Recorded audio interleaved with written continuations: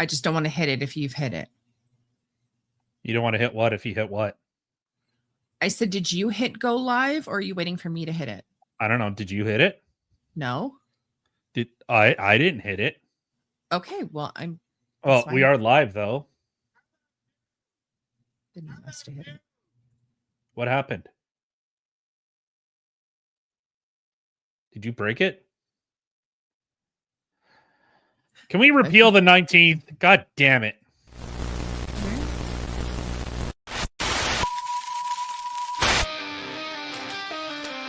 Talking loud in the nighttime air. Voices clash, waiting out of care. Opinions flare like they matter so. But who's right, we'll never know.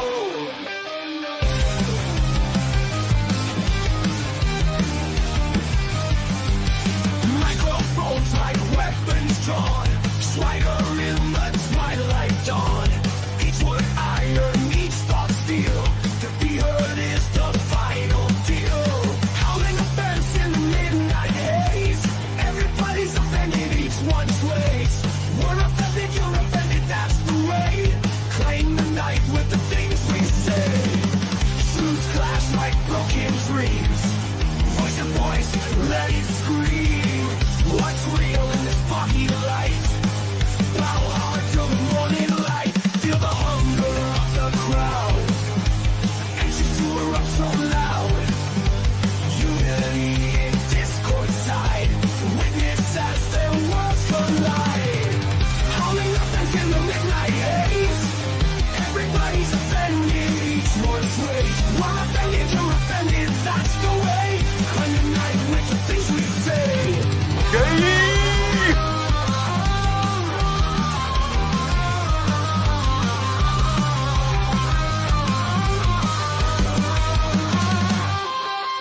Truths clash like broken dreams. Raise your voice, let it scream. What's real in this foggy light? Battle hard till the morning light. Feel the hunger of the crowd. And just to erupt so loud. Unity in discord's tide. Witness as their worlds collide. Howling offense in the midnight haze. Everybody's offended, each one's way. We're offended, you're offended, that's the way. Claim the night with the things we say. Beta! Beta! We say. Beta! We say. Beta! We say. Beta! We say. Beta!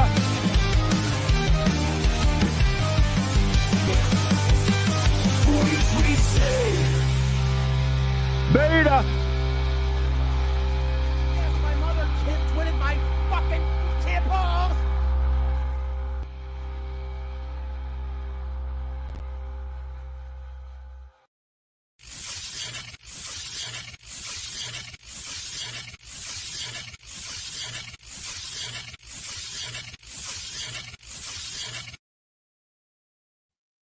Oh my God. I kind of did it. Except I don't have enough fingers to do what I need to do. Wrong one. You're muted. Oh, yeah, that was in there.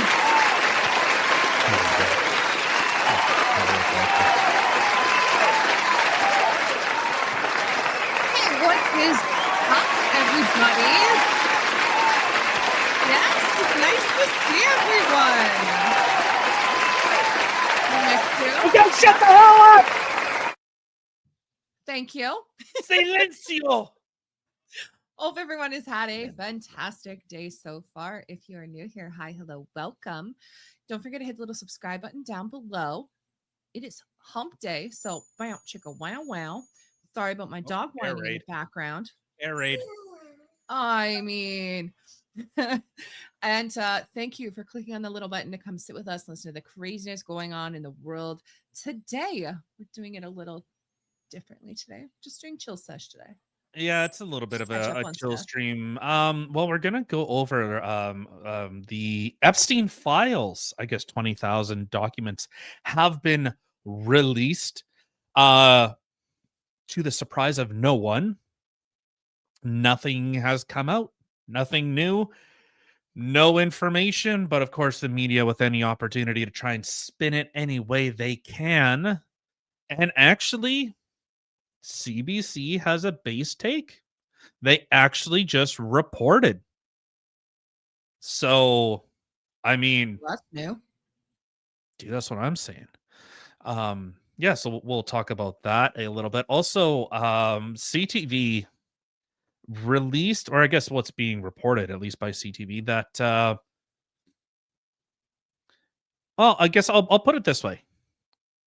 Notice how the media is basically going after or highlighting Pierre and his position, or I guess what happened in the, with one MP leaving and the other one a turncoat commie. They're talking about that, but they're not talking about the deficit and the budget that has actually plunged Canada into a now expected recession. So a recession is Awesome. now looming within Canada. So you guys want a chill Can't stream? wait. There's your chilling.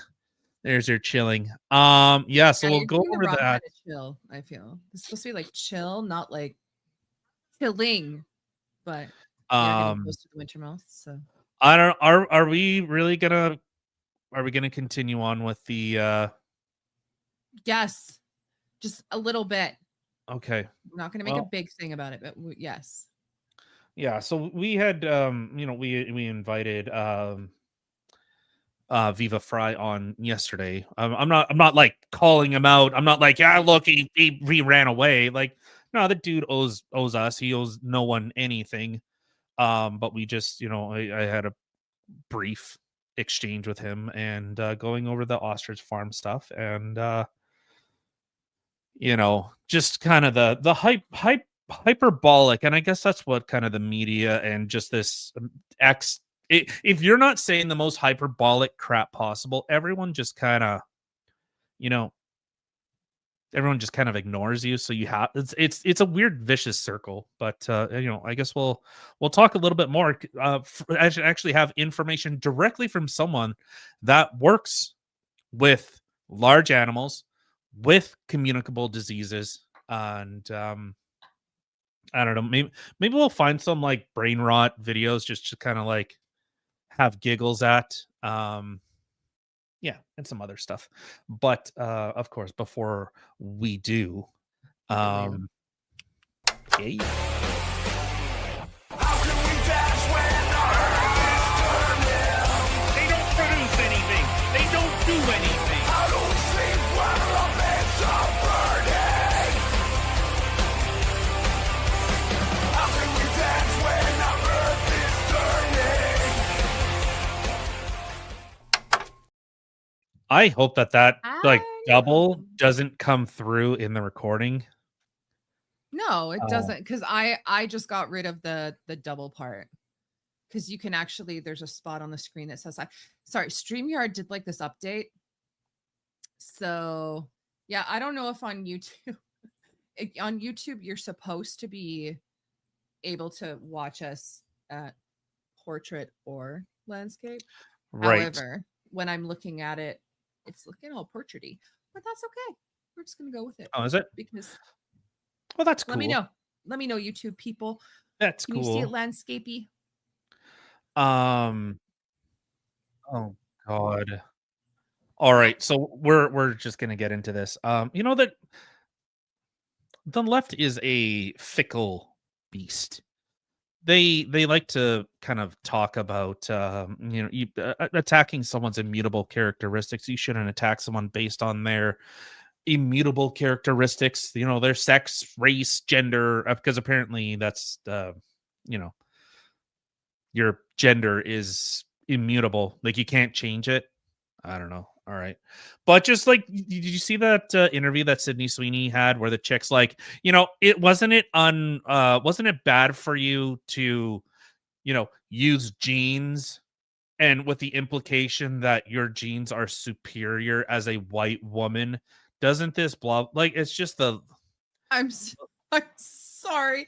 I'd be like, girl, or man, whoever the heck you are, you're the one calling me superior. I'm not walking around going, look at me, I'm all superior because I have less melanin in my system. Like, how does that's not even a thing. Unless you're like actually white supremacist, that's not a thing, right? That's what I'm saying.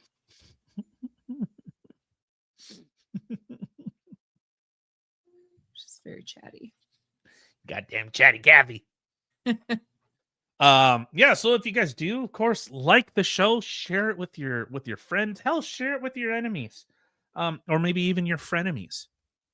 Share it with your coworkers and be like, yo, have you seen these two retards? They're pretty cool. And I'll go, Oh, you could Just see her for like a second. Her head popped through. Where'd it go? all right. No more dog sharing. We have serious business to get to. So this is from the CBC, the Communist Broadcasting Corporation of Canada. That's the CBCC. Or SIPC. That's what I like to call them. I call them SPIC. So this is yeah, so the Epstein files named Trump 1,500 times. Here's why that doesn't mean much. Trump's name appears at least 1,500 times in documents from the estate of Jeffrey Epstein, made public Wednesday by Republicans in U.S. Congress, according to an AI-assisted search of the material by CBC News. They couldn't even read the shit.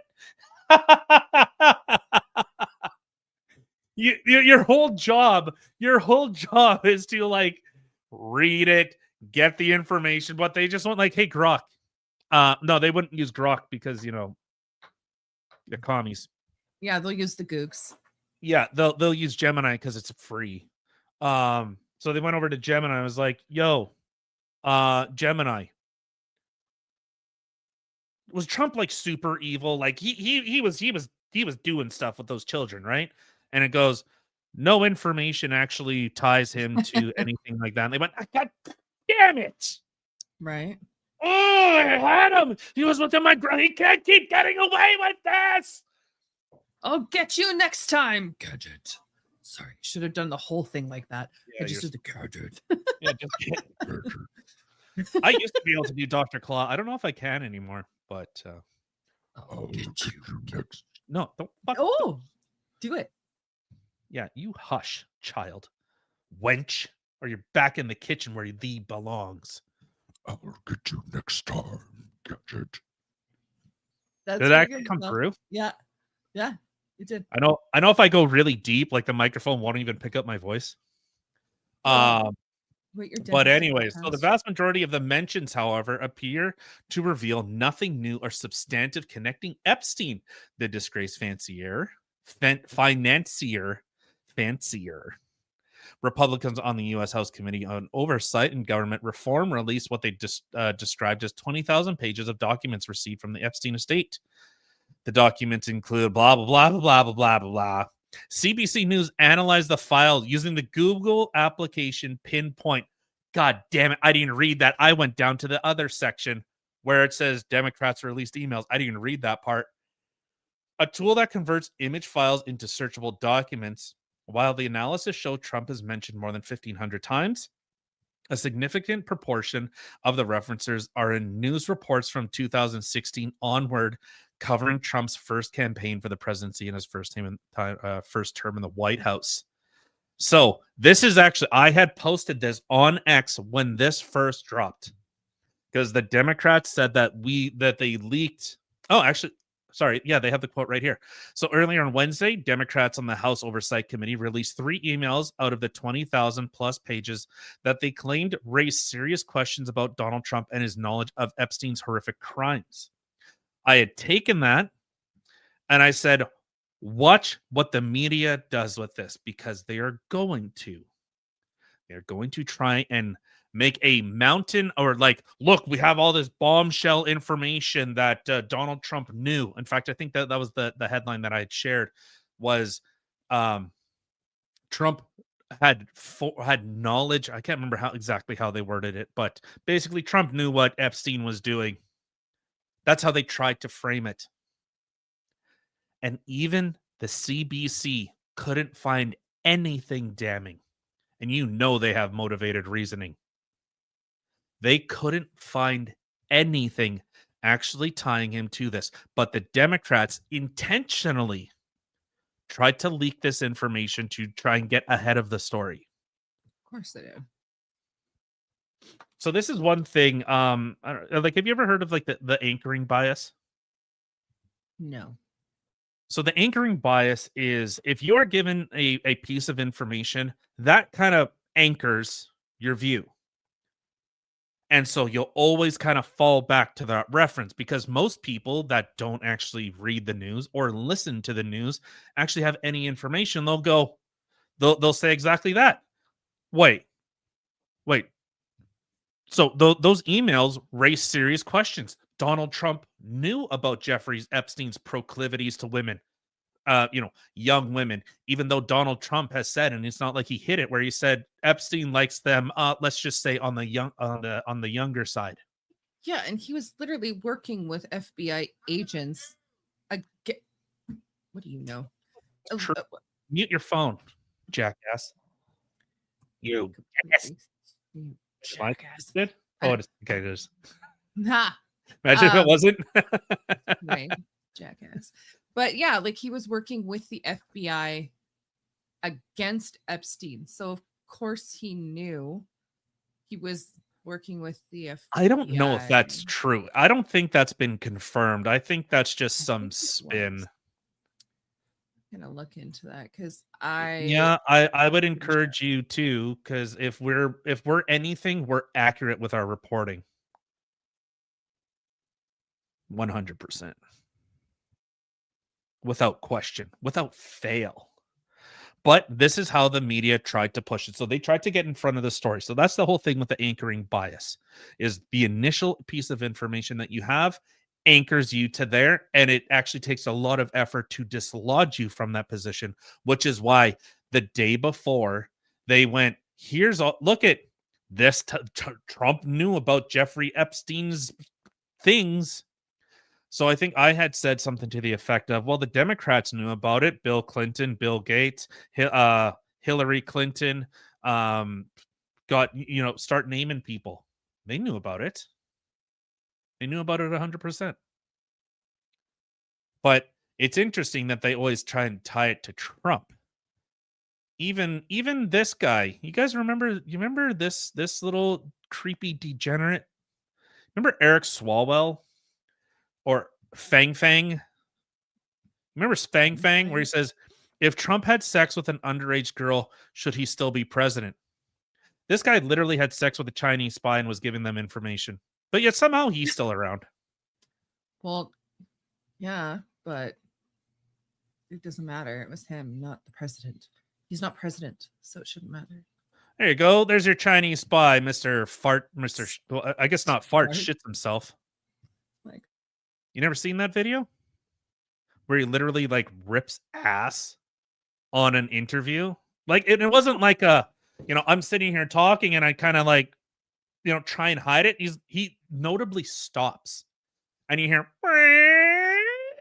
and then he continues talking. Kind of love it. The audacity for these people, like these people have no shame. And this is what I talk about with like Trudeau and our ethics and all that stuff. Shaming these people doesn't work. They have no shame. They have no morals. They have no ethics. The whole thing is win. I think the right needs to start figuring that point out. Just a teeny, just a little bit. Just a little Go bit. with it. Right? Yeah. So, yeah, that's So I heard one I looked up one thing, but now I'm asking AI because there's too many. When I try to search up Trump essentially being a informant, it's I'm hearing in some things are coming up, yes, other things they're coming up saying that the person who did Speaker Johnson said that he misspoke, so now he's walking it back. So I'm trying to ask AI to do the research for me here because I'm getting too many conflicting things and it's taking a very long time to think. Well, no, exactly. So there you go. This Oh. is There is no confirmed evidence that Donald Trump directly worked with or served as an informant with the FBI relations regarding Jeffrey Epstein, despite recent claims that the House Speaker Mike Johnson that he quickly retracted. Okay.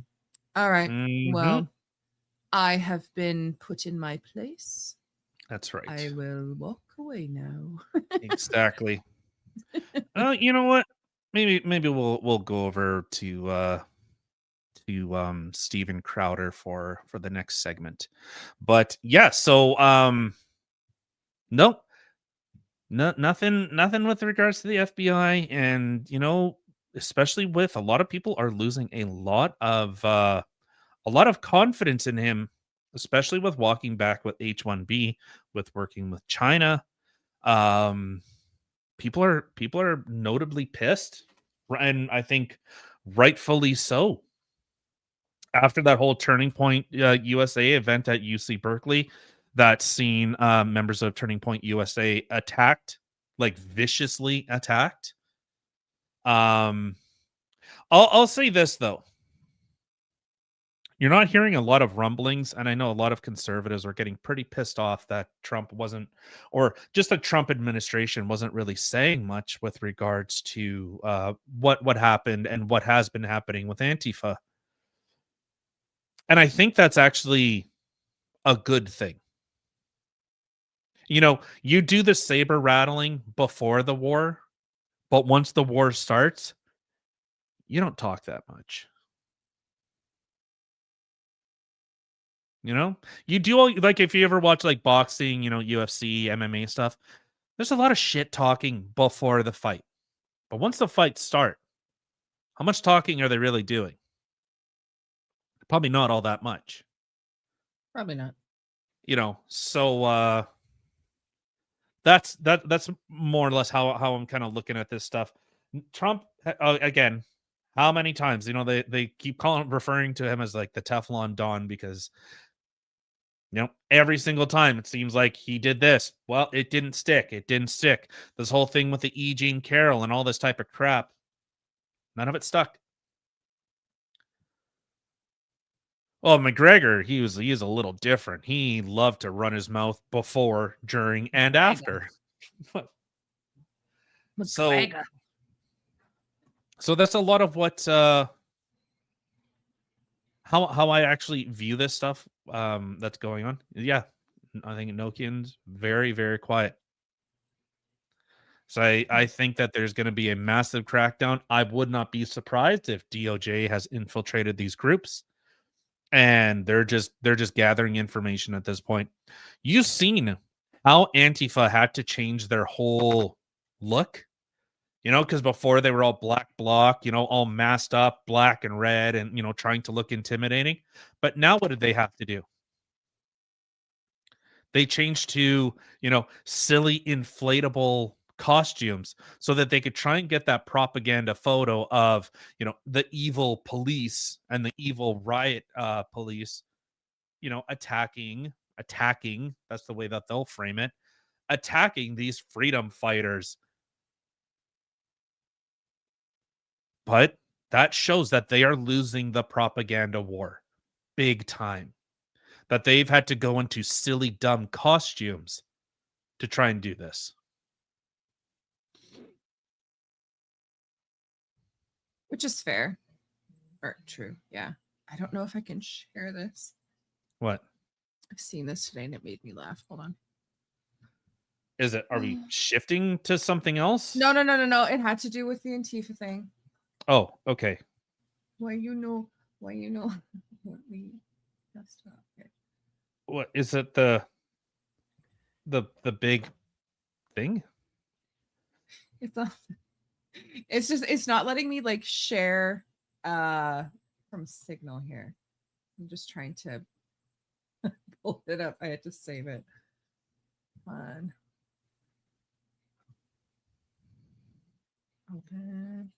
Open. I know this like.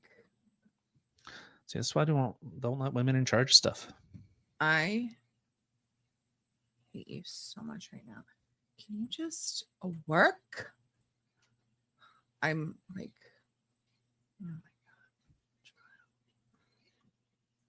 Don't worry. It'll be like one more second. I've almost got it. If I've almost this got it. I know this better be good. I know. this I'm really better sorry. be if it's not. amazing. What the hell is even that? Oh Supreme crap! the Army General of Supreme- Antifa just showed up in Portland and he's pissed. Oh my god. Tell me that's not fantastic. You're talking about That- like how they're like the black bloc and shit like that. Yeah. I mean What is this monstrosity? that he's the all high. Ugh. I would have thought the same thing too. If I would have seen that walking down the street. I would Oh have my god. careful, a strong wind. That thing's gonna go up like Mary Poppins. That would be funny. Well, it looks like half of their hair flopped down already. What Well, the I mean- fuck? It's that. Right? Oh my god. That's like one of those things I would not be able to like look away from if it was walking down the street. Yeah, I'd just be if staring and videotaping. But I got no words. is it I find it so funny that they like these are the people that apparently are like, fight the system, break the power, whatever, liberate, blah blah blah. But yet they at every opportunity they're in line with like mainstream government talking points and all this type of crap. Like, you're still wearing a mask, my guy. Still wearing a mask. Like walking victim. Pay attention to me, right? I don't know. Okay, sure. Whatever makes you feel happy. If that makes you, keep waking up, all more that's the power to thing. you, brother. Okay. So growing up, as you know, like I was the goth kid, right? So, but when I would dress goth and stuff like that, trust me, I knew people are staring at me. I'm Yeah, not going to sit there and get offended if people are looking at me like, what the fork is that? Okay, answer Especially me when I this. walked No, into, especially riddle- when I walked into a church. That was funny. Carry riddle me this. Okay? on. Okay. If you're a woman and you wear a low-cut shirt that Yeah. shows your cleavage and a guy looks, why do you get offended? Why do you get upset about that? I personally don't get offended because if I'm wearing something with my tatas hanging out, clearly I want people to look at them because they look good.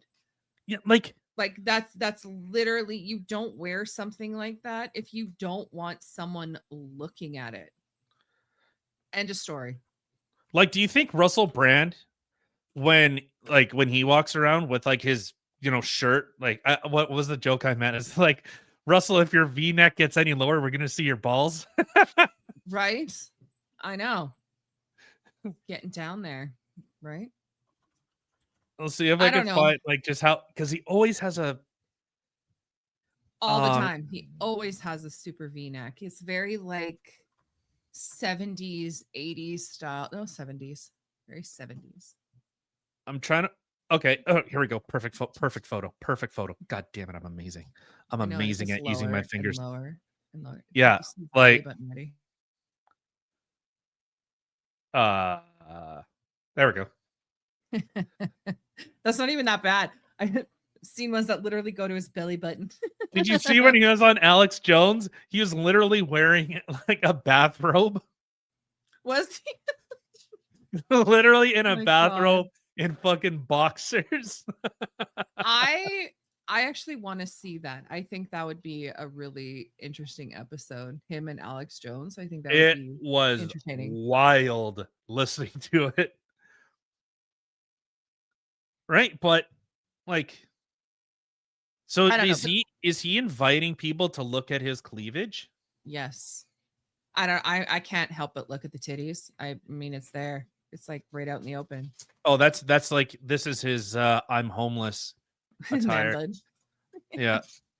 I will say I think he looks better in the man bun than his hair all flopped down. For him Really? anyway. Yeah. No, he well, I was gonna say no, he looks like he's about to go do like meditation in like a weird dojo or Yeah. something and like, you know, snort ayahuasca or whatever you do with ayahuasca. He'll do some like Um, downward dog pose with some women. Yeah, He'll help guide them from the back. 100%. See, low. I'm trying to see if I could find like a tasteful photo, okay? Tasteful. Cause I should wait. well, okay, on. how about this? How about this? Right? You might make some money. Hey, where the hell was the photo of? You seen like that thing with Sydney Sweeney at the what was that, like the Oscars or something? No. Trying to see if I can find the photo of it. Okay, come on, just give me the goods. Guys are gay. I'm trying to find it. Why are you gay? Well, okay. Well, I don't. Come on, I'm trying to find like a tasteful photo. It's just I don't want it to get booted. I'm just trying to find a chick in a low cut top. That's it. That's all I'm trying to do here. Well, look up Kim Kardashian or J-Lo. Okay, what's all right? No, hopefully. Okay, well, this is on Etsy. Okay, I'm sure they're not going to show like titties on Etsy, right? Oh no, they definitely do. God damn it! You can't see, but like, if you seen a chick wearing this, I think it's bait, right? Like, ugh. What is that? Yeah, go back. Oh my god. Well, it looks like it's on a mannequin and it doesn't even like sit right. But Well, that's like, fair. you know, like if someone wore maybe not necessarily that, but a low cut top, like, and then a chick's would be like if she got all offended that you're looking at me, it's like, dude, if you basically Why are you wearing that? yeah. It'd be like going like walking to a bakery and you see all like the nice pastries in the window and they go, "Don't you look at my pastries, you pig!" It's like, dude, you put them on display. I just want a fucking croissant. Give me a croissant. Just wanted a croissant. Now I want this vanilla dip donut here. Jesus. Yeah. But see, but that's the thing. Like, there's a very big difference between looking and touching. Obviously, like I'm sorry if you're walking around in something like that. Like this is coming from a woman. I'm gonna be like, like, you know what? I'm me, but it's that's just the thing. Like you're wanting somebody to look. You're not wearing that because you're like, oh, I think I look good and only I care about what Yeah. I think and I'm gonna look at me. You want other people to look at you. Now, obviously, if it gets crazy, there should be no groping, touching, anything like that. That's excessive. And no, I don't feel that you wearing said or women wearing said clothes like that is welcoming predators and stuff like that. No. But I want to touch knock the it back for look. hiney. Right. Right. You know, like, nah, man, you I don't know if you're putting it on display. No, I don't know. Don't be It's offended like by this the weird look. thing. Like I like clearly she did this on purpose, but like if she sees me looking, she's gonna go, "You're a pig." It's like, well, Yeah, and you what wore if that I out- walked up to you like this, my jugs hanging out? you know, well, our one kid, you know how he takes his Oh my shirt god, off I know. that- right? How can you okay?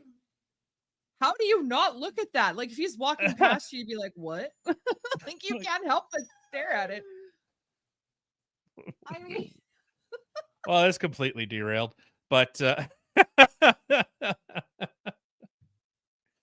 all right. I wanted to shift gears into this, so this will kind of tie in, and I just have a short clip from Steven Crowder, and I think he succinctly puts the I can't remember if he has the clip in this, so forgive me if he do not do, but if he do, then we'll do the do.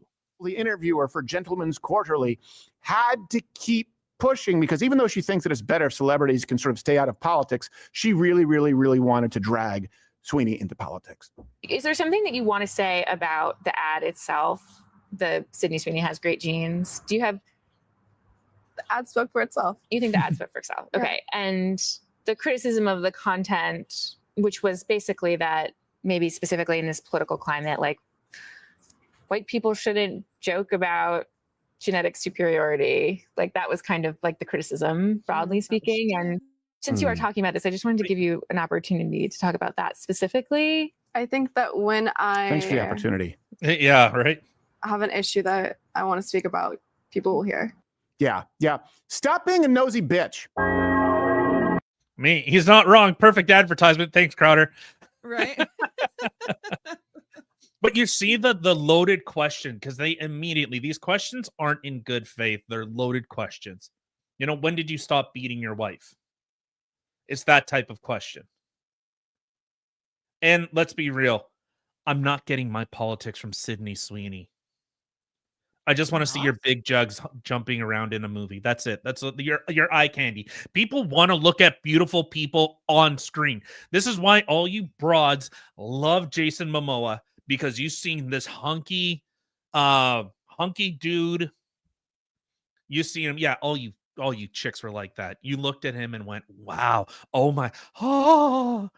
But if a guy does it, yeah. I'm sure some guys did. See, like women look at those guys as like, oh, I want to have him do terrible. In fact, a lot of women, this is how messed up you people are. You fantasize about getting raped. That's how Why are you messed up talking you about my people. fantasies on live. I'm just kidding. Just kidding. It is crazy. R-worded. Yeah. The books that are available or that are geared towards women, they're all like, remember that E. Jean Carroll, her whole thing was about getting gang raped by werewolves. That was her whole like R-worded. thing. Stop saying the R word. But Great. yes. She likes to get graped of wrath. Grape. Thank you. Love the grapes. But but that's the thing. Like there's a different, like even what was it? Oh my god, that book that was like huge that they put into a The movie. 50 Shades of Grey. Thank you. You know that book was There- a fan fiction of Twilight. No, I did not know that. But there's one thing with She's like Terrible writer. a woman liking or wanting to be more dominated, like that loss of power and kind of whatever. But yeah, the graping thing, that's a little much. I don't know. This is what women are all about. Yeah, That's what- well, So can I say? I have so you daddy seem like issues. the shaming that this person, should white people really be talking about genes as superior, their superiority? It's like, No, I was talking about jeans that you pull on your legs and pull up your ass and zip up. She For the wasn't hip. talking like, come on. It was a play on words. well, exactly. And you think, and let's the right. You think when, Budweiser did the whole like Dylan Mulvaney thing,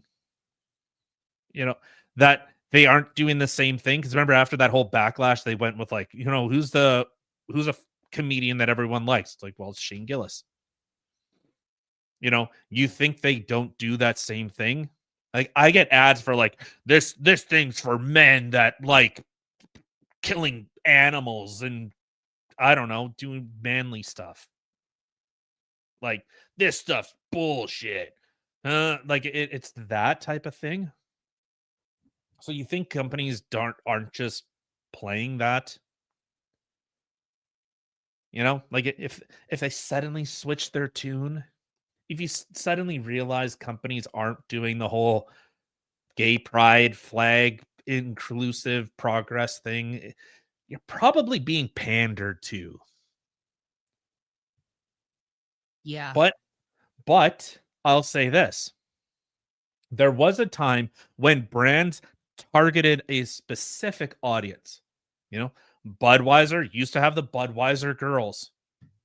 You know, it was just hot chicks doing hot chick stuff in bikinis, and guys are like, ugh, me like, Right?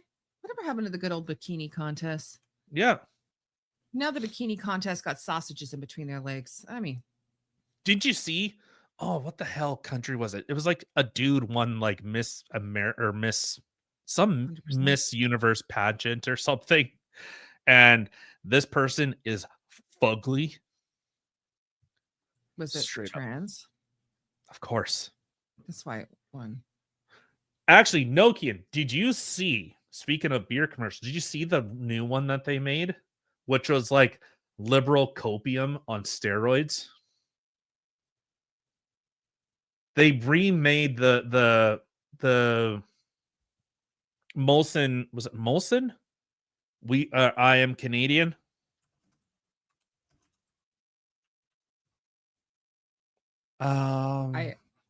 I'm not sure what you're talking about. So you remember my name's I'll find it. Here we go. Here. So this was done in response to the 51st state, because this is how weak Canada is. We have to destroy our own Canadian nationality to stick it to the so-called Americans. We destroy our national anthem. This was a historic commercial. People look at this and like that was actual national pride. And then it was like this. I'll just play the bloody thing. Hey, I know it's Hi. in our nature to cut a guy some slack, give him the benefit of the doubt, like maybe he was confused or just joking or just maybe really needed a double-double. But this isn't that guy. These aren't those people, and those are not the Rockies. They make a lot of mistakes. They mistake our modesty for meekness, our kindness for consent, our nation for another star on their flag, and our love of a hot, cheesy poutine with their love of a hot, cheesy Putin. They think they can bully us, threaten us, and push Fuck us is this around. cringe? But they do not know us. That artificially drawn line they keep talking about, not artificial, and it's not on a map. It's right here. This is the land that Terry ran, the land that Gord sang about. This is the birthplace of peanut butter and ketchup chips and yoga pants. It is the land of universal health care and the bench clearing for all, of innovation and optimism and getting her done.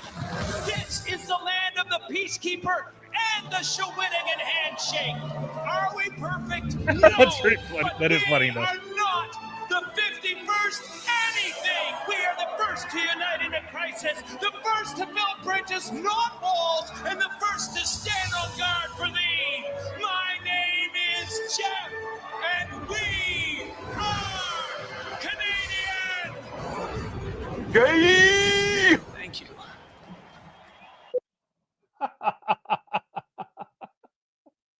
Oh God, why is Matt? That Rife was so like that? horrible. Could they never? What is this? Shut up, bitch. Sorry, that was funny. That clearly was clickbait, though. When Matt Why? Rife completely shuts down woke people. Yeah, that's a clickbait photo, though. Of course, I've it is. watched it. It's funny, but I mean, why is our comment thing not populating the It is. YouTube right now? No, it's not. Not on Oh. time. Like it's I don't- way off. I Sorry. don't know. I don't know. I noticed that it like it does weird crap. You know, but It really so does. so you seen that everything. It was bastardizing. Yeah. Well, and they couldn't have picked a better guy. Like I think Ryan Reynolds would have been a better option, just saying, for one. But that guy, like the hair, look like such a nerd.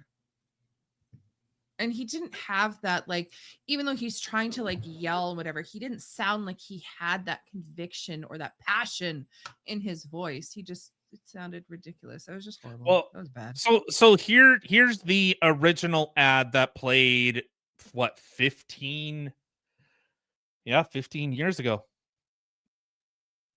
In 2001, so actually more than almost 20 years ago. Oh my god, I feel old. Ugh.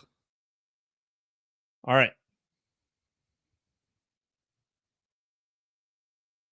That was better. And go.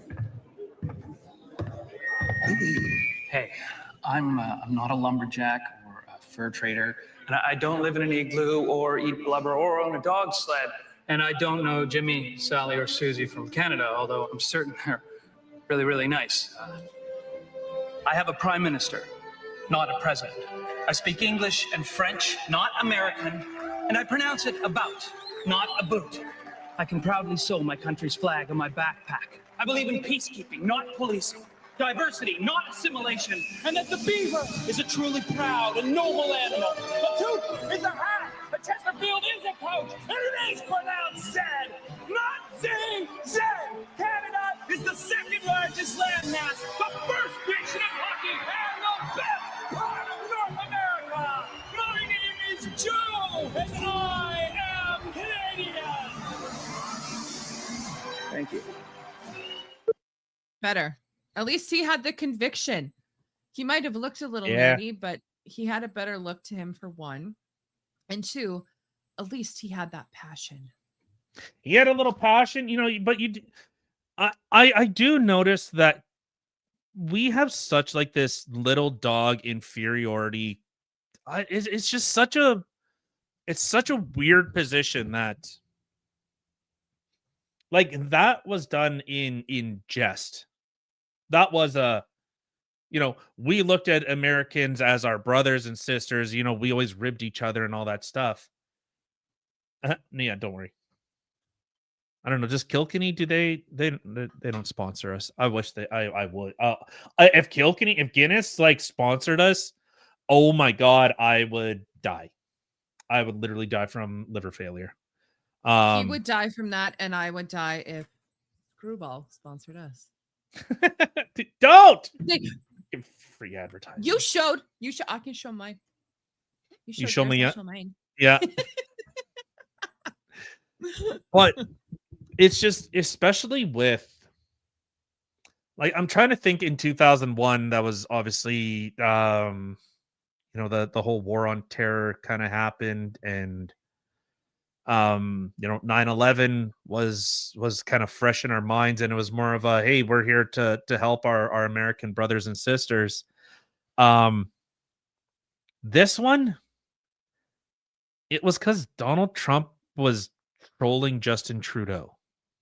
Right? But again, like I said, we had to destroy Canada.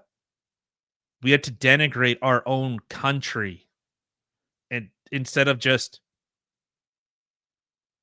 like, I don't know. It's like you'd have to like tear down your own house just to show like how strong you are. Right. Like putting a hole in a wall. It's like, look at, I really showed you guys. It's like, well, no, I don't know. You just ventilated your own house, so you kind of look dumb. Yeah. And that's what we did. We actually denigrated Canada's own national identity to stick it to Orange Man bad.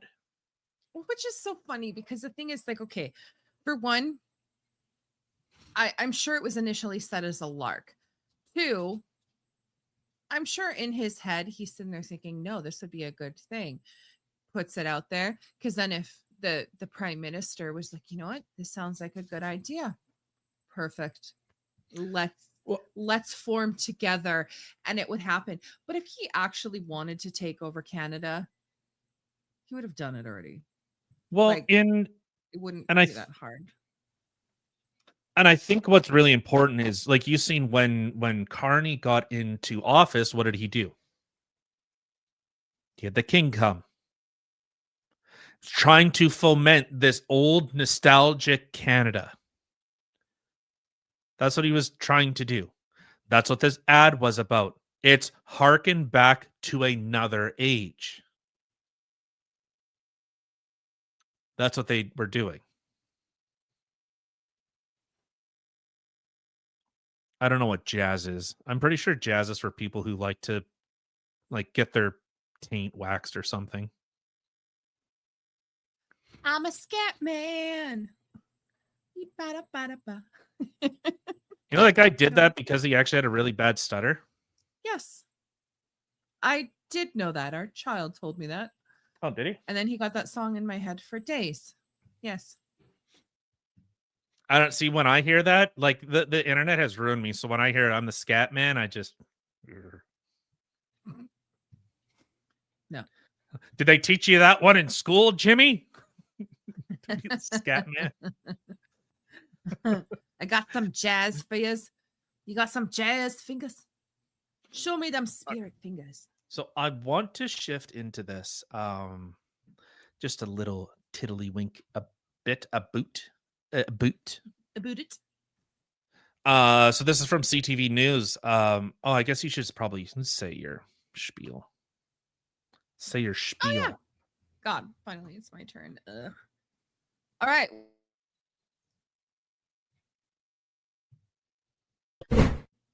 You're in. I'm not fat. I'm big boned. I hate you.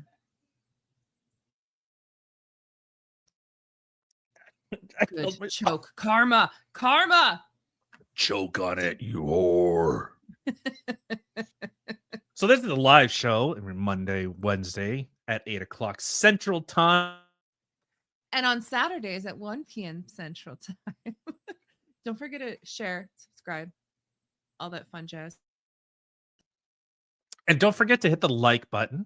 Share the show with your friends. Share it with your enemies.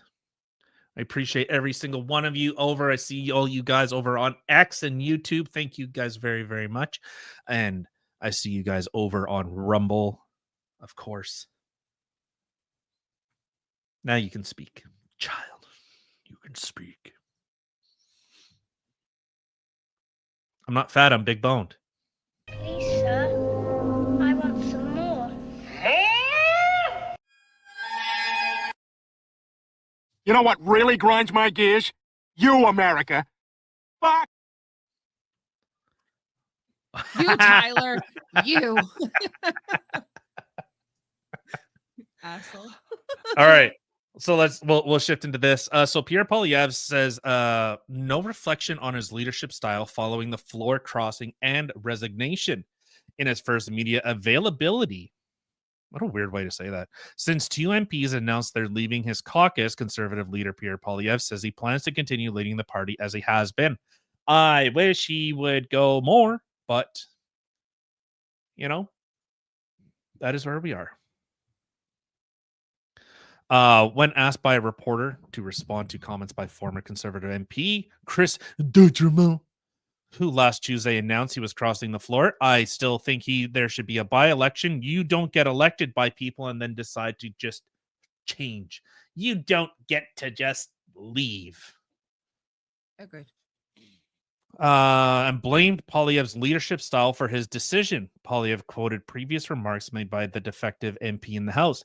First of all, I just quote Mr. Dutremont, Poilievre said in response to the question about his leadership style. Before reading Dutremont's previous criticisms of the Liberal government, including out-of-control spending and massive deficits. Dude, what a kick in the balls. Like, this is the guy you Liberals decided to include, was the person who said your policies were out of control. We're out of control. Based. I'm very saddened for the Nova Scotia families to whom Prime Minister Mark Carney and Mr. Dutremont are raising the price of groceries and homes. But that will not change our resolve to continue to fight for affordable Canada, affordable budgets, and affordable future. Ugh. He's on the affordable train now. God damn it, he's such a fucking letdown. Well, Oh, it is funny that do he you not like, want got things him in the. affordable? I don't understand. I want someone who listens to their base, someone who isn't just liberal light. And this is coming from a liberal. That's what I want. Ew. You're liberal. That's gross. 2 days after Doutremont crossed the floor, Conservative MP Matt Journeau, I don't give a shit, you traitor, announced he would be stepping down as MP, with Polyev later saying the resignation won't come in effect until next spring. I don't care. Resignation from Parliament came 1 day after he shut down speculation that he may also be considering crossing the floor to the Libs. Two sources told CTV News that I don't care had conversations with senior staffers from Carney's office as recently as last Wednesday morning. Following that meeting, the impression among all those involved was that douchebag would be crossing the floor. Sorry, I mean, I don't care. Doutremont is a egotistical, narcissistic crybaby man-child and shouldn't be anywhere near the levers of power. He felt that he was actually owed speakership. That's who that guy is. This Chris, whatever, don't care. Massive crybaby. I should have had the leadership position or a speakership position. And because he didn't get it, that's why he crossed. So he has no allegiance to, he has no policies. He has no morals. He has no ethics. The guy's a loser and will, just as with the liberals, abuse power, lie, cheat, steal. He lied to his constituents. He cheated them out of representation. Guy's a scumbag. Scumbag. And he throws a temper tantrum because he didn't get the speakership position. So you know what? Good riddance. You should have to defend your position in a by-election. That's what you should have to do. Because you lied to your constituent. What? Do you know what he is? Gay? Mr. Hanky? What a piece of shit. How's that working out for you? I don't hear anything. I don't see anything. I don't know what you're... I literally can't hear you. Okay, well, you can't hear me because I was muted. But how did you not see or hear that? I didn't hear anything. I just seen that like a clip was pulled up, but that was it. The what a piece of shit. Oh. Well then, hopefully that actually came through because I didn't see anything. Sounds like a you problem. I hope it went through too. Awkward. Oh, if one leaves a party, then they should not have one to go to. I think it could be. Am I right? Sorry. The only issue I see with someone being forced into being an independent, they could hold an exorbitant amount of power.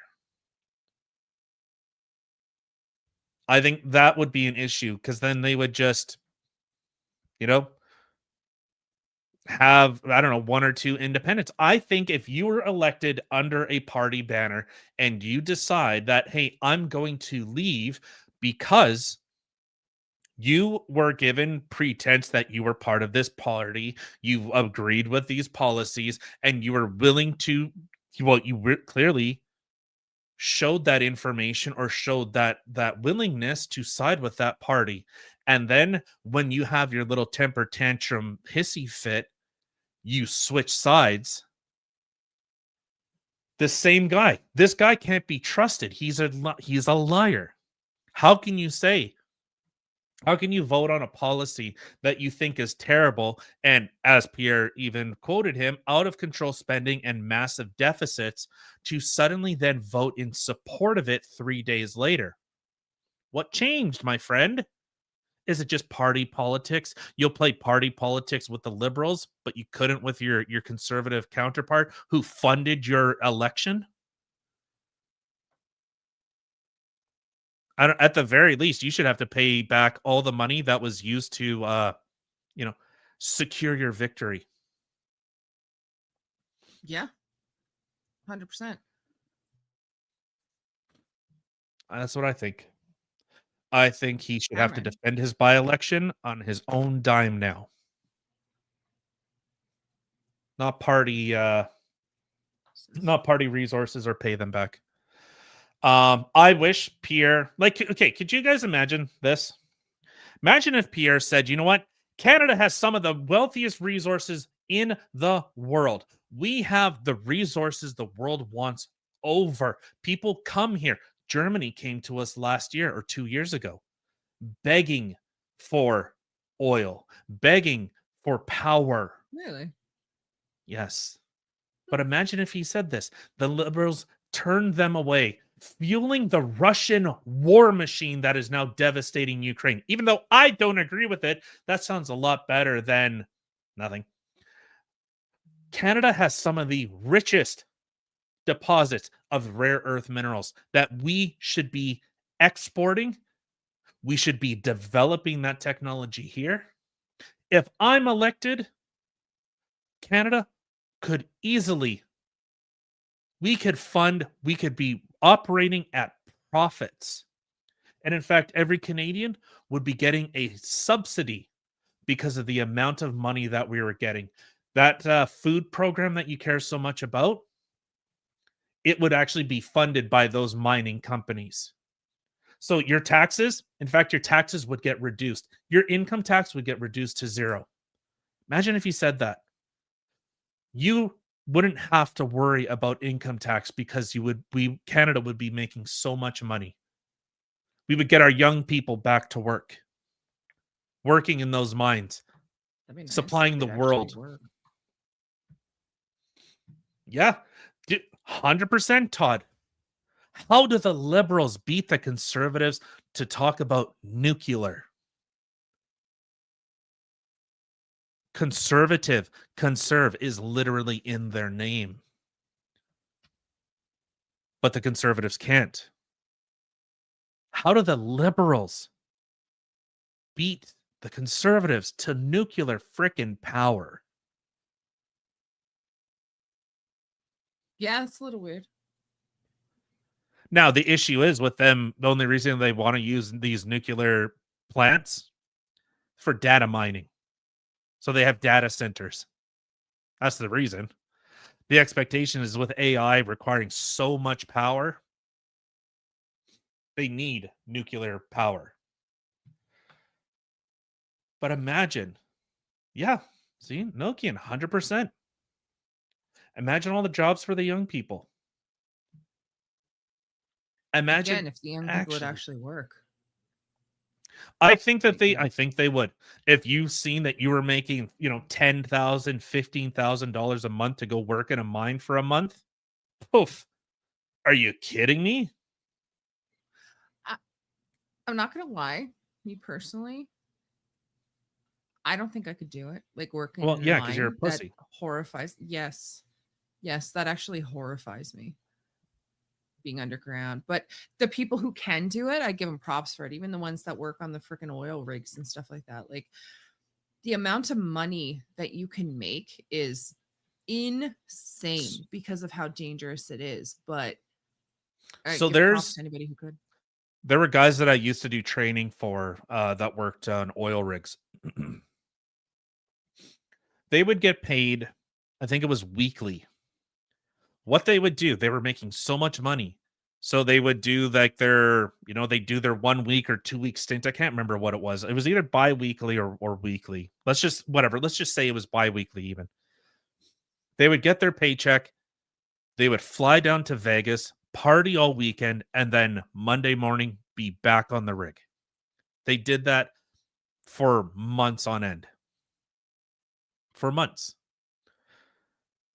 And you could clearly see these people are making money hand over fist. Guys pulling hoses were making a significant amount of money.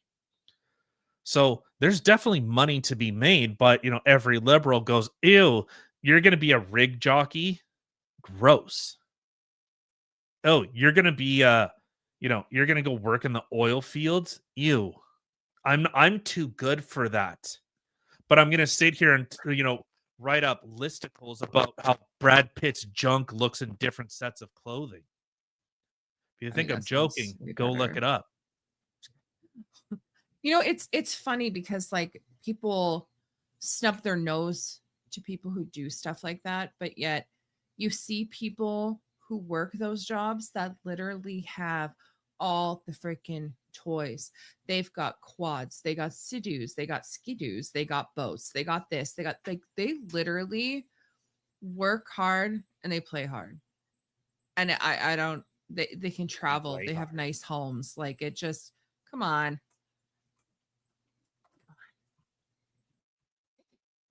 You ever see this? Dick! Oh, be nice! Oh, my son doesn't stand a chance. The whole world's gone gay. Oh my God. Oh, I remember this. Play hard. Woo.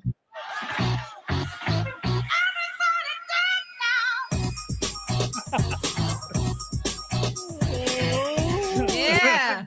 Oh my God. When did they predict that? Because wow, they were on it. Right? Whole world has gone gay. Yeah. So imagine if Pierre actually was willing to share that vision. Hey, we actually believe in science. What the liberal government did, and in fact, even people in my own conservative caucus, what they did during COVID was abhorrent, was disgusting. We've imported how many millions of people? 10 million people in what, let's say 10 years? And our government actually shut them out. Imagine if he actually said that. Imagine if he said, we will stop this. We will actually, how about repeal? Was it Bill C4 that actually imprisoned parents for trying to get medical help if their child had gender dysphoria? Imagine that. Can you check the cord on your mic? I don't know. You were kind of going staticky-ish there for a second. Was I? Yeah. I wonder if it's my DAW. I wonder if my DAW. Your what? My DAW.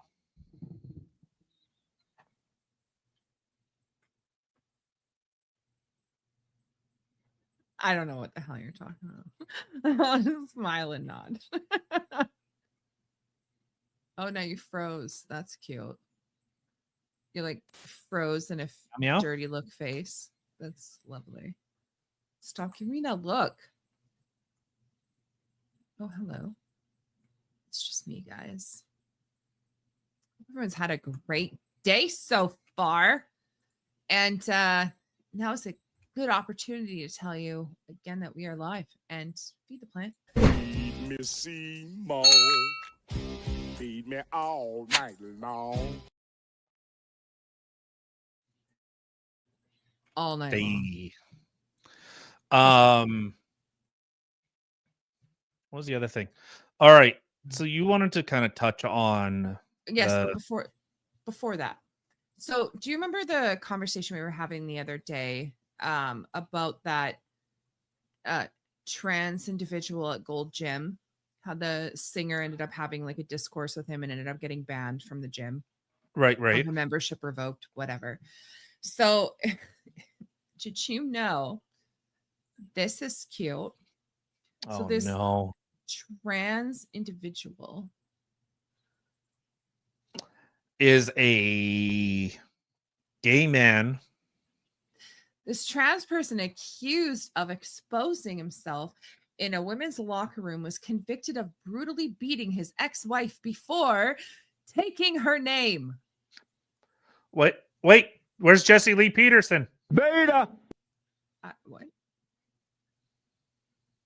I don't know what that even means. So the transgender person caught in the viral Los Angeles gym bathroom had been convicted of assaulting his now ex-wife while living in Ohio as a man before taking his victim's name as their own. Alexis Black ran a full of women in the gym of Beverly Hills, including singer-songwriter Tish Hyman, blah, blah, blah. Black, formerly Grant Freeman, pleaded guilty in 2022 for savagely beating his wife, Alexis Freeman, causing a compound fractured jaw, among other serious injuries. Kyle Grant Freeman caused serious physical harm to the victim. The victim suffered a compound fractured mandible, which resulted in her needing surgery. This guy's a piece of shit. I'm not surprised. I'm not. Of course, it's another freaking this that decides to, oh, look at me, I'm trans, I'm going to identify as trans. What? So you can beat up women? So then when you beat up a woman, you're not going to get convicted because they'll just be like, oh, it's just a woman beating up another woman. I don't think so. No. You remember what he was saying when Tish confronted him? He said women like seeing a big hog, or however he wanted to describe it. If he was actually trans, this is one thing we've talked about before. Trans people actually feel like actual trans people, not this. This is why we just don't legislate from I feel. We didn't set up women-only divisions is because one day a man might wear a dress. It wasn't because of that. It was because of, we talked about that love person who was a man up until they were convicted, and then they went, oh, I'm trans, by the way, where they went and sexually assaulted women in prison. It's not because a guy just suddenly felt like I wanted to wear a dress. But you've seen, what did he do in that? I'll clarify this. Trans people feel an immense amount of shame if they actually have gender dysphoria. Just like general body dysmorphia, people look at these things and they feel ashamed. They actually try to cover up and hide it. That's what they try to do. So this guy's sitting there talking about how big his dick is, and women like to see it. Yeah. So, and this was always the concern. Guys are always saying, hey, ladies, hey, you feminists, hey, you raging lunatics, this is a terrible idea because men can beat the brakes off of you without even breaking a sweat. I could choke you to death. I could one punch and you'd be helpless. Freaking me out a little bit, but facts. This is how. This is 100% true. And you've seen how many times maybe I won't find the video, but there's videos of where chicks like try to pick fights with guys, and the guy just stands there, she punches, slaps him, and whatever else, does nothing until he finally responds, and it's like one punch and she's out. She gets sent halfway across the room and gets put on her ass. It's like, why would you invite this? This is the thing with the feminist thing we've talked about many times. It's Schrodinger's feminism. I'm a badass bitch and I don't need no man, but also men are oppressive and they control society and all this stuff. So I don't know. I see a lot of women that they talk about, like men make up the majority of sex assault perpetrators, the vast majority. But we're gonna allow the fox in the hen house, and then when the fox does the fox thing, right? Oh, who could have seen that coming? It's because women. I think because in society we've rounded all the edges. We've nerfed every single corner. You don't have to worry about bears coming into your town and mauling your children to death. You don't have to worry about mountain lions coming in and killing your dogs. You don't have to worry about, the wild beasts that go bump in the night coming in and killing you. We've tamed society. We've tamed the land. So women now go, well, there's no monsters, therefore I'm equal. Therefore, I'm just as capable of defending myself from a man than anyone else. Until this guy gets another opportunity to do what he clearly did to his ex-wife, and they'll go, men are violent perpetrators. They're monsters. Look at them. They shouldn't be allowed in polite society. But then guys are going, stop having this. Stop allowing this. Are you women this fucking stupid? Are you this stupid? The people that wonder. Hey, you shouldn't allow that. This is a bad idea. But you know what? For me, ladies, this is what you asked for. So if you want to get assaulted, clearly you're asking for it at some point when someone's saying, hey, no, you shouldn't do this. And you go, I know better. Like, well, I think that's a really bad idea. And that's the thing. Like, it's just,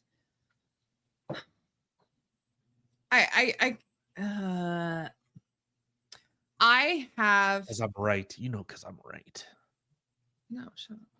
I have feelings for people who actually do suffer from gender dysphoria, and I feel really bad for them. However, I'm also not naive to know that there is a massive sickness in the world of pedophiles or pervs or whatever it may be, people who just like to beat on women, prey on women and children. And I'm not stupid enough to be like, yes, let's open up the bathroom or this or that. Like, I'm sorry, man, you want to be a girl, you do you, boo, but there should be a separate bathroom for you're going to the guy's bathroom. I'm sorry, but that is just the way that it is. If I was like, honestly, if I was trans and I was a trans male, I wouldn't be going into the men's bathroom. I would want either a trans bathroom or I'll go into the female bathroom. And I'll be like, listen, guys, I'm a girl. I swear to God. But then I don't know. Like, it's not cool. I'm trying to find that article. Predatorial Pandora's box. Yeah. Yeah. Essentially. Wow. Yeah. Yep. Yeah, 100%. No, 100%, Todd. 100% agree. They've opened up that women are just as capable as men. And now when these start happening, they're going, men are terrible monsters. But, you know, men are terrible monsters and they assault women. Also, let's open up women-only spaces to those same predators. You think, you know, there was always the whole thing of like, you know, priests, you know, love doing stuff to little kids. You know, there's the whole thing with the Boy Scouts and that type of stuff going on there, that children are being assaulted and stuff like that. You think predators don't go where their prey is? What is the big one now? Oh, schools. They do. Teachers. Yeah. Sorry, priests. And anything that has to do with in a position of a literally what they're going to do.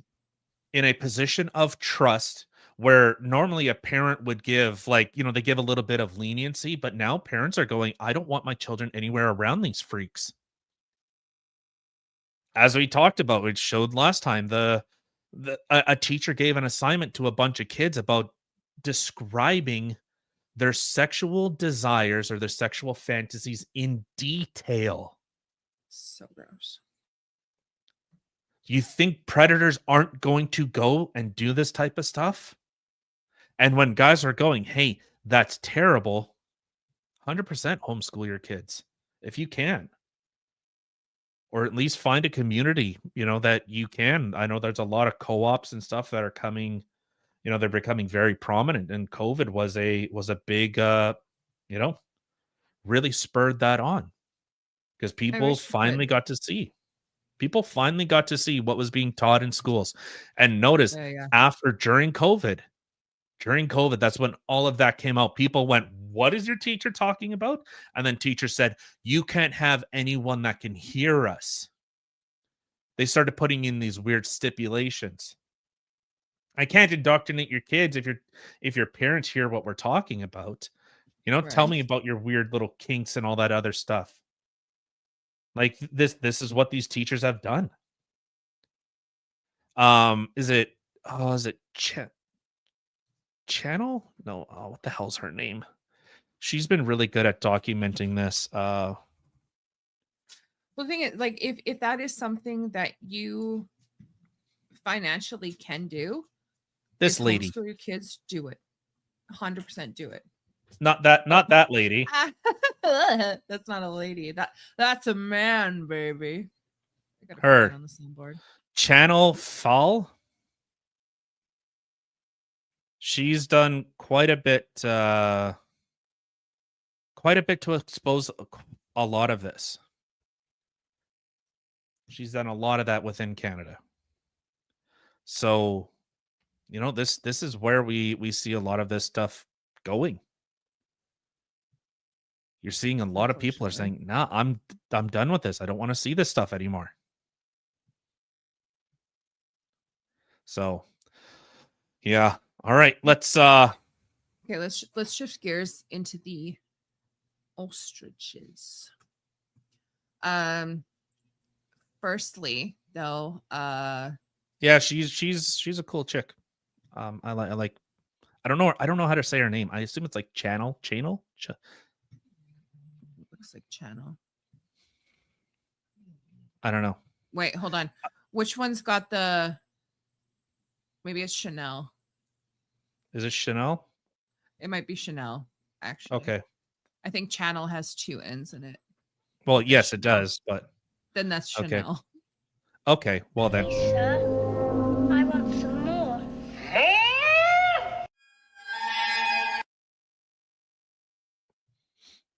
Okay, so with this whole ostrichy thing, there's been a lot of backlash on our social media, and I mean it's been rampant ever since it happened.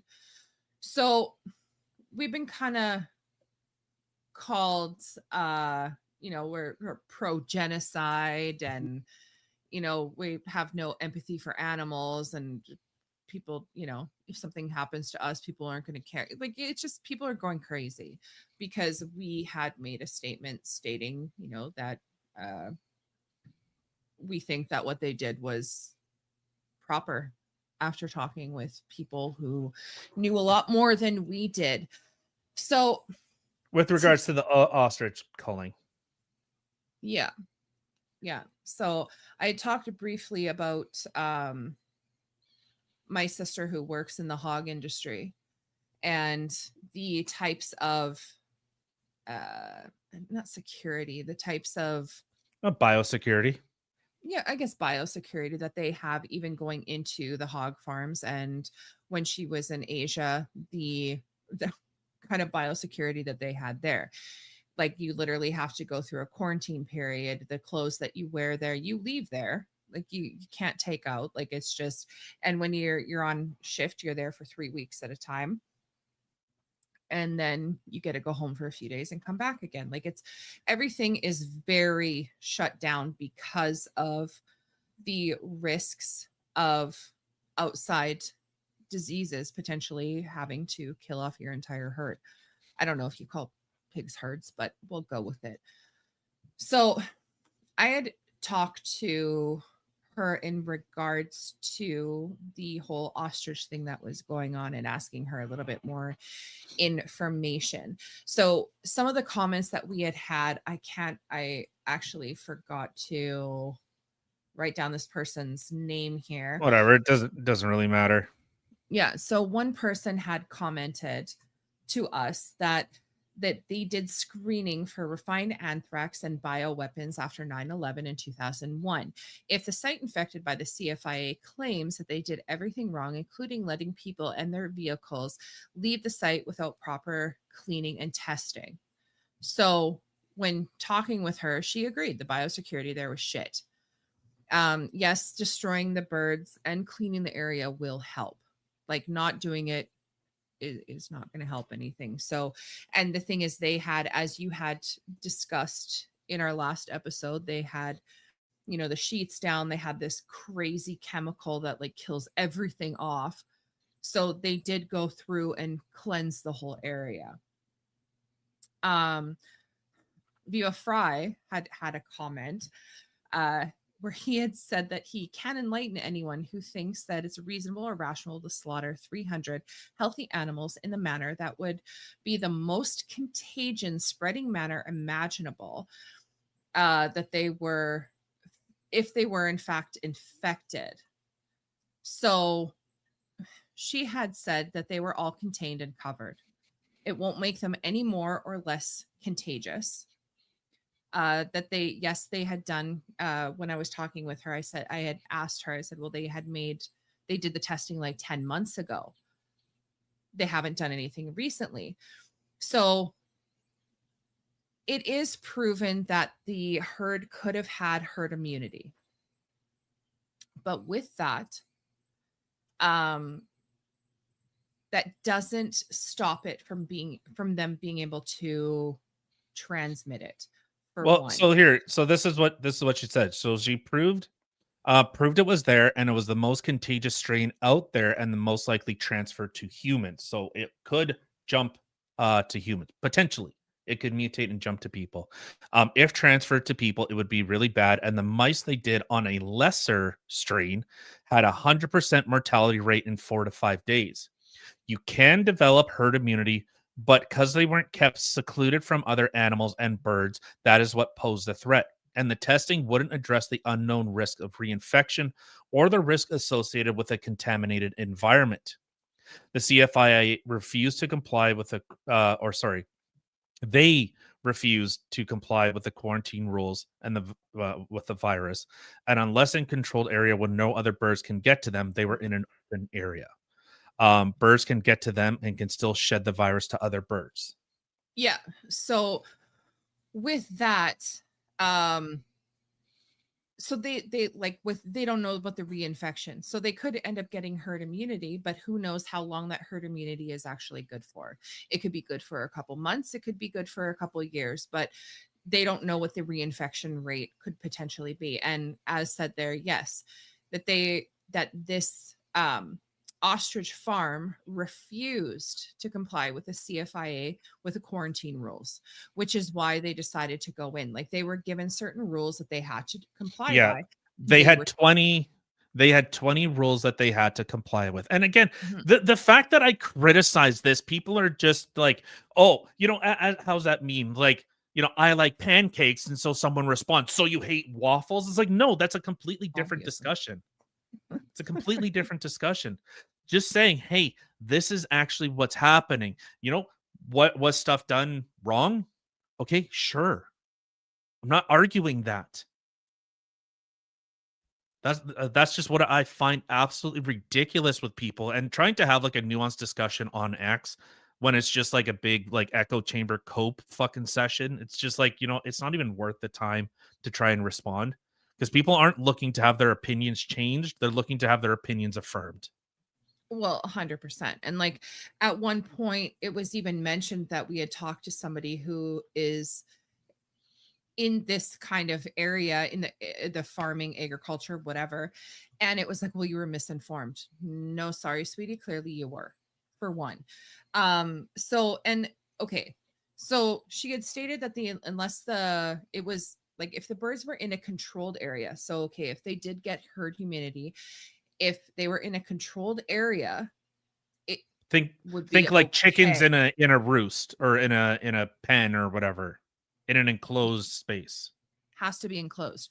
But where they're in this big farm. There are wild birds who are coming in. Yeah, so even if the herd has herd immunity, they can still shed the disease onto other animals, and they were refusing to do what they were supposed to do. They were not complying. So, and somebody, Kimber Wren, she had made a comment that even if there had to be culling, and I'm not giving you that, did it have to be done in a way that it was done? The most amount of horror and suffering, it didn't. What I'm trying to understand is why some of you apathetic at best to animal abuse. So I had posed that to her. She said, yes, the animals would have been scared. And that breaks my heart too. So yes, the animals would have been scared and sad, but she also said that they do not have the same mentality as we do.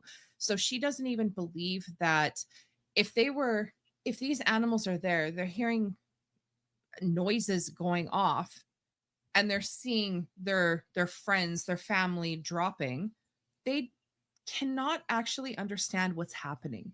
They just know that they're dying and I'm in an enclosed area and I need to get out of here. Danger, I have to go. So yes, they would have been scared, and that is really sad. But they did have an expert marksman come in to do the shooting. Marksmen's Marksmen. multiple. Yeah. So with that, she said that yes, it's sad, but one shot to the head would have been a quick death and less horrific thing that they possibly could have done. It's not that they were just sitting there opening up fire, letting these animals bleed out. It was a shot to the head, which is quick, boom, fast. So yes, the animals that are there watching, they're scared, but their death was fast and the most humane way humanly possible. I had also asked her, within reason, because like I think the only other thing that they could have done, and Todd brought up a good point, that could they have possibly tried to tent it and just feed in CO2 and just let them go to sleep peacefully? No, actually, when talking with her, she said this is the most humane way. She said gassing or like lethal injection actually would have been more painful for them. Like this was actually, there was no suffering. It was just boom, done. So I had also asked her if she thinks that they had made the right decision. She said, yes, 100%. When a chicken dies in a flock, the other chickens almost immediately start pecking at it. Yeah, it's so gross. Yeah, they're little fucked up dinosaurs. Well, could you imagine? So they're if they're getting gas, it's literally everyone's going to be attacking it, and they're going at each other, and it's brutal. That's I feel like it's a lot more horrifying than just a shot to the head. They don't care if their friend died. No, they don't, unfortunately. And again, they are. And Viva was sharing photos and making like statements about like, why were their heads cut off? Well, if you shoot them in the head, I don't know, maybe there's some kind of like, is it deflagration? Is when like you're a part of a body blows apart? Is it? I think it's deflagration.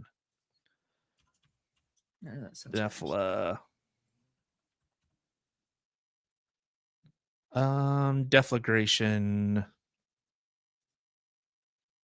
Let's see, deflagration. Welcome back, peepers. It's nice to see you again.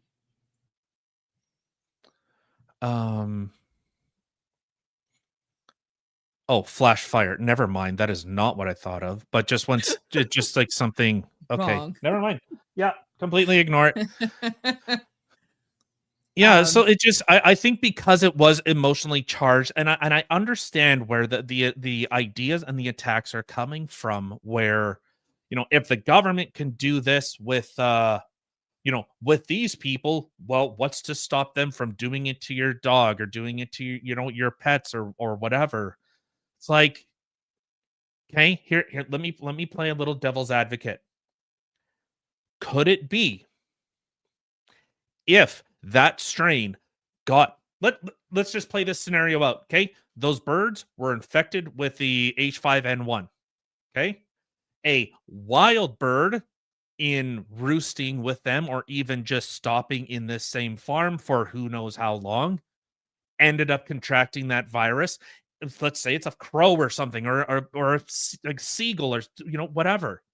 And then they go to someone's house and that bird shits on the ground. The dog going into the yard to go take a crap or a pee or whatever, sitting there sniffing around, sniffing this thing, and they potentially come infected. Like, I'm just saying, as a possible scenario.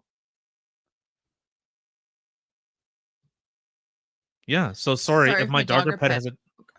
Go ahead.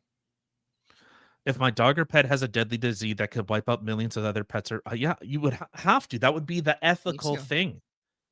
Yeah. Now, my only question is, why couldn't they test these birds? I understand that there's a lot of questions, and when you leave room for questions, that's where conspiracy theories run amok.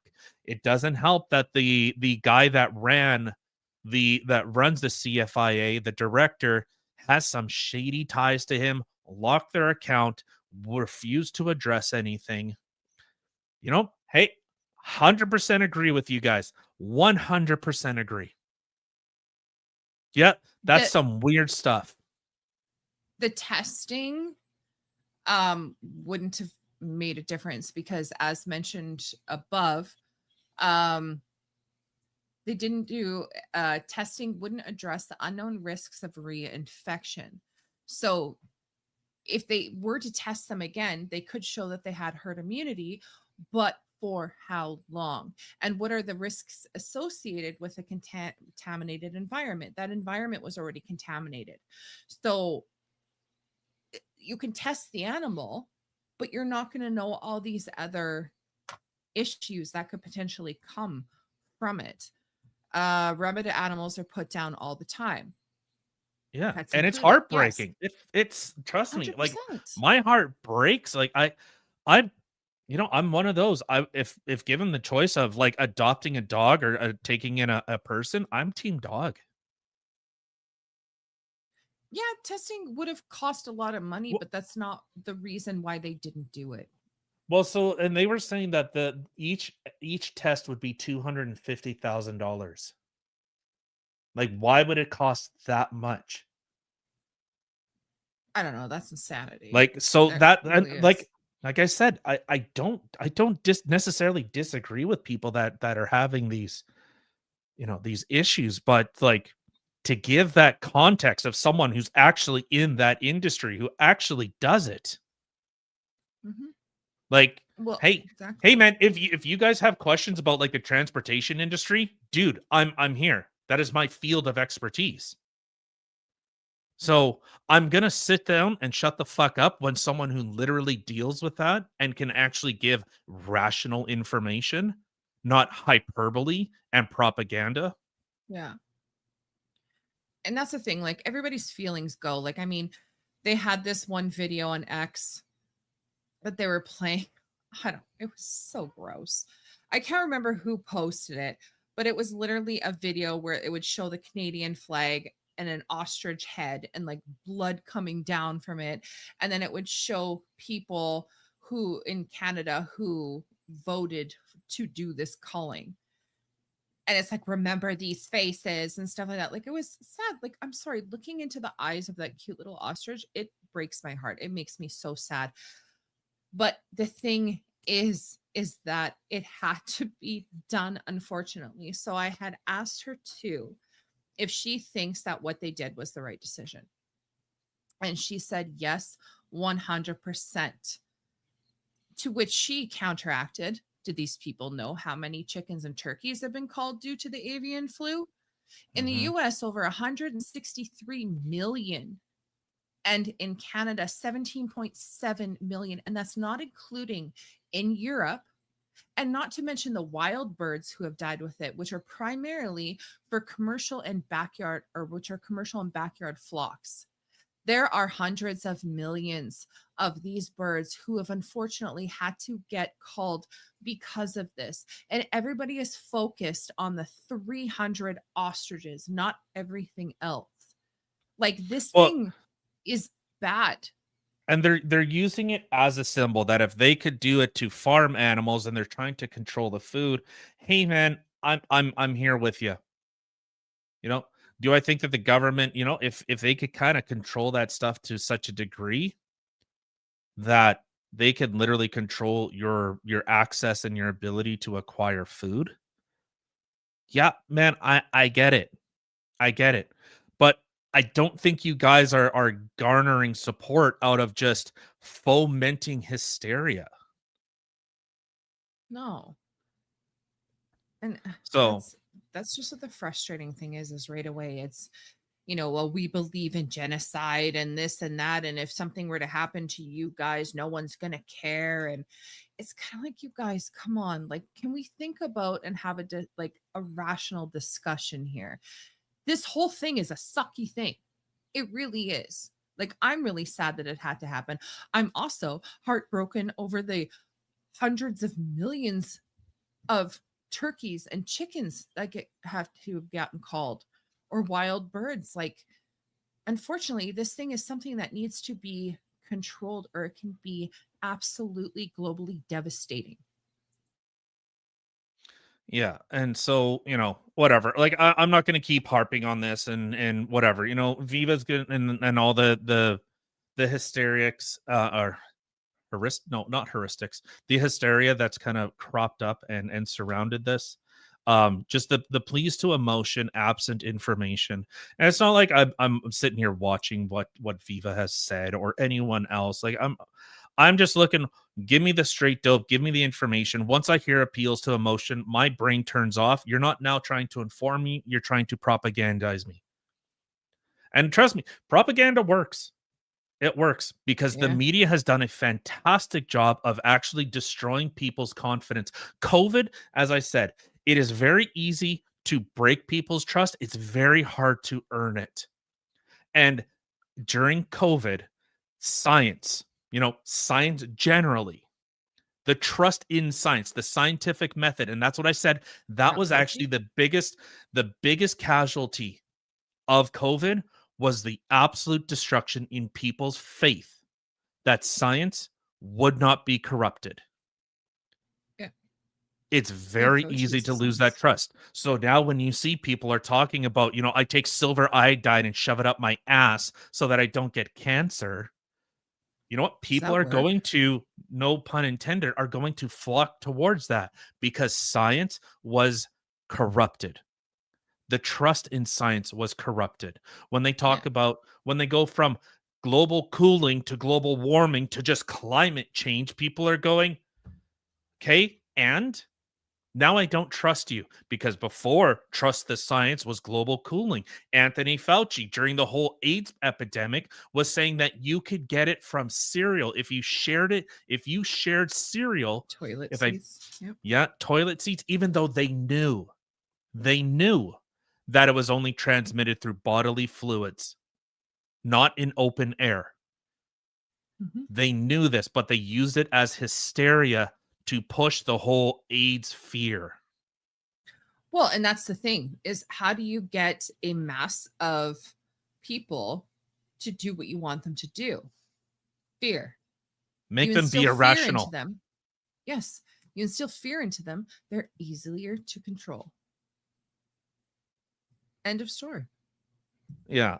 So, and like I said, most of the time I agree with these people. I think the hysteria, and I don't know how you kind of correct that. These are the same people that are saying like, just a natural immunity. We're not talking about any type of vaccines or anything. We're like, all that stuff, science is completely debunked. Now I'm asking questions whether we actually went to the moon or if science itself is real or they're just making up stuff. Like, this is what this is. I don't know if government looks at that and is like, holy shit, these people are dumb as hell. Like, we get them scared, and these people, like those ostriches, will just run around in hysteria without actually being aware of what's going on. Well, I think, and that's the key thing, is exactly what you just said there. You run around in hysteria without actually know what's going on. And unfortunately, we saw a lot of that after COVID, because that's exactly what people are doing, is they're running around in hysteria. They're turning on one another. And then after COVID, then it comes out that the whole 6 feet social distancing, the mask thing, hell, we were just making that shit up. We just wanted to see what people would do if they would actually listen. Yeah. The whole vaccine thing, they knew the risks behind it, but let's push it, because you know what? They spent so much freaking money on it. They had to get rid of it. They had to administer, or else it's just a waste of money, right? Yeah, I'll see if I could find it's funny how I wish I could find that clip that Crowder had where that the head of New York Health was caught saying, while he was off having orgies, he was also telling people to, stay at home, don't go anywhere, and all that stuff. Yes, that piece of shit. Yeah. I'm trying to, I won't look too hard for it, but it's on Steven Crowder's I'm sure if you look at like his Rumble or YouTube or whatever, that they did an undercover thing. Yeah, where the guy's like, while we were telling people to lock at home, we were at orgy parties. Yeah. And so this, like, that's the stuff that actually breaks people's confidence in the system. All of our Right. systems, everything, every institution, from our justice system to our healthcare. If people lose faith in the monetary system, if people lose faith in that system Yeah. now falls apart. Because now, just that's how it works. All of this stuff works by trust and fiat. That's it. Mhm. If people do not trust in that system, they will turn away from it. Why do you see that there's such a rise in, as Todd said, alternative medicine, alternative types of income? People are starting to decouple from the monetary system. So this is what people end up turning to, because you lied to me. I can't trust you anymore. So I think if the government, even if a healthcare official, and you know what, the RCMP, yeah, they did a fantastic job of radicalizing people and even giving more ammunition as to why people don't trust them, why they think that they're corrupt. Unfortunately, yeah. Like, I've seen the videos where those cops are like berating people, trying to coax them to try and get a response, because they know that the people won't. They're hoping for the response. Just like with the Freedom Convoy, they were trying to egg a response. That's what they were trying to do. They were trying to egg a response. I'm gonna set one up. But yes, but I mean, you think about that. It's even with like police interrogation. Like police interrogation, they will go hours and hours and hours and hours interrogating a person, asking the same questions over and over again. Now, I know some of the science behind asking the same questions over and over again and what it is that they're looking for. But there are a lot of people who will give a false confession just to make it stop, because they're just being bombarded and asked over and over again, that they will finally be like, yes, okay, fine, I did it. Just in order to like give them the answer that it is that they want. I would. Me too. Yeah, so I'm not gonna keep harping on this. I guess when smart people, how does that expression go? I'll see if I could find it.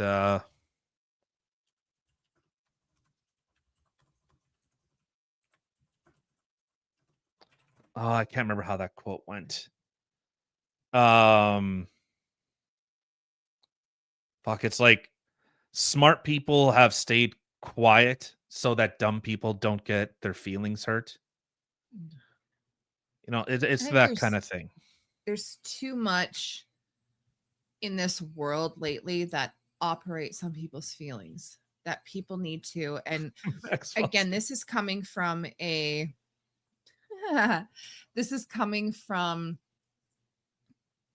woman who we generally are more sympathetic, empathetic, sensitive, this and that, and operate more on feelings than we do on logic. But as a female, I can understand how there are certain things that don't pertain to your children that should be thought of more logically. You shouldn't be operating on just feelings. That's not going to get you anywhere. And honestly, I think in that aspect too, which is why females shouldn't run the world, because it's all emotional. There are days where I know I just want to like hit the button, boom. Well, even though most of history is it was ruled by kings, anytime a queen, like per capita, typically queens went to war more than when kings did. Yeah, because they operate more on emotion, and that's the. I'm getting distracted by this Max Frosters. Oh my god, and the slush puppy. Jesus. Anyway, but and I have to agree with that, because honestly, like, as much as I think that I would make great choices if I ruled the world, I also know that I operate on emotion a huge majority of the time. I think the perfect team to run a world would be a male and a female. Have your male as your president, your female as your vice president, or whatever it may Fuck be. that. But No, having women shouldn't. no, No, no, they should, because some men need to learn how to be a little bit on a different side as opposed to just the logic, and vice versa. I mean, sure, maybe. I know we've been going for about 2 hours, so I know Kim, like, she has to step away. But you know what, guys, we'll wrap it up here. You know, open invite. You know, Viva wants to come and talk about this, and I understand the deeper context that he's pushing for. I understand, but you know, I think one thing that the right embodies is the truth. Is the truth. And it's not just knee jerk. And if it's anything to do with a liberal, therefore it's evil and they're lying, then we're not actually trying to improve things.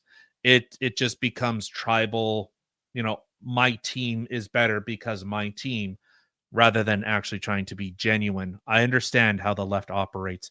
They'll do whatever they have to win. I understand that. But do we lose that?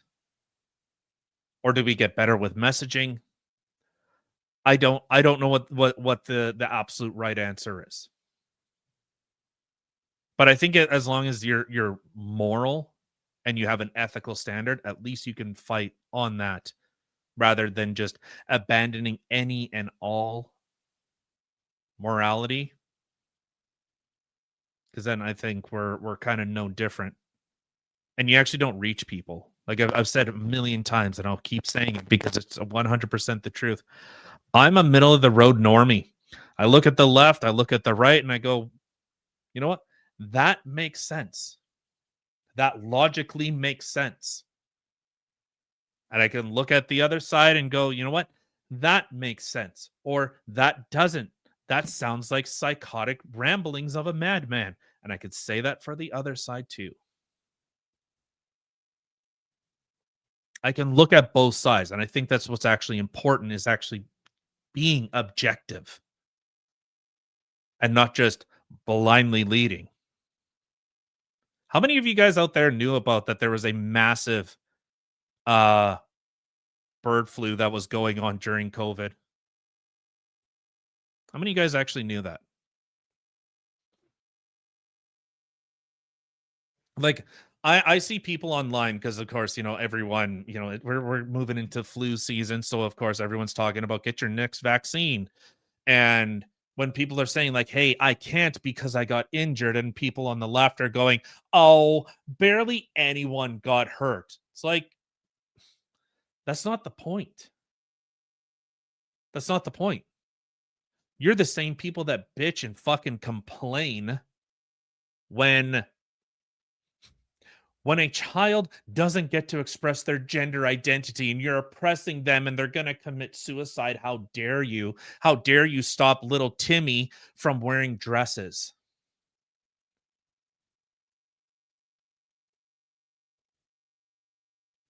How many?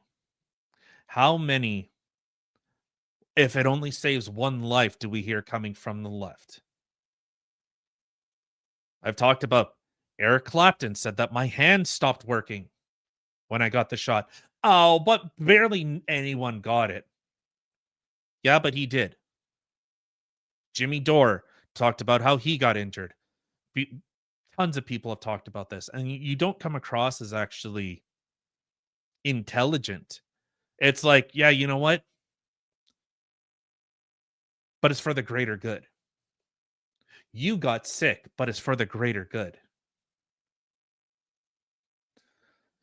Yeah, I don't think a lot of people did. I don't think a lot of people knew that there was actually a massive wave, which is why food spiked, poultry spiked as much as it did during COVID, where it was doubled. It more than doubled.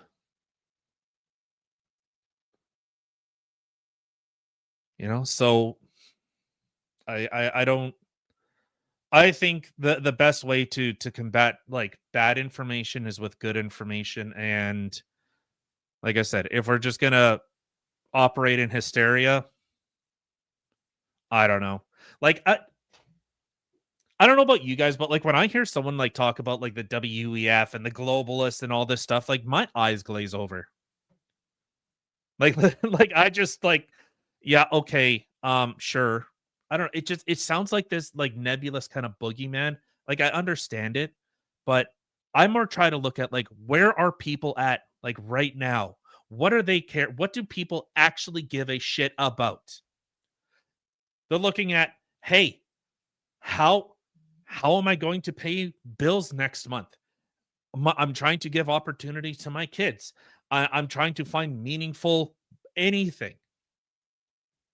And when I hear stuff like, oh, the globalists, the WEF and all this stuff, it's like, yeah, people who are just, just kind of mulling about, the default lib, they tune out.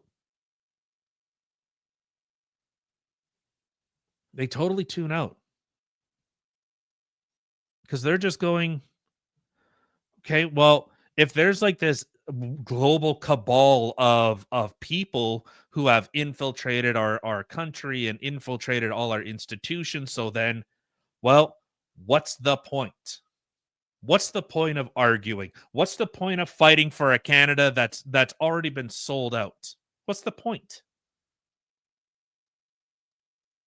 And then you go, well, Canada's still worth fighting for. It's like you just spent the past 15 fucking minutes telling me that the globalists and the WEF and all these people have taken over Canada, and look at their policies. You're going to live in the pod and eat the bugs. And then people are going, well, how do I combat it? They're like, you just, I don't know, fucking Klaus Schwab. It's Klaus Schwab. Okay. I don't know what that is. What's a Klaus Schwab? Is that like a new Q-tip brand? Like what the fuck?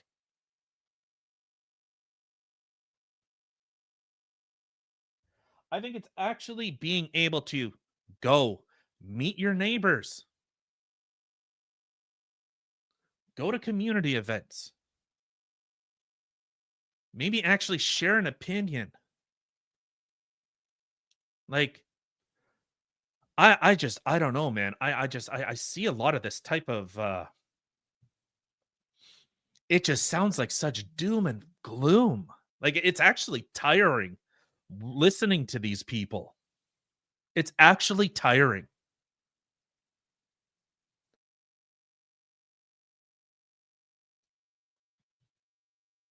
Because that's what it feels like to me. Like who am I to go up against these global interests? Who the fuck am I?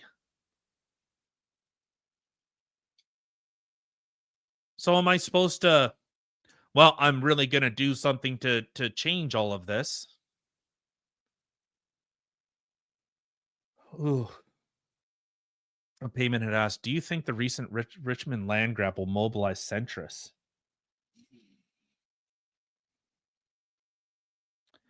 Will it mobilize centrists? I hope so. And of course, very nice to see you, Payman. Always a pleasure to see you here. I hope it does. Because people don't really, I think people don't really give a shit about like my rights and my freedoms until their freedoms are actually being taken away. I think when people realize that, hey, you got to go to your bank and sign a new mortgage agreement with the insert tribe or nation on this reserve, and yeah, you don't own it anymore. I think a lot of people will go, what do you mean I don't own it? Yeah, no, you have to sign a new lease. There was this agreement that was made with the tribes. I think that's when people will start waking up, when they have to go to the bank to re-sign a mortgage, which isn't a mortgage, it's a lease.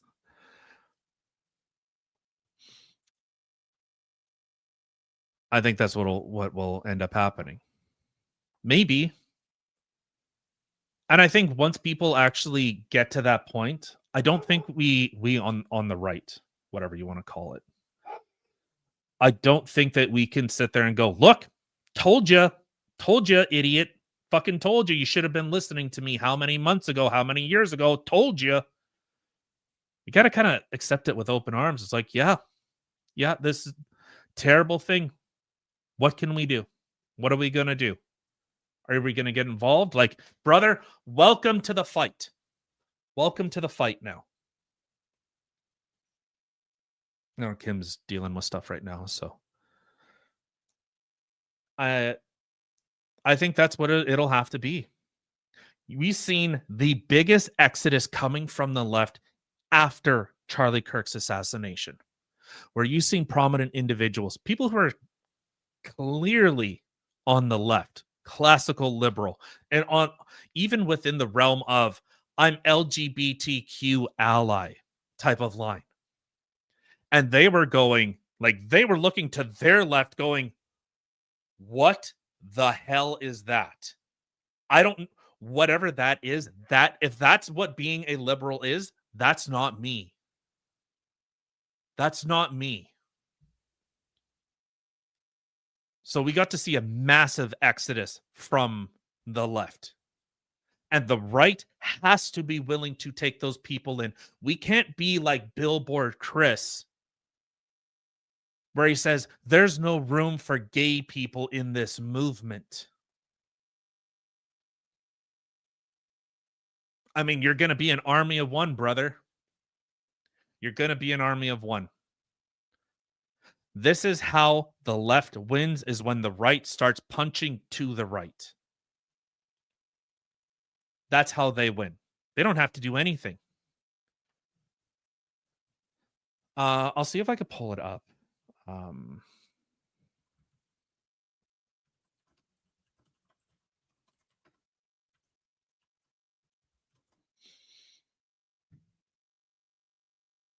It's a, yeah, here we go, right here.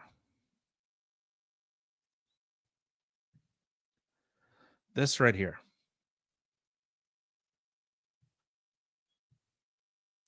This is how the right loses. Right here.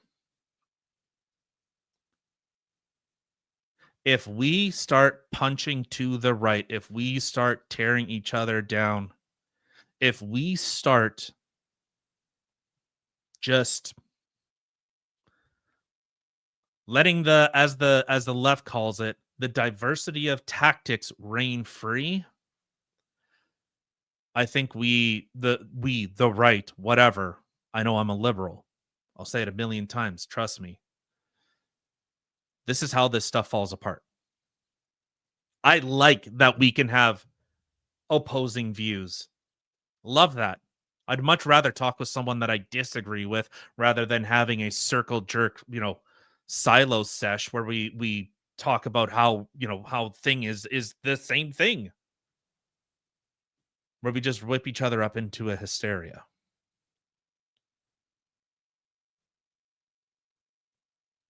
And I think because we do, the right has so many different voices, actually has actual diversity of voice, that we're able to, we can step on each other's toes. But I think ultimately what it ends up coming to is we have to be fighting for the same thing. Hey, Payment, did you want to come up? I could send you a link if you want.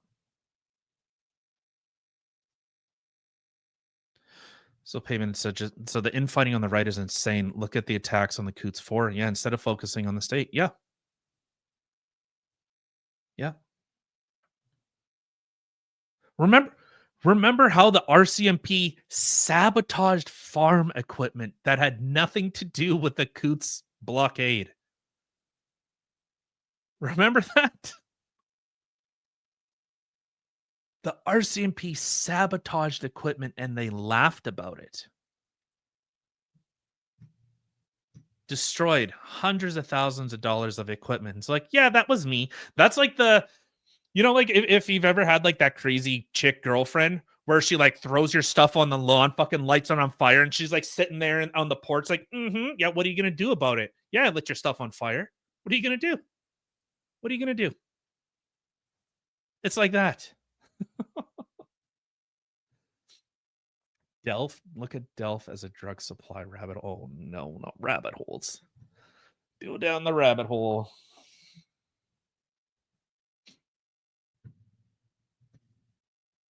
Wait, what the fuck? Encrypted messages? Nah, everyone can see my DMs. I don't know why.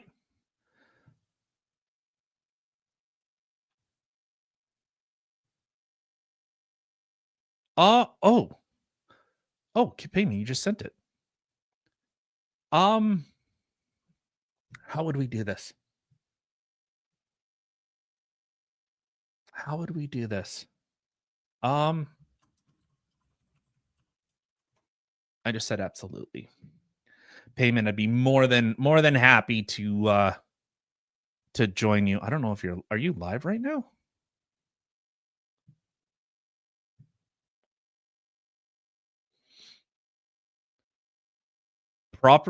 Yes, 100% Nokian. If we remove property rights, and that is what a lot of this is. Oh, why is this doing this?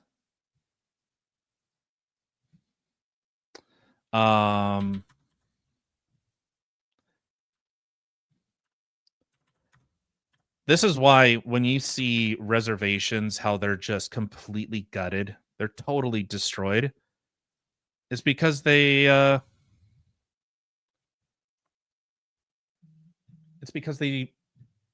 actually no need. There's no actual pride to be taken in.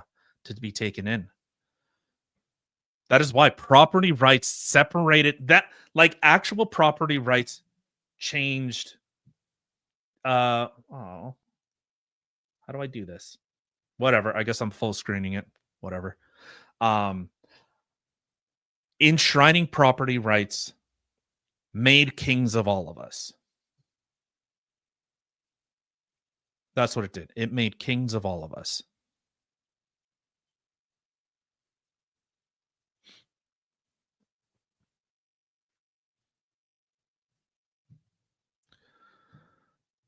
And that's a terrifying. I remember years ago, I was actually one of the people that was delivering H1N1 kits to reserves. And they looked like absolute garbage. Like they looked like third world countries. Oh, Jesus Christ. Are you decent, Payman? What's going on? Hey, Tyler, how's it going? Fantastic. You're in a new spot now. Yeah, I got I have a farm in Florida, so I'm just down here for a few weeks. Oh, you lucky bugger. Lucky for bugger. a while it lasts, yeah. Oh, how long are you down there for? I think I've been here for 2.5 weeks now, and I don't know, I'm here a couple more weeks, I guess. I came down with the doggies, so we drove. Oh, so a nice 4-day drive. Yeah, I got to see all the amazing parts of the U.S., and it's when you drive through the U.S., you feel more, you understand more how much communist Canada is. And I'm not trying to be hyperbolic. Like you go through some small town, and they have like industry. I don't know. They got lumber, manufacturing, coal, You go through a hardware store and it's fully stacked. There's commerce. There's things moving. In Canada, it's like the Soviet Union, and I used to work in a post-Soviet republic. There's this scarcity in Canada. Yeah, I noticed, especially during COVID. So when with me trucking, it was actually, so you'd have to go down, and we had to have our, like, I think I still have my health card from the CDC when I had to go down there during COVID. It was actually free. Like the border guards, they're like, yeah, we don't really give a shit about COVID. Like, we really don't care. No, they absolutely don't. I remember I was crossing the border and I with my 2 dogs. And I was like, sir, I have all the vaccination records for the dogs. He's like, I don't care about any of that. I just want to make sure that you're going to leave the country. That's I haven't crossed the border since basically the end of 2023. And I never had any issues with like border guards. Never. In fact, I was crossing at Pembina, so from like Manitoba into North Dakota, and I sat there with the border guard and I talked to him for like 45 minutes. We just talked. Like, I'm literally in my semi talking to the guy, and yeah, he was telling me that he used to patrol the southern border, and I'm like, is it actually that bad? He's like, it's a shit show. It's being up here. It's awesome. I don't have to deal with escapees. I don't have to deal with illegals. Like, it's like this is awesome. But I guess they're pretty chill when you cross, right? Well, it depends. Like, when you're crossing into the US, they're very professional, but they can be harsh. They're the only thing they're concerned about, I suppose, drugs, but that's very easy to, you just look at the guy's car. What they're concerned about is that you're not going to stay in the country. You're not a risk to their national security. So that's where the level of questioning is. And some of the agents are more friendly. Some of them are more rough. But when you're coming back, the Canadian border, the CBSA agents are just horrible. It's like they went to a local ghetto and they just got the most uneducated people and they brought him in there and they gave him authority. And I was at the CBSA station just by the Vancouver border, and they almost threw me in jail. Like, one of the guy accused me of stealing money from the Canadian government, and some lady in the back called me out. She's like, "Oh, he's clearly a liar," and I'm getting attacked from like different sides. Like, it's completely unprofessional. Was that is that the one where you cross at Surrey? Yeah, it's not Peace Arch. It's the one next to Peace Arch. I can't remember what it's called. I can't. Yeah, I've crossed through that port quite a few times, but yeah, it was always the U.S. side, and the guys are, I don't know, they've always been. I've had no complaints. Like, I can't think of one bad interaction I've had. It's like, cross the border. Actually, there's one time this lady.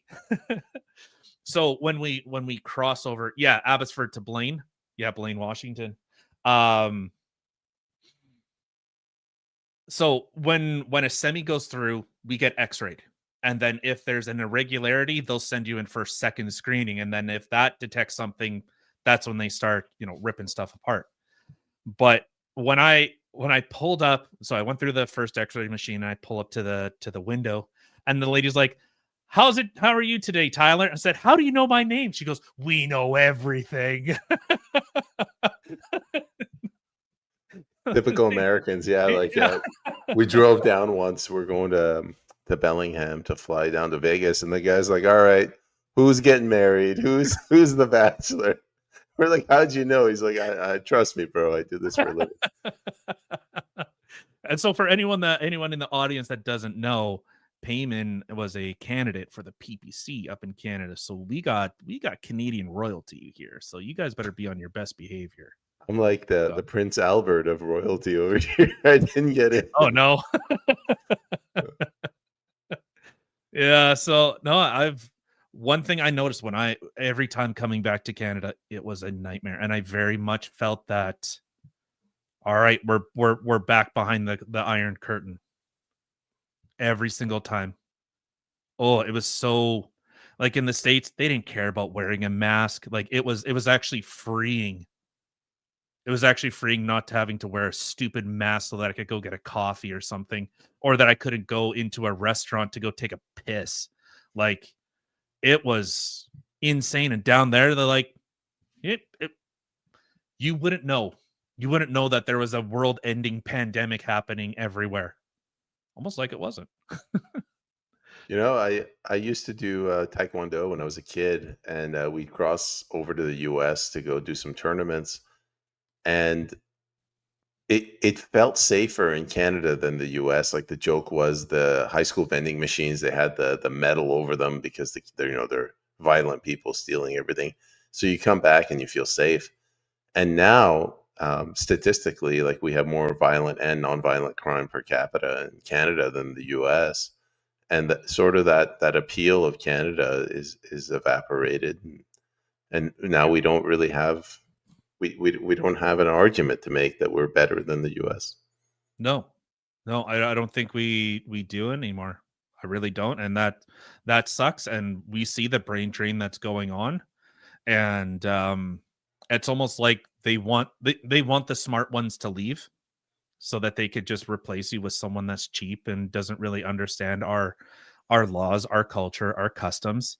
And then they can go, look, we just make sweeping changes in legislation. And they go, okay, I guess. Like that's how Canada functions. Okay. Like it's we see a lot of people are leaving. I know a lot of doctors that have left, a lot of professionals that have gone to the United States because Canada's just become a joke. Just become a joke. You got to remember, I'm an Iranian, so I've done this once before. We fled Iran after the revolution, and past a certain point, nobody blames you for running away. They applaud you. They say you got out at the right time. And if you watched today, Viva Frei, he did a podcast with Alex Jones. Did you watch that? No, I got a bit into a bit of a tiff with Viva. Oh, did you? Okay, that's fine. Putting him aside personally, he said what they're doing is they're basically trying to get people to leave the country. Hey, Kim. Hi, nice to see your face. It's been a minute. It has been a minute. I know Payman's off changing the world with Chris and John. It's John, right? John. JP. Yeah, JP. Love it. Yeah, they're out there changing in the world over there. Oh, that's awesome to see and love it. But no, it wasn't like it wasn't like I was like me and Viva were exchanging like bad blood or whatever. It was just like a difference in opinion with regards to the ostrich farm, and I agree with him. I agree with if that's the statement that he made. 100% agree with him. I see it. I see it happening everywhere. The intellectuals are leaving, and in fact, I think it's still on our X account that I said the brain drain will continue until prosperity, or the brain drain will continue until government changes or something like that. And we very much see it. We're contemplating the same thing. And I hate having to admit it. Well, it's getting really bad. I shared a post. Somebody put a post there like, if you could leave Canada, would you? And the majority of the comments were yes, but they were yes in the context of, I fought for 4 years during COVID, and I go out there and there's too many liberals arguing against me. There's too many left of center people who are welcoming this. It's not just that you're fighting an outside force. It's not like the Mongols that are invading and crushing us. You're fighting your own fellow people. Yeah. And at some point you're like there's no way out of this. The way I look at it, so I used to make the distinction between government and the people, and our laws are the culmination of our morality. And if that is what Canada's morality is, that's not mine. Not even close. So if that is where Canada's moral compass lies, I either have to do something to change it. And that's why I look up to people like you, like Viva, that actually said, you know what?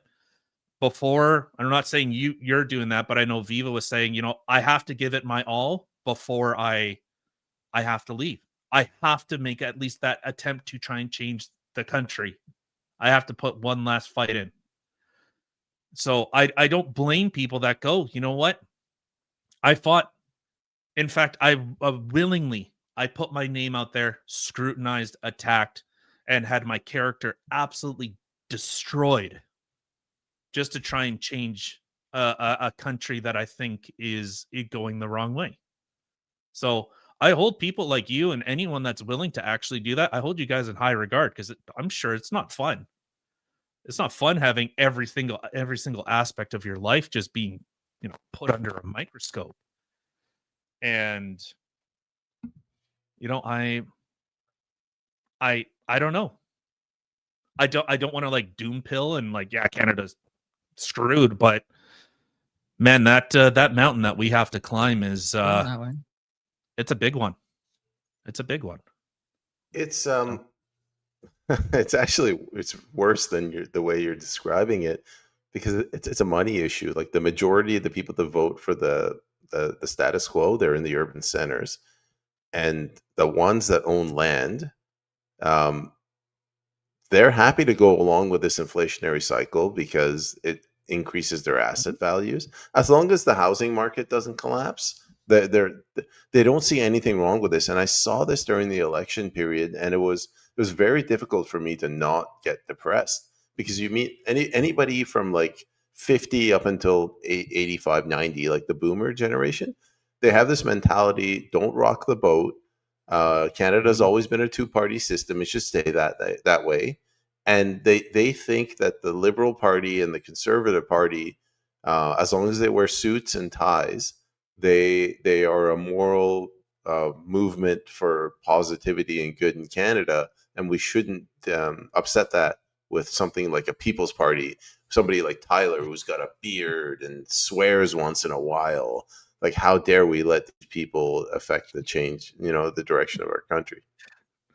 Yeah. And well, I think that's the thing too, is then our parents' generation, the quote unquote liberals or the NDP, depending on whatever it was that they voted for, wherever it is that they live, it has changed so much since then, and they still hold on to what it was back in the day, and they still think that is how it is still today.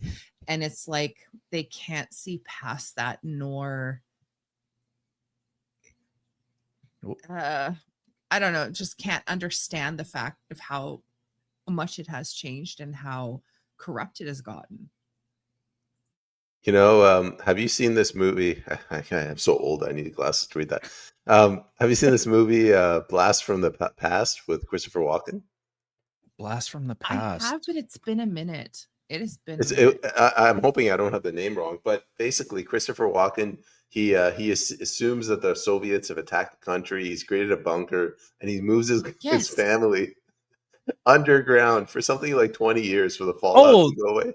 Yeah, with Brendan Fraser. Yes. Yeah. And turns out there was no attack. Like some airplane just happened to crash in his backyard.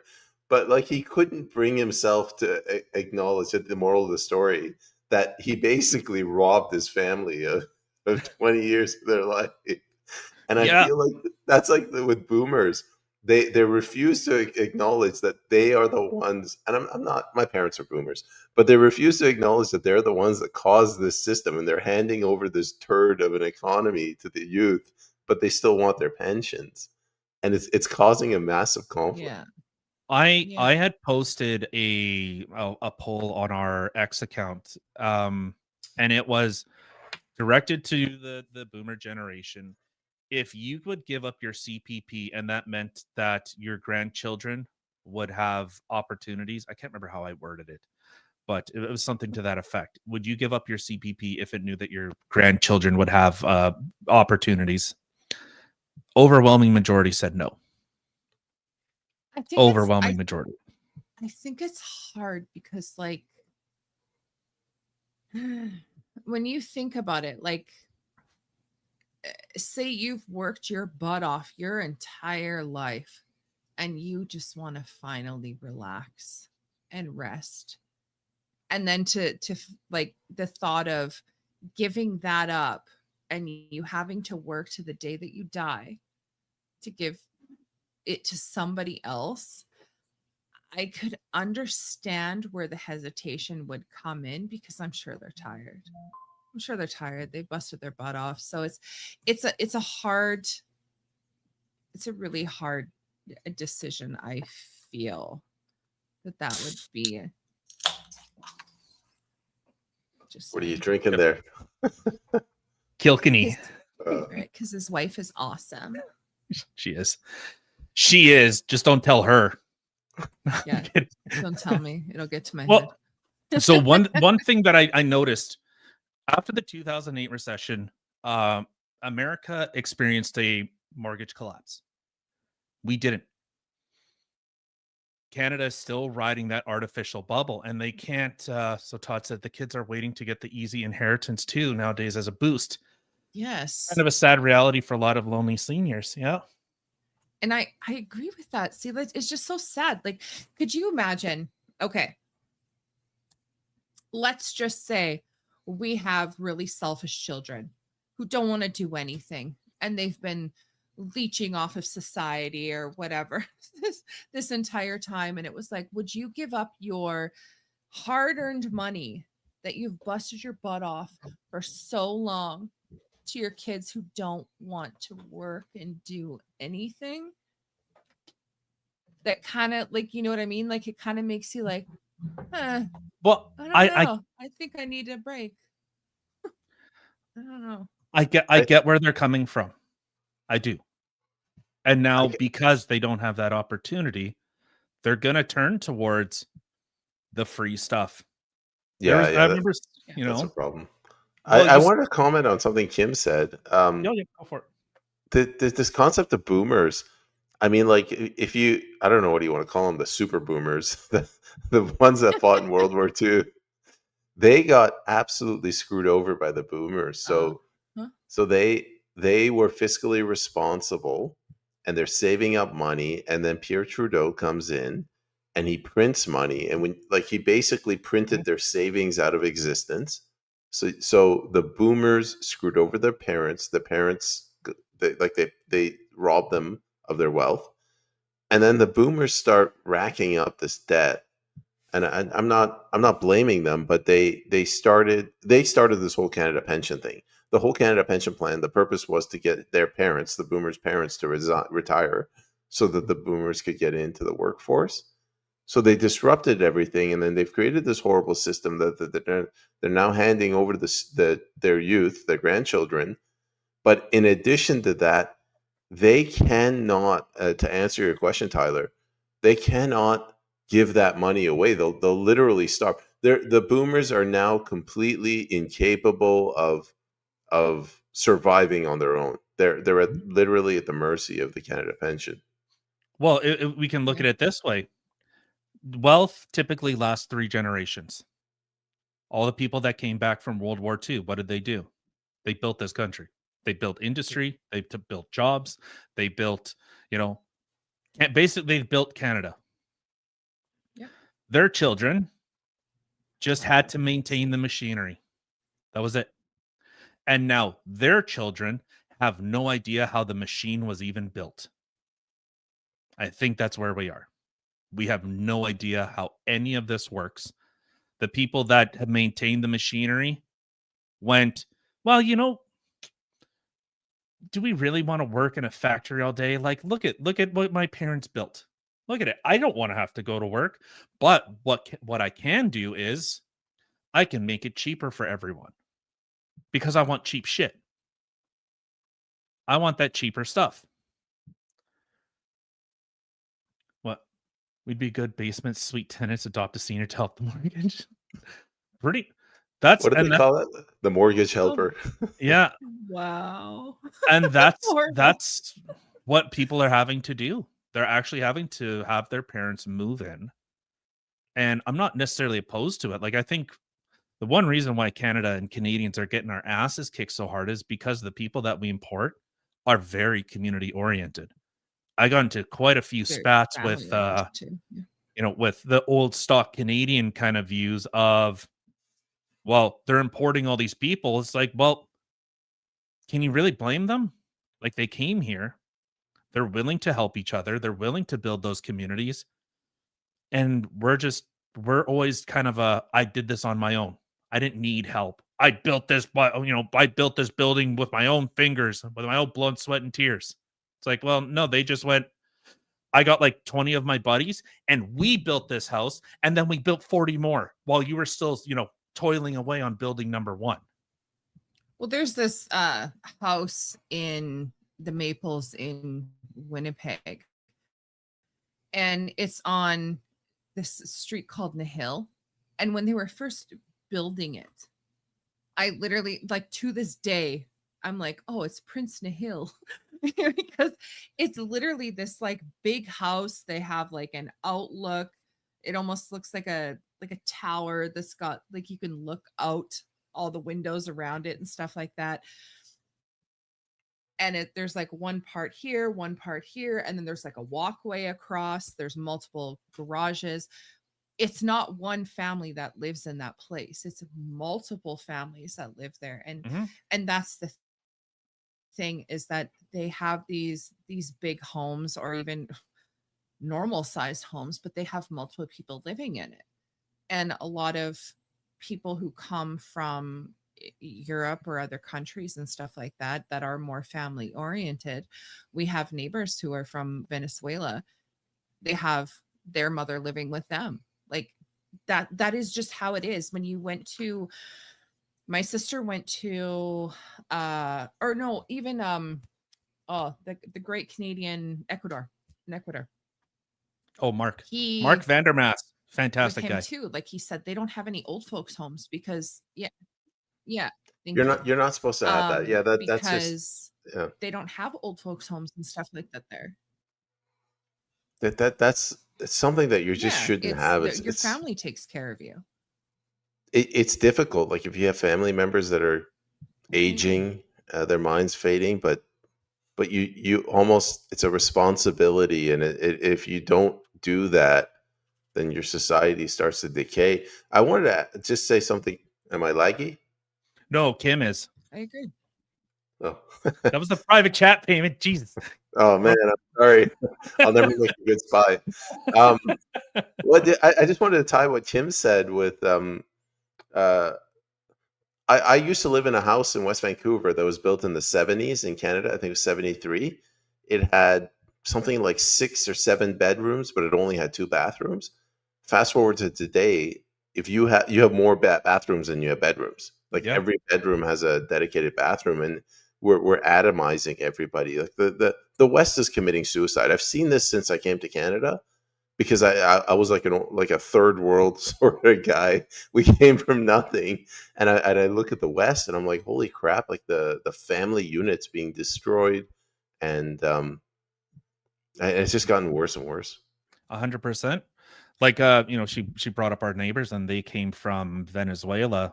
An interesting story that the husband tells me is they used to get Cubans would come to Venezuela, and they'd say, what happened in Cuba is happening here. Mm-hmm. Don't let it happen, because look at what happened to Cuba. And now he comes to Canada and says, look at what happened in Venezuela. It's happening here. Don't let it happen here. Yeah. And we have a friend that came from communist Germany. Same thing. I can do you one even more terrifying.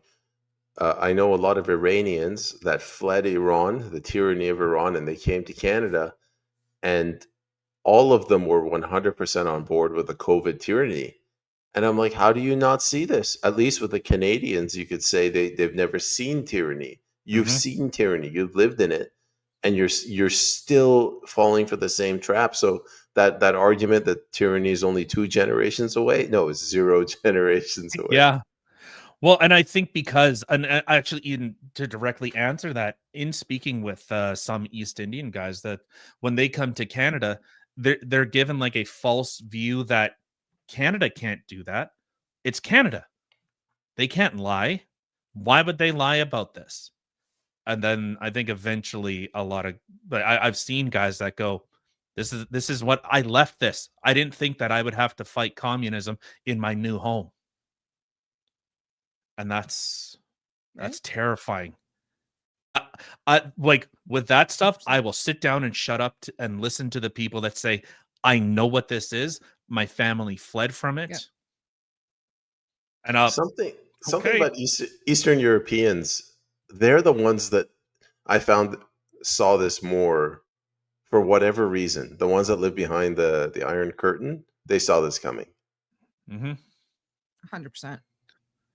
It's funny because people who were born here, they're literally like, you'll tell them these things. Oh, well, so-and-so said that, like, it's literally writings on the wall. This is turning, they left communist Germany and now it's becoming communist Germany here. Like there's literally signs and they're like, oh, you don't know what you're talking about.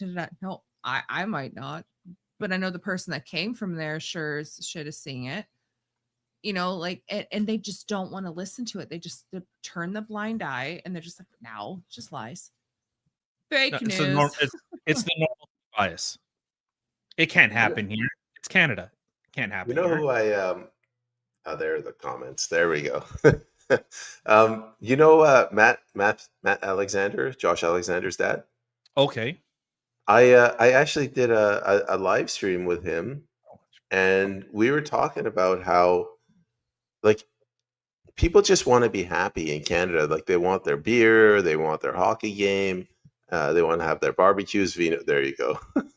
As long as they have those things, they can turn a blind eye to the transing of their kids, like the land declarations, COVID, and that's the problem that we have. Yeah, and as your question asked, like, so in Manitoba, basically all of downtown Winnipeg is owned by the Métis Federation, all of it, and so what they're doing. So you pay your taxes. You're a good boy or girl or Zer or whatever, toaster. You pay your taxes.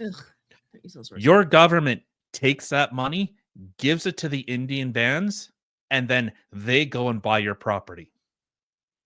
You're literally funding your own communist takeover. Well, what happened in BC, right?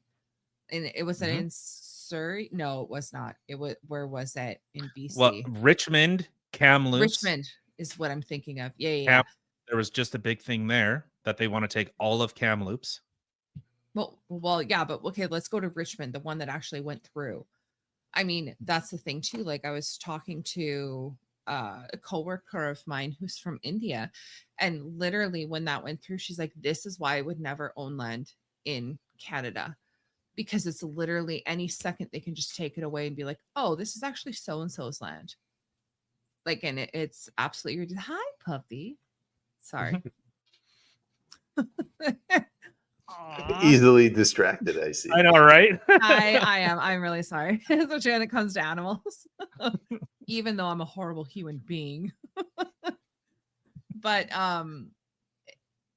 yeah, like, and she literally has a point there, because she, like, if she were to buy land, can you imagine the people in Richmond right now who have that land? Like, well, what have I been paying taxes for? Who have I been paying taxes to? So now what? What does this mean? You're just going to come take my land and I'm SOL? I have no home, no nothing? That's insane. That's what Payman had asked. And I said that when those people go to renew their mortgage, it'll say that you are not paying a mortgage. In fact, now it's a land lease that's owned by the band. You don't own it. You're signing a 99-year lease. God, 99 years. That's the same thing they do in China. You sign a 99-year lease. The government owns it. You're just paying them. You know, I was talking to this gentleman. His name escapes me now, but he was the OG guy that did Canada as a Myth. Like, before it went popular, he did this. And what he said was, out east, they didn't have property, like they didn't own property. But in British Columbia, because they panicked because America was invading, they gave us property rights. So fee simple means you own your property. But what the courts have done is they've come in and they've been very clever. They said, no, we're invalidating, we're not taking away your fee simple license. We're invalidating the original transfer. So you essentially stole it. Like whoever you bought it from originally stole the land. But they've poked the hornet's nest, because now people are going to say, like, wait a minute, what does it even mean to own land? Because like you guys are talking about a 99-year lease. Well, if you can technically, fee simple is 99-year lease. If in 99 years or 150 years or whatever, the government can just come and say, sorry, but not sorry. Mm-hmm. It was never yours to begin with. It was never yours. Yeah, to and begin with. what does that mean exactly? Like, I can't even imagine if someone were to come and be like, hey, so your home and the land that you've been paying for, actually, it's not your land. Oops. It's Isn't somebody it- else's.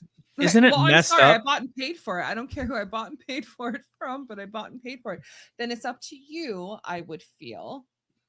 If you sold me the land, to now you have to pay the rightful owners of the land, not me. I've already paid my stuff. Like, do you know what I mean? Not It's really. theft. It's I think- theft. No, I totally understand what Kim is saying. It's theft. Thank you.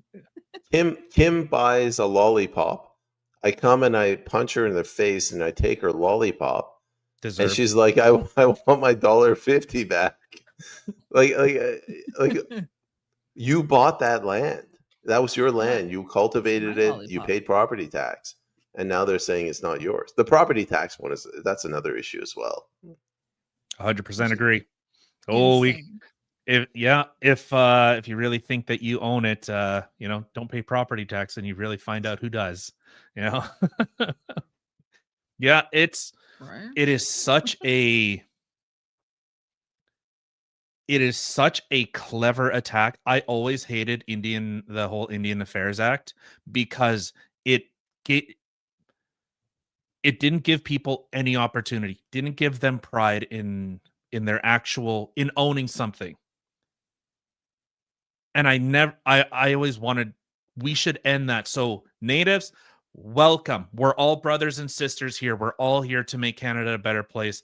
I didn't think that the government would actually use that to enslave us all. Clever bastards. Clever girl. Right? Clever girl. You dated yourself. I know, right? Hey man, Jurassic Park was sweet. I love that movie. It really was. But that's it. 100%. And that's what terrifies me. Not terrifies me, but it's always okay, I like this idea that the Liberals push. Now, when does the other shoe drop? I love the idea. Yes. I love the idea of nuclear power. Oh man, I wish everything was nuclear. I wish we lived in like Fallout universe where everything was nuclear powered and we had floating robots and all this cool crap. But I'm waiting. If Homer Simpson that accidentally Why? pressed that wrong button. The Yeah. Chernobyl energy drink. Yeah, like I'm just waiting for what's the actual intent, and that's what bothers me the most. So Like- here's my concern. Like my biggest, I just hate the state. I think the state is behind all of this. Behind them is the bankers, but they basically use the First Nations. They're the tip of the spear of their attack on us, and they're using them as useful idiots. And I think that's kind of their usefulness has run out. I can sense it. The people are fed up. They're blaming the First Nations, but it's really the government, the Liberal government behind it. But now someone's going to do something stupid, and the government's going to use that as an excuse to come in and say there's hate speech regulations. There's an insurrection on our hands. There's all these crazy white supremacists. And the reason I ran for the People's Party and the reason I'm still doing podcasting is we have to find some way to get out of this by containing the state. How do we? Genuine question. How do we actually push back against this? I can try answering that. It's not going to be easy, but I look at what's happening now in the political landscape, and this is now what my my co-hosts JP Berg and Chris Erickson were trying to do. We understand that they've created a left-right kind of dichotomy, left-right dialectic, where the left is completely talking about anti-vaxxers, this whole measles outbreak, American MAGA style politics coming up. And then the right they're very crude, but they're talking about Pierre Poilievre, our savior. He's like 20 points up in the polls. And then if you go further right, they're talking about, anti-Semitism and everything. Yeah.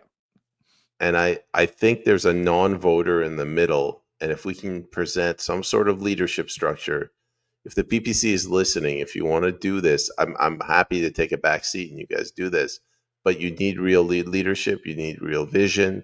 You need to provide a vision for the country that sidesteps the banking community, the debt slavery that's been set up.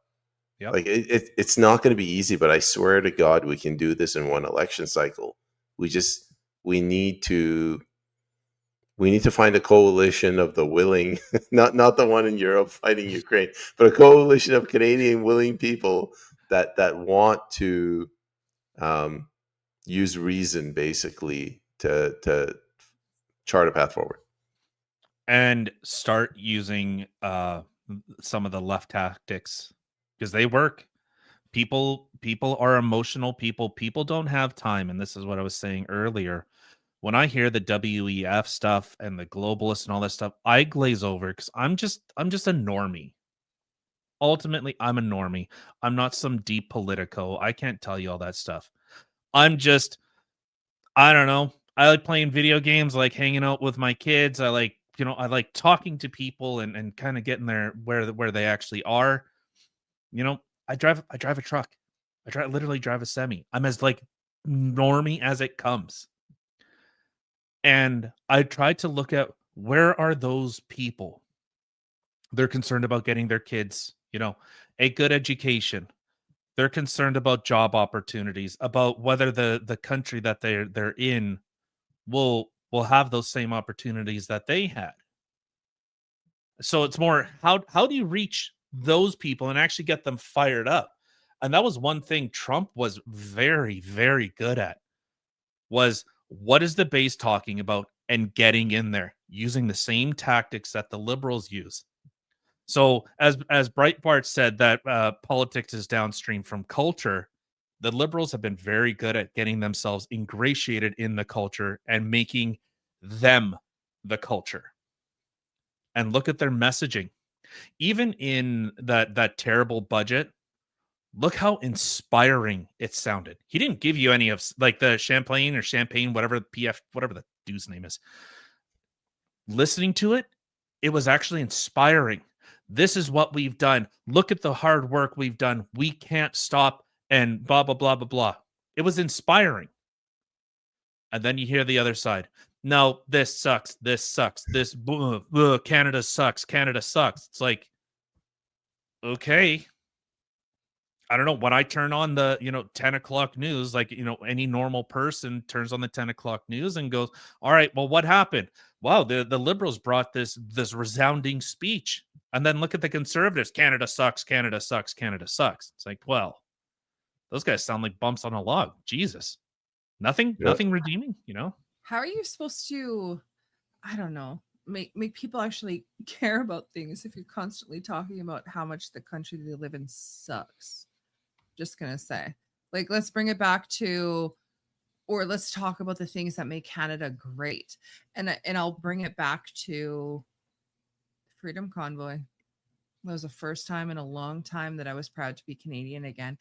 We need to do more things like that, like show more Canadian pride in order to get people fired up. What they're doing to Canada right now doesn't get anybody fired up. I feel like we're doomed. So I guess the shortest way I can share my thoughts on this is the problem I have with the Conservative Party, their goal is to form government, which it kind of makes sense, because if you want to change the trajectory of the country, you need a majority.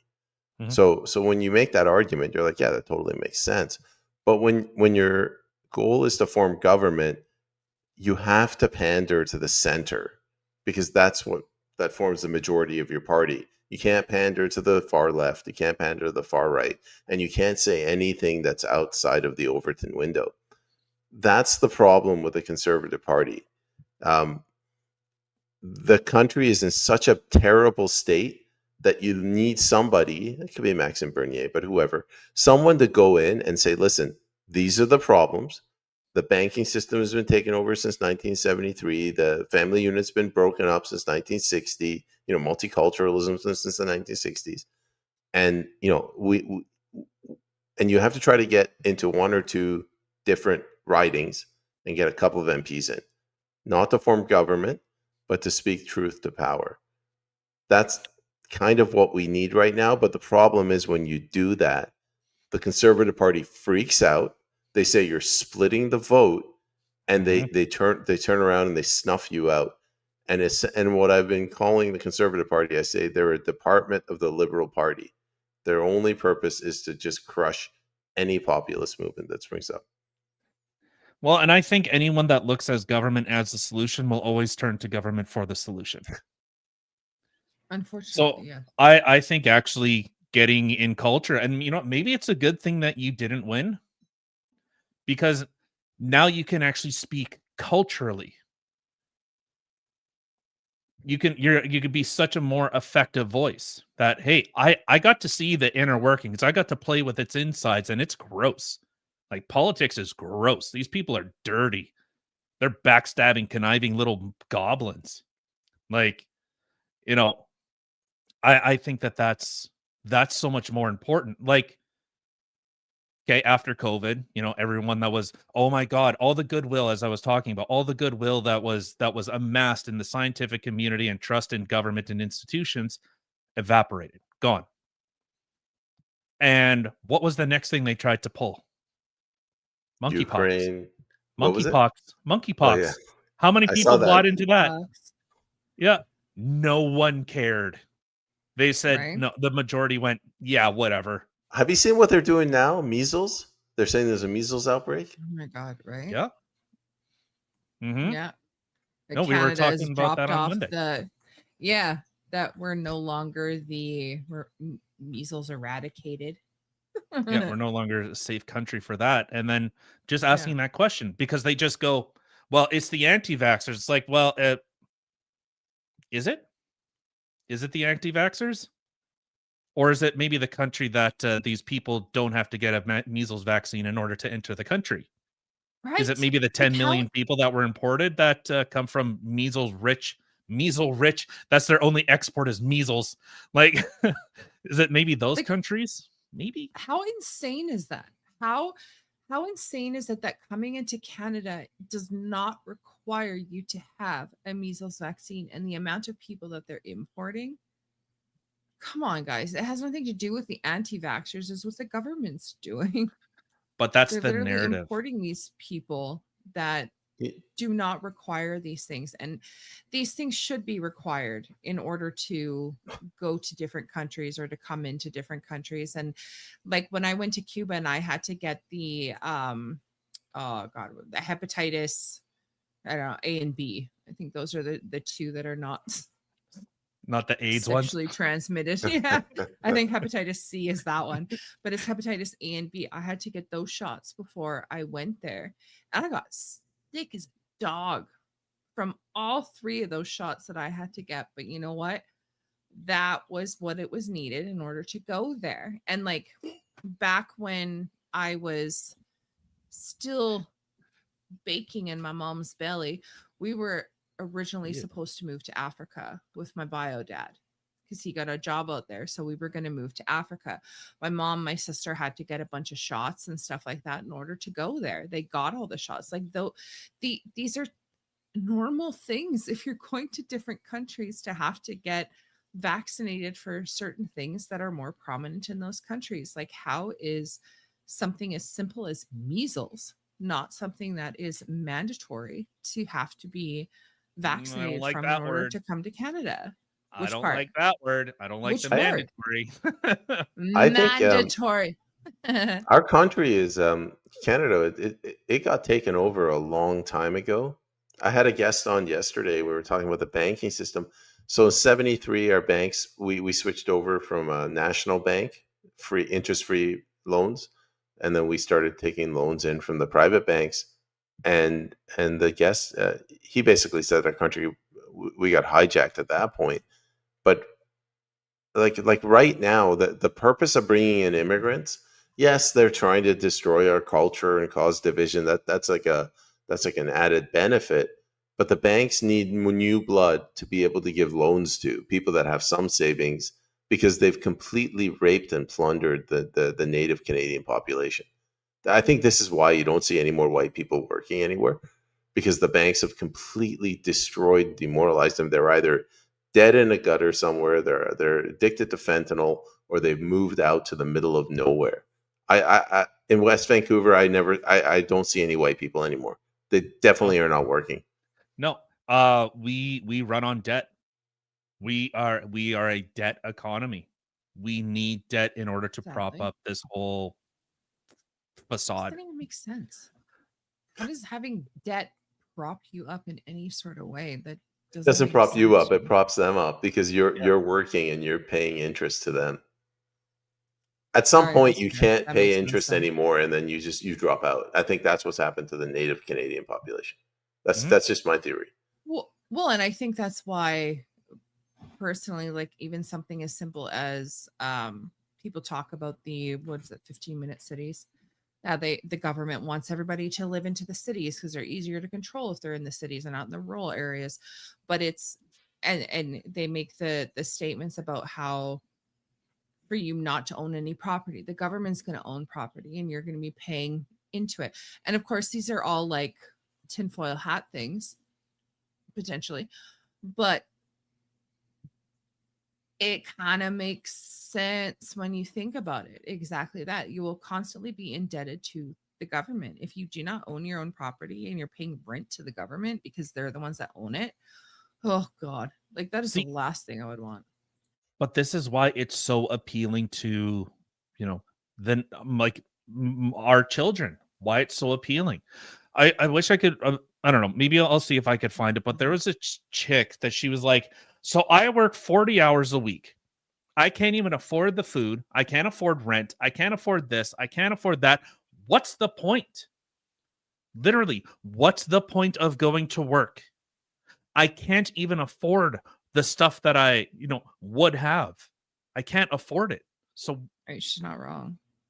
So yeah, they're checking out. So what you're describing is slavery. Yeah.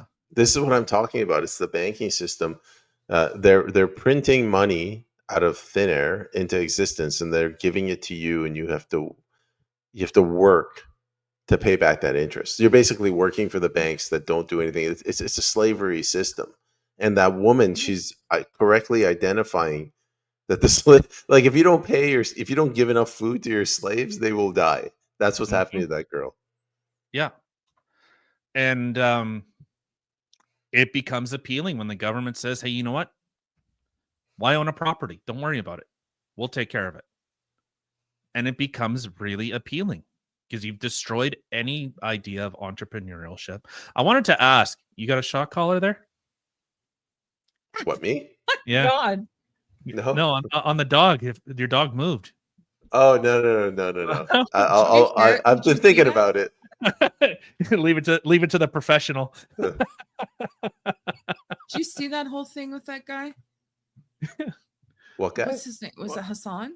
Yeah, Hassan. You didn't Hassan. see how he literally was on live stream or something like that. His dog stood up and he shocked his dog because the dog moved. And it's funny. Here I am. I got one dog whining over here, another one whining over here. I'm like, hold on, guys, I'll give you goodies. That's what I do. I don't freaking shock them. Here, eat your goodies. Go and leave me alone for a minute. No, I'm old school. I discipline my dogs by throwing my boots at them. Love it. There we go. You never seen this? You never seen Hassan? Gross. I don't know who he is. This guy's Oh, he's a You can be on a champion. mountain in the middle of Norway and get better internet than Los Angeles, California. And this is just like a moment of anger. This is a moment of fucking anger for like something that is just so routine, so silly, such a first world problem. But it is emblematic of all of America's much more consequential violence. Okay? It's the same reason as to why America, Kaya, please just fucking go, just stop. Guy. Oh my God. Deport that guy. Give me his citizenship. Right? Oh, the memes. This guy got lit up. Good. Like, oh, people This guy's just a piece of work. It's so gross. is. Oh, I wonder if this. Oh, of course, does X do this for you, where it just spins? It's for $1 billion company, they can't program anything. People It's were actually making kind of funny because memes of it. Yeah. Sorry, just for you making the comment about $1 billion company. So I use AI with some things, right? And I literally fed the exact same text into both Grok and into Gemini, gave them the same picture, asked them to do something. I'm going to tell you, like, hold on, show them. Can you see that? No. What about the one where so I asked them to make my dogs look sad with tears. Okay, that's a pit bull and a Doberman. For one, this looks like a Chihuahua head. But do you have the other one where it literally took Hemi's eyes out? It was horrifying. No, It was yeah, horrifying. I'm like, what did you do? It looked like someone gouged their eyes out and it was just eye sockets. Like, Oh, what Lord. Horrible. But then Gemini, like on our what do you call it? On our thumbnail for our last episode on Monday, that was Gemini. Just one boom, done. I was like, nailed it. Yeah, cool. I don't know. Yeah, right. For $1 billion company. And for the guy who literally, like, you'd think that he would be the top notch of AI. Come on, get with it, man. Well, like I Gouged post my dog's eyes. I post a clip, like a link from YouTube, and it doesn't it can't import the thumbnail. And I asked Grok, I'm like, what the hell's going on? And Grok's like, well, sometimes, solar flares and sunspots and time delay. I'm like, you're $1 billion company. You can't pull a thumbnail. Right. I think I found the clip here. I won't play the whole thing, but have a good night, Nokian. Night, Have a good night. Nokian. Tired of living paycheck to paycheck. I just waited for the mailman to show up so I could get my paper check in the mail that I've been waiting for weeks. So I could come to the bank and deposit it. But because I have negative money in my account, I'm only going to get like a little bit of it because like I can only access $100 for the first day. So I'm probably going to have like $60 today. I haven't gone grocery shopping in probably a month. We have like no food to eat for dinner except for like mac and cheese and ramen. I have $300 electric bill that's overdue. My phone bill's overdue. I just gave my husband my last paycheck from last week so we could pay the mortgage 2 weeks late. And in 10 days or 11 days, the mortgage for next month is due. So it's like this paycheck isn't even like, why do I even have it? Like they might as well take my paycheck and just send it to all my bills.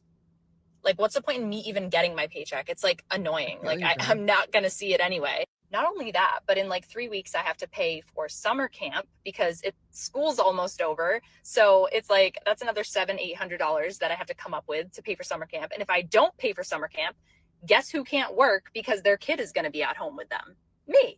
So obviously that's going to be like a major to do. Like I can't not pay summer camp. Not only do I have a personal loan and medical bills up the wazoo, like literally I have like a bill for like $3,000 from the hospital. I have like an $8,000 personal loan that was a consolidation loan from like a bunch of loans that I had. I think we get the point. I feel you, girl. It's disappointing. Like we Go ahead. literally like at my work, we joke because I'm like, oh, it's payday.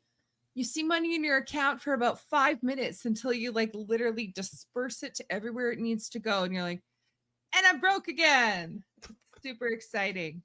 It's so freaking annoying. Like I remember I paid some obscene amount to CRA, like $27,000, and then they sent me another invoice for $7,000, and I called my accountant. I'm like, "What the f? Like you told me to pay 27 grand, and now they're hitting me with another 7 grand." And then the accountant starts talking in accountant speak. I'm like, "You know what? I'll pay you an extra 7 grand. Just shut up. I'll pay it, but I'm closing the company down. I refuse to do this. I'm gonna go to get a government job." No. I'm just gonna say, okay, I will not divulge where I work, but I work for the government. I'm telling you, I could not live on my own. If I lived in a house by myself, Good. in an apartment by myself, shut up, you. An Cancer. apartment by myself, I would have to sell my vehicle, and I would literally be living on freaking Mr. Noodle or some shit like that. Like there's, with the cost of living that there is, especially in Manitoba, it's insane. And I know the cost of living in other provinces is pretty high too, but then with the wage and stuff like that, Manitoba is absolutely horrible. And I couldn't. I literally couldn't. And it's really sad when you work for a government job and you're like, I couldn't even live on my own. I couldn't do it. Good. You should all live in squalor. Shut up, God. He's got such a thing with like government. He's always like, you're the enemy. Just like randomly through the day. Like, I hate you. Like, why? You work for the enemy. You are the enemy. You are the enemy. Yeah. But like literally, it's so many people be like, oh, you have a government job, you have this, you have that. Oh my God, you're so lucky. Yes, we have the benefits are decent. And yes, there's a pension. But when you actually think of the actual wage that you make, the amount that you're taxed, and then the cost of living, well, I don't know how people on minimum wage do it. I was going to go back to what I said. So the prime issue is the banking system, because we're in debt. So we're paying debt, paying interest on the debt. That's like the main issue. The other issue is that the bureaucracy. So I'm very sorry, Kim. I know you work for the government, but the bureaucracy is so big now that for every 3 private sector workers, they're paying for 1 public sector worker. That would be like every family has 1 person at home that they have to take care of. That's infirm. Sounds about right. Yeah. Yeah. And did you seen that statistic that like are in the first time in like, I can't remember how many years, but Canada's private businesses have closed down. Like have actually gone down. We've actually lost more jobs, but the government added, like when our job numbers come out and they're like, look at the job numbers. Like, yeah, you added like 40,000 people to the government payroll. I'm sorry, I'm gonna have to use the R word, but this is retarded. Like if you own a private company, and like you can't spend money and hire people and be like, oh, we made a profit. Like you can't do that, because the spending of money is a loss. But in government, you can do that. You spend taxpayer money. Essentially, taxpayers are idiot investors who don't ask any questions. That's what a government is. Yeah. So like hearing that girl complain, and that, I've seen tons of these videos where people are making those same claims that I'm having to work 2 jobs and, I can't even make it. I can't do it. I'm trying my hardest. What's the point? That question right there is the death of a country. What's the point? Well, then when you start giving their land that they've literally paid taxes to and that they feel like they own, you start saying, hey, guess what, guys? You don't actually own this. What is that doing to Canada? Are you just going to go back and be like, oopsie, you don't What's own the this point? land. Yeah. What's the point? I don't know. I hate to see where this is going, where this will continue to go. And as people become more and more desperate, this is why I try to focus on getting like where people are. the middle of the road kind of person, and really try to kind of focus on that. Yeah, I get into fights with those right-wing guys that are like, Canada was made for the old stock Canadians. It's like, yeah, well, those same old stock Canadians that have the same melanin deficiency that you have, they sold you out. They sold your country out. So shut the fuck up with this like old stock Canadian crap. And the same thing from the left. Like, it's just, You know what I always say to people when they, the immigration is out of control. Nobody will deny that. But I always say, like, the people that implemented this immigration policy, they're Canadians. Pierre Trudeau, for example, Lester Pearson, Mulroney. This is nonpartisan, bipartisan, and they're all old school Canadians. This is maybe the CCP now is interfering, but this was a self-inflicted wound. Yeah. And and I think conservatives really need to wake up that we are now operating irreconcilable differences where the conservative right, like the actual base of the conservative right, is talking. There's discussions of repealing gay rights, whatever the hell that. Well, we could get it. We don't have to get into the discussion of rights right now. We could do that another time. But repealing gay rights, and how many other litany of issues, the whole abortion discussion. No one in the CPC, in the conservative movement, is talking about that, but the left is talking about abortion up into including birth. They're talking about medically, chemically castrating children. They're talking about universal basic income. Give up. What I'm Give hearing up. is Let the population government. control. Oh, don't forget about the MAID. So if you think about all those things that you just mentioned, include MAID into there, I'm hearing a whole hell of a lot of population control personally, but that could just be my tinfoil hat. Here's my theory. I keep hammering on the bankers, but they control all the wealth anyway. The bankers they're controlling the left. So the left is coming out and saying all this nonsense about anti-vaxxers and, killing babies up until conception. Birth. And then the right is not very sophisticated, and they're just reacting to the left. They're like, oh no, the left is crazy. We got all these communists. We got to have remigration, and we gotta kill all these Jews. And well, maybe they're not saying that, but Jews run. No, they run the banking system. Clip it. No. Clip it. Yeah. Yeah. Freudian slip. Yeah. That was Payman's personal opinion. Well, and I think because people notice, they recognize that something's wrong, and they're looking for something, whether it is, it's the juice, whether it's whatever issue. I think because people recognize that there is something wrong, something is broken. I was having a discussion with a lady, and she had brought up, well, she said, like, I don't want to be racist. I'm not racist, but I don't like what's happening. I don't like seeing these people. I don't like seeing it.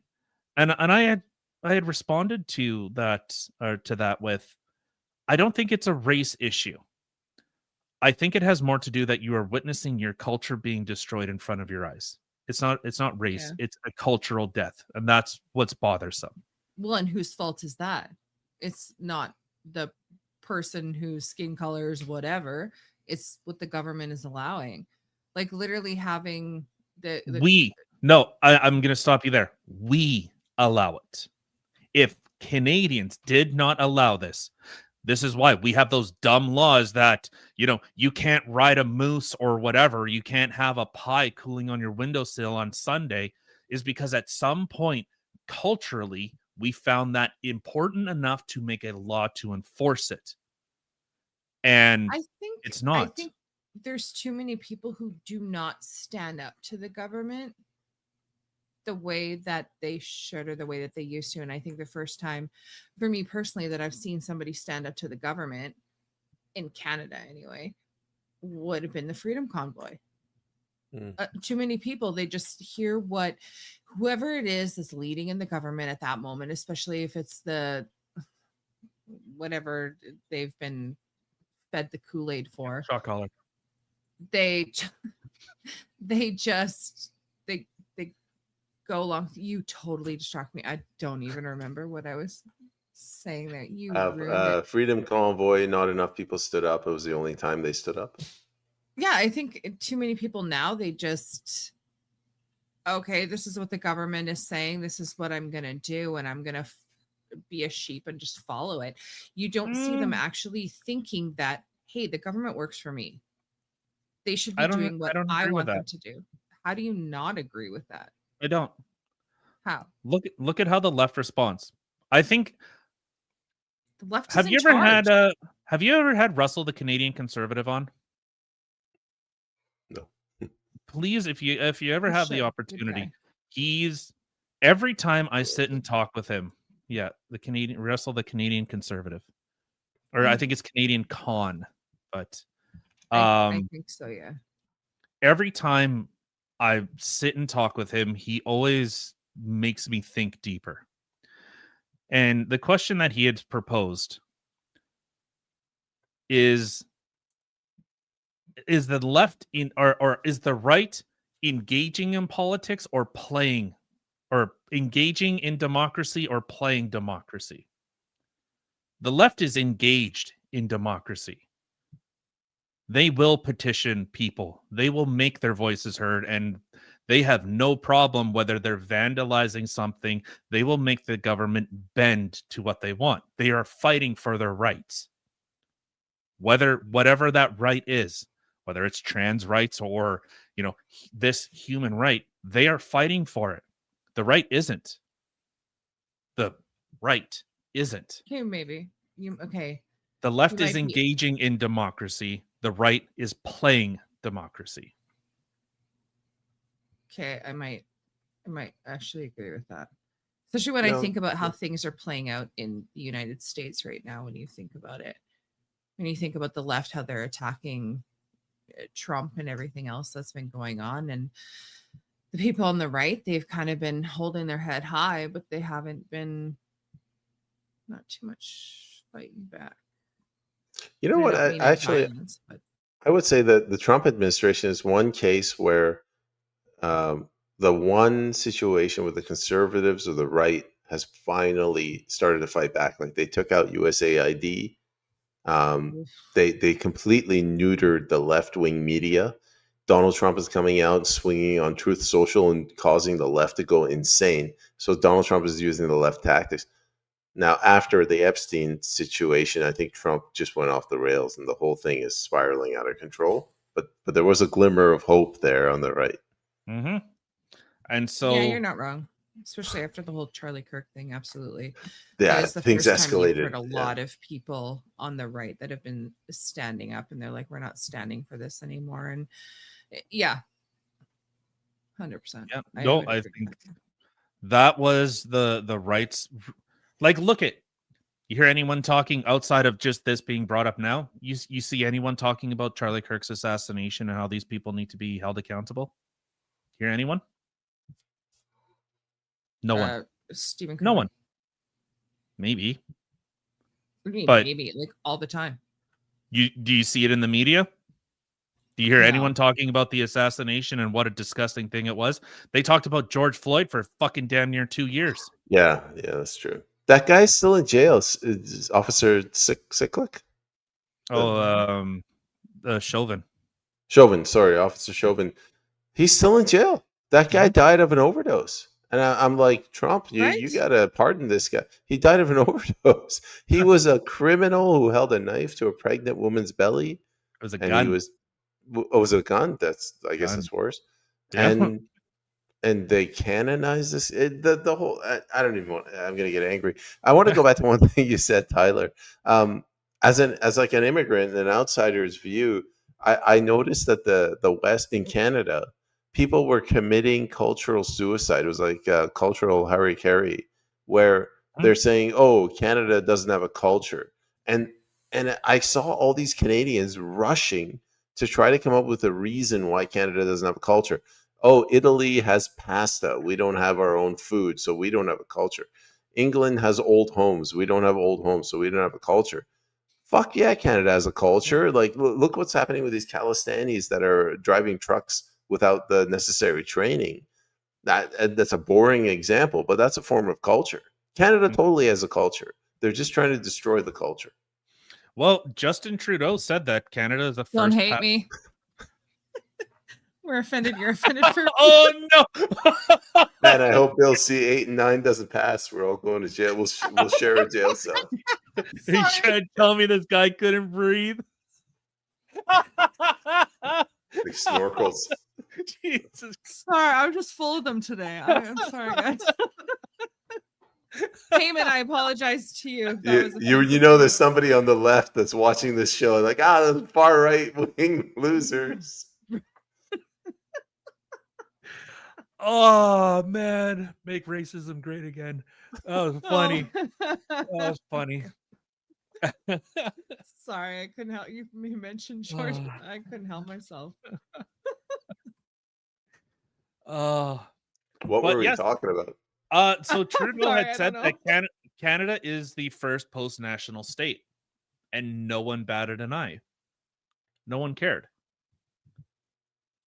So, does Canada actually have a culture anymore? Well, I don't know anymore. I mean, do you remember the Quebec separation in the early 90s?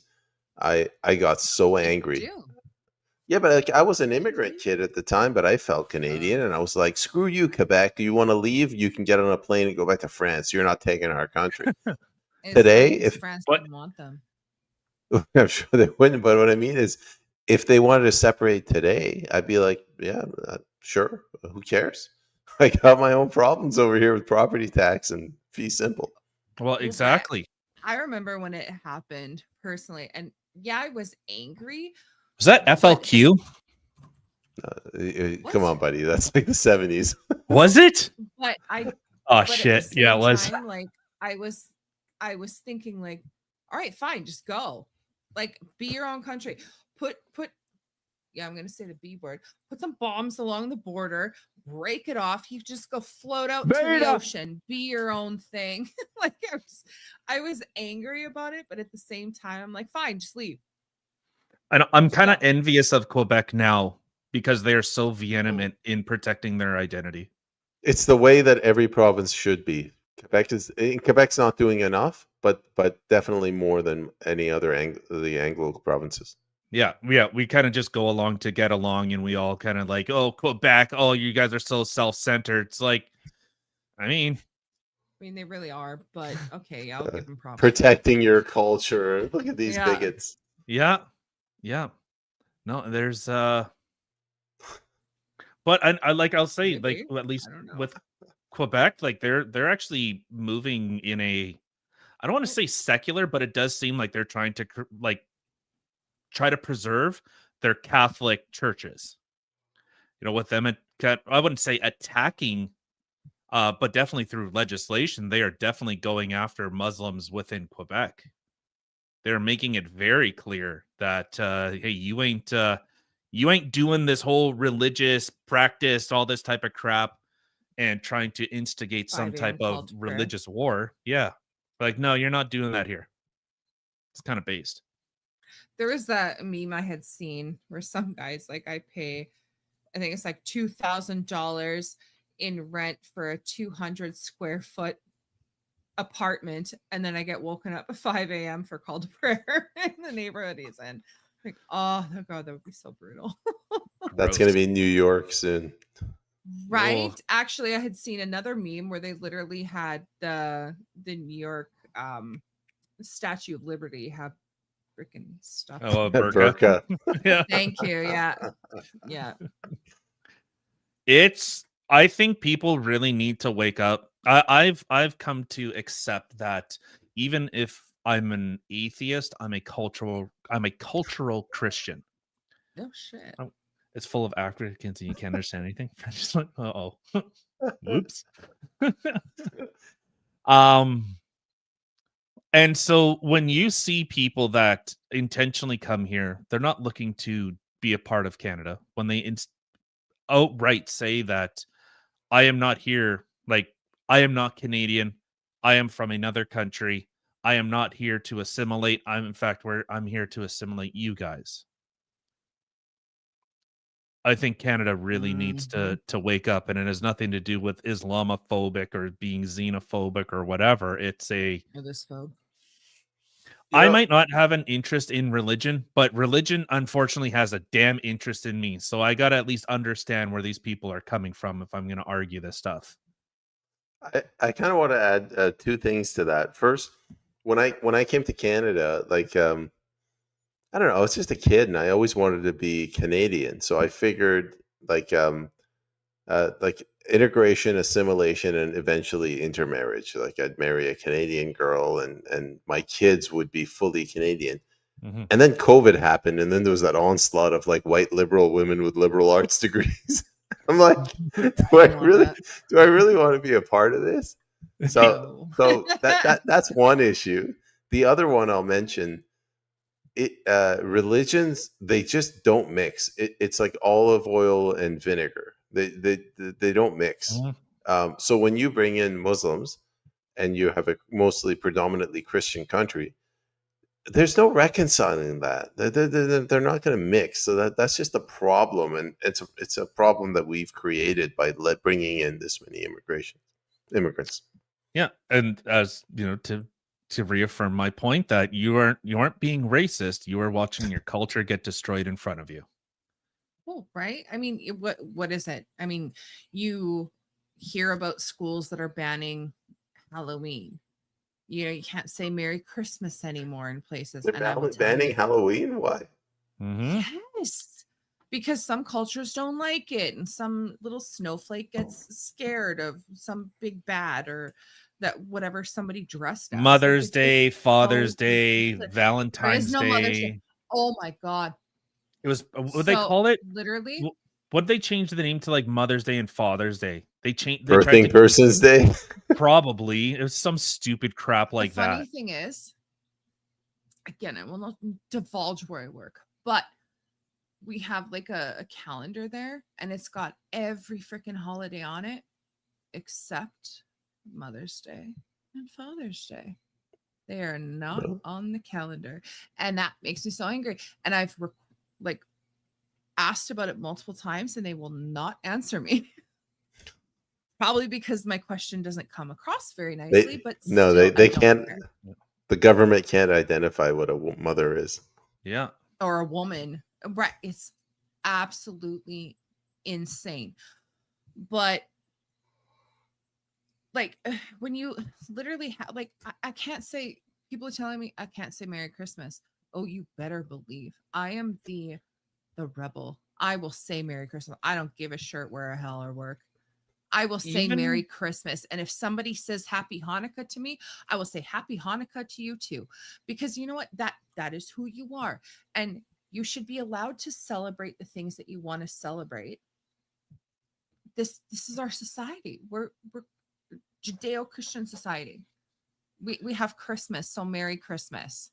If you can't understand that, or you're going to get all butthurt and offended, by all means, please go someplace where they practice the same things you do, because it's very different. It's because they are commanded.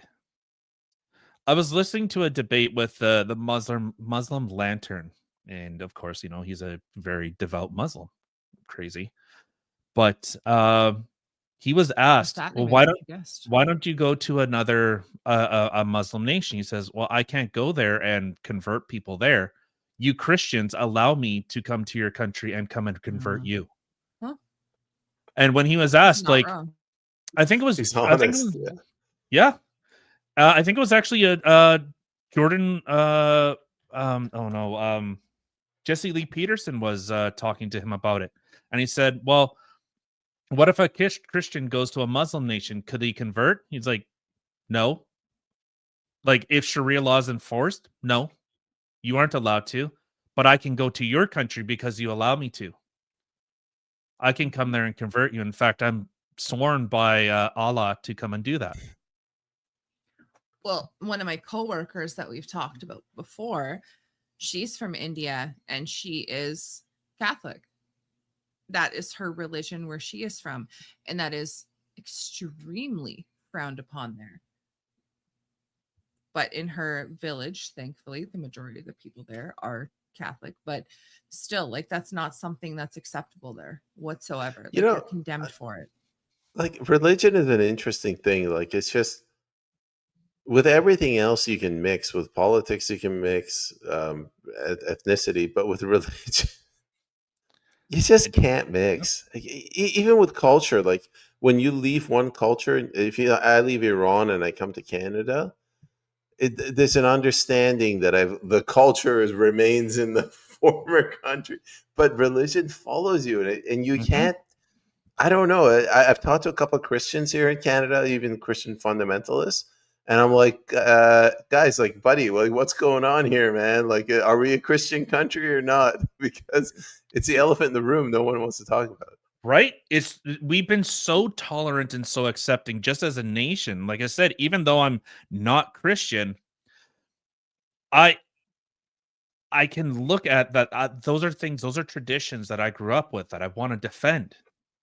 I want to be able to actually communicate and say Merry Christmas and someone doesn't lose their collectivist mind. Even Richard Dawkins, the atheist man himself, is saying, I miss hearing Christmas carols in the shopping malls. I miss hearing Merry Christmas. The guy that fought his whole life. Well, he's the reason we don't have that. Yeah. So, I think it was kind of I've been fighting this demon or these supposed demons for so long. And then I finally realized what I slayed. Like, it wasn't, it was actually the dragon. Like, you thought the dragon was fighting you. It was actually fighting the monster behind you. It was trying to protect you the whole time. So, god damn, that was profound as fuck. Put up a dragon picture. Come on, Kim. Get us a dragon. There's a dragon. So what's new in the world of payment? Nothing much, man. I'm just exhausted. Like, after that election, I went pretty hard, and I'm a little bit drained. I'm a little bit disappointed in the Canadian people. It's hard. Like, you go into an election and you try to talk to yeah, I saw that, Glen World. I was I'm in Florida right now, and I drove down here with my two dogs. And the day that I drove down, I went to a breakfast, and the people there, they want to have a good time. Like, they want to have their coffee, have their breakfast, talk with their friends. And I'm just like, you guys realize I ran for the People's Party because our country is disintegrating. And meanwhile, you guys have your head in the sand. Mm-hmm. So I don't know how. I mean, I kind of know, but we have a long road ahead of us on fixing our country. Yeah. So how's everything going with Chris and JP? Seems like you guys are doing really well over there. We are, and I'm kind of jumping the gun here, but we want to start reaching out to other podcasters and having, making connections and having people on. And I'll recommend to JP. I'm like, why don't we have you guys on? But JP I've been barking up that tree for a good year, and we just couldn't get a schedule to work. So you guys don't get along, or is it just no? It was just scheduling, like how the times that we have and the times that, like, he was doing his thing, and it just never worked out. So I mean, we do more times now than we used to. We used to just be strictly Saturdays, and now we're a little more open now. How many days a week do you guys do shows? 3 Monday, right Wednesday, now. Saturday. Yeah. And how many hours each? About 2. We're going a little long today. Except I'll end it for you guys soon. But like, do you guys have guests on? We do sometimes, but I know that this is kind of a weird time. Like I'm not opposed to having, I've always said open invitation. Anyone's more than welcome. In fact, like Saturdays, we've been posting our StreamYard link that if people want to, come and, have what do they want to share, or what opinion do they want to, talk about? I have Quote, no unquote, problem. Call in. Yeah. Yeah. Post the link and you can just pop in and tell us what you think. Tell us you love us. Tell us you hate us. Tell us what's on your mind. Kind of craziness going on in the world today, Yeah, and actually just trying to discuss ideas. Like actually get a little deeper than surface level stuff. Because that's like my vision for saving Canada is something a little bit deeper than the topical, like Rachel Gilmore or I don't want to mention any, but there's a bunch on the right as well. like just we know. We're I don't want to say it. I don't want to start a feud. No, Rachel no, you Gilmore, don't have to. We she know. can come We after know. me if she wants. We got you. But Yeah. but we're in dire straits, and the country needs to chart a path forward, and it can't just be, Orange Man bad or some garbage. Mm-hmm. Right. I think that's what infuriates me the most is when you hear so many people, that's all they're focused on is their TDS, Orange Man bad.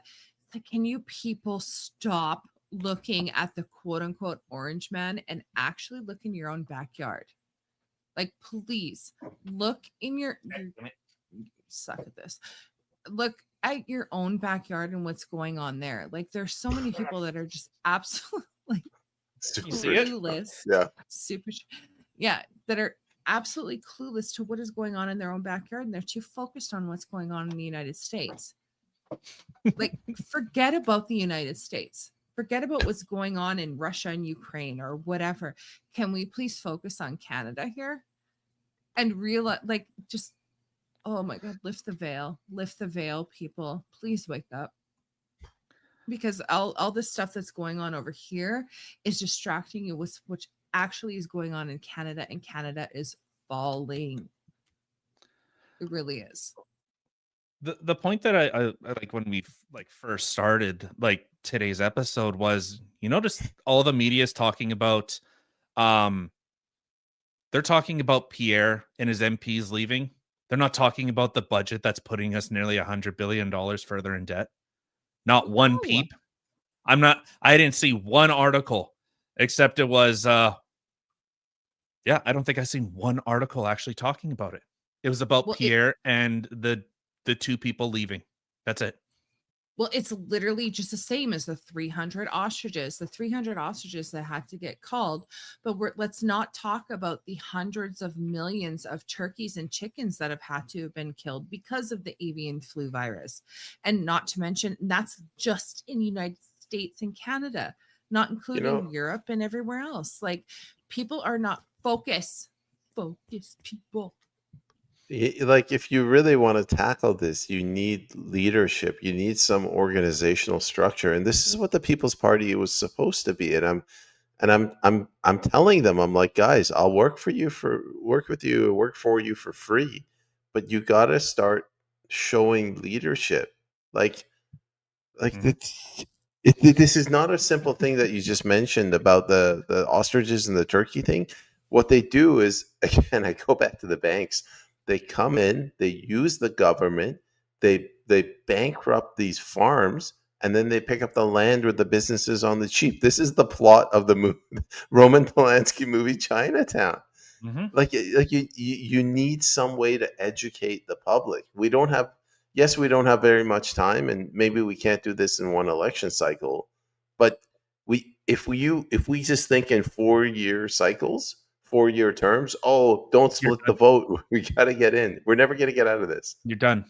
You've already lost. You might as well just bend over, drop your pants. Like, yeah. Like, take it up the tailpipe. Like, let's look at it this way. You think the long march on the institutions was just one election cycle? It was a generation. Yeah. Like the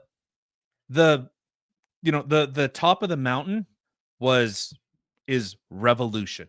Is a communist revolution. That is the top of the mountain. You think they just started there?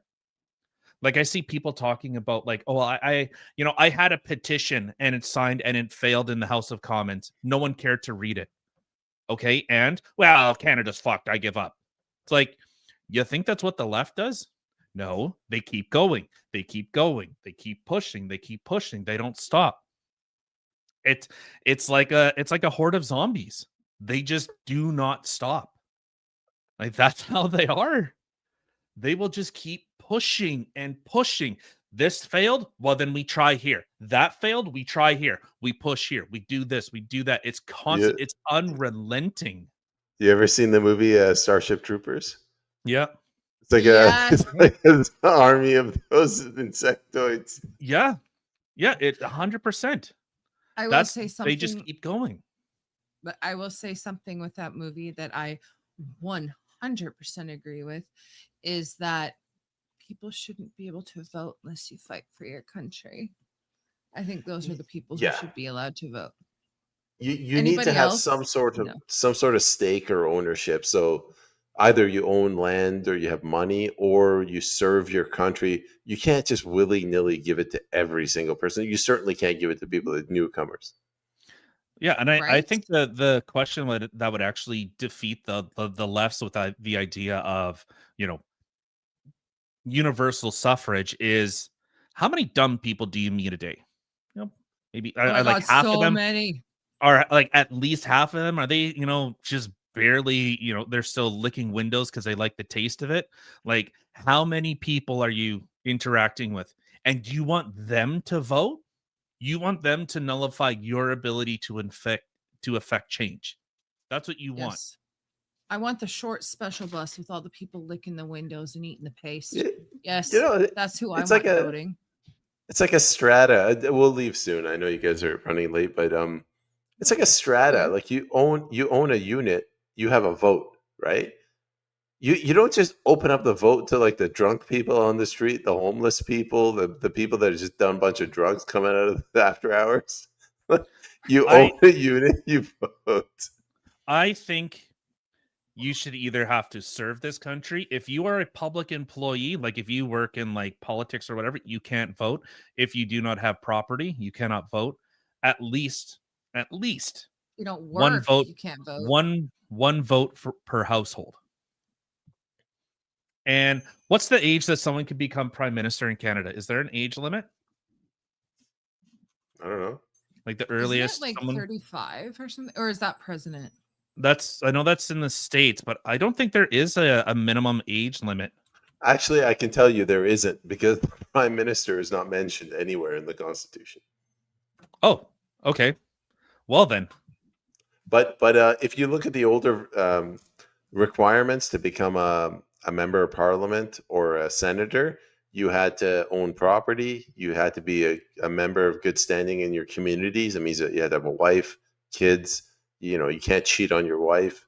So there was like a requirement before getting in. There was a moral and ethical standard. And financial. Yeah. Yeah. You actually had stake in the game. And I think if I'm sorry, Payman, not to call you out, but I think if you came from another country, you shouldn't be allowed to vote. You can do that. I have no problem with that. It's good. I don't think it's sufficient. Like like I mentioned before, all of the problems in Canada come from Pierre Elliott Trudeau and Brian Mulroney. It's a step in the right direction. It's not enough.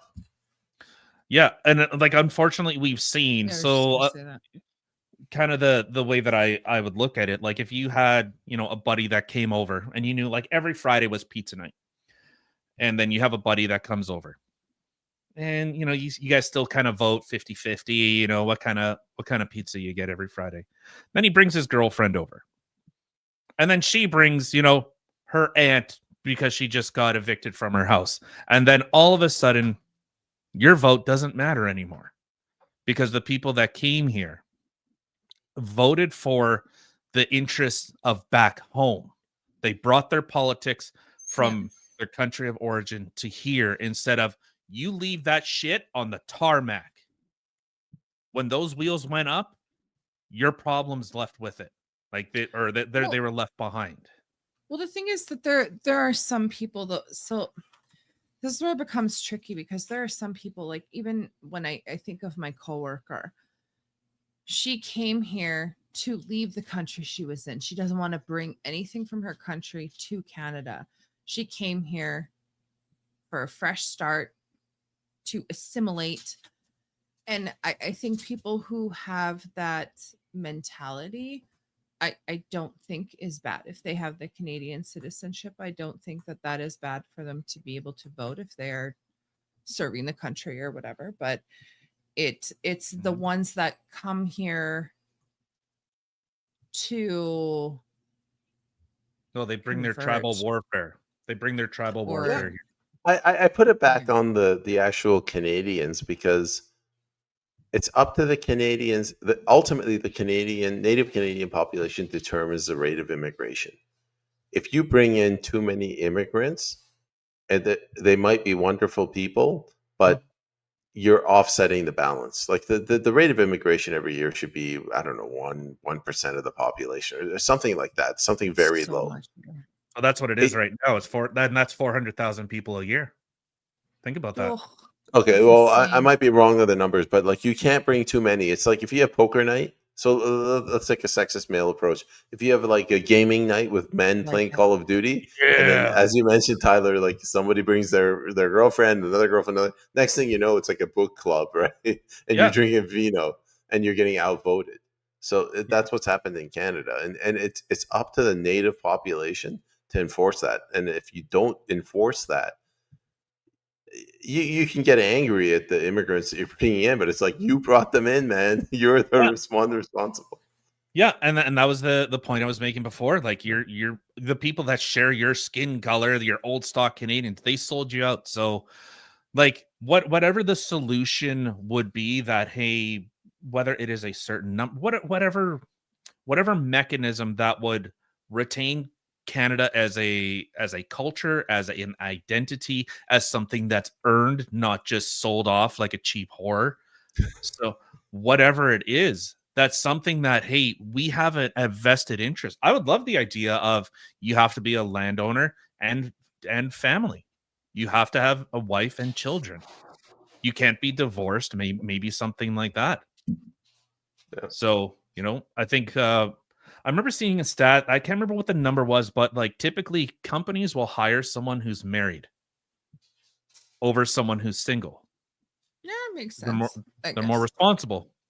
They have More skin in the responsible, game. Mhm.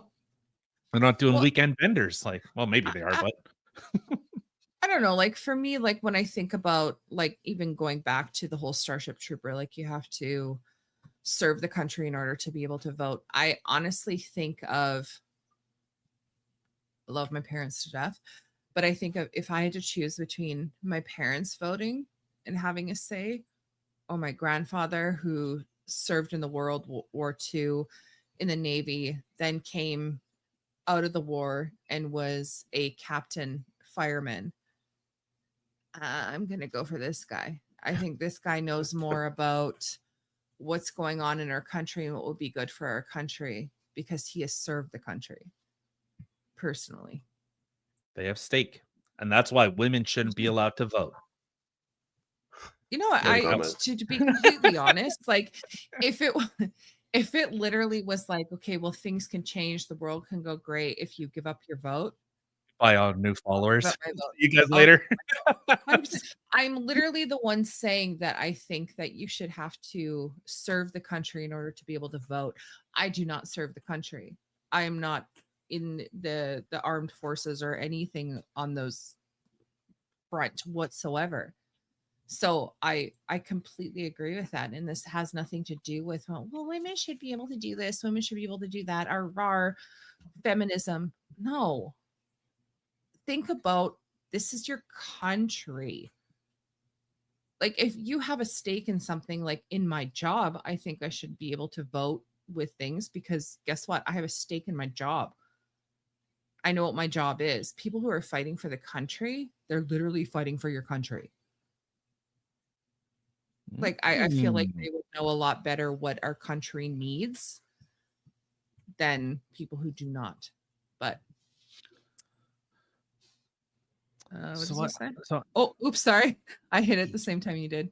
I disagree with mandatory service, and it gives you it puts hair on your chest. This what's going on. They could send your sons to die at any given time. Well, Clown World, I can address that. Clown World watches our episodes all the time. You don't have to go out there fighting useless wars. I mean, defending the nation's borders is one example. And it doesn't have to be military. I mean, you can serve in the courts, you can serve in a law enforcement capacity.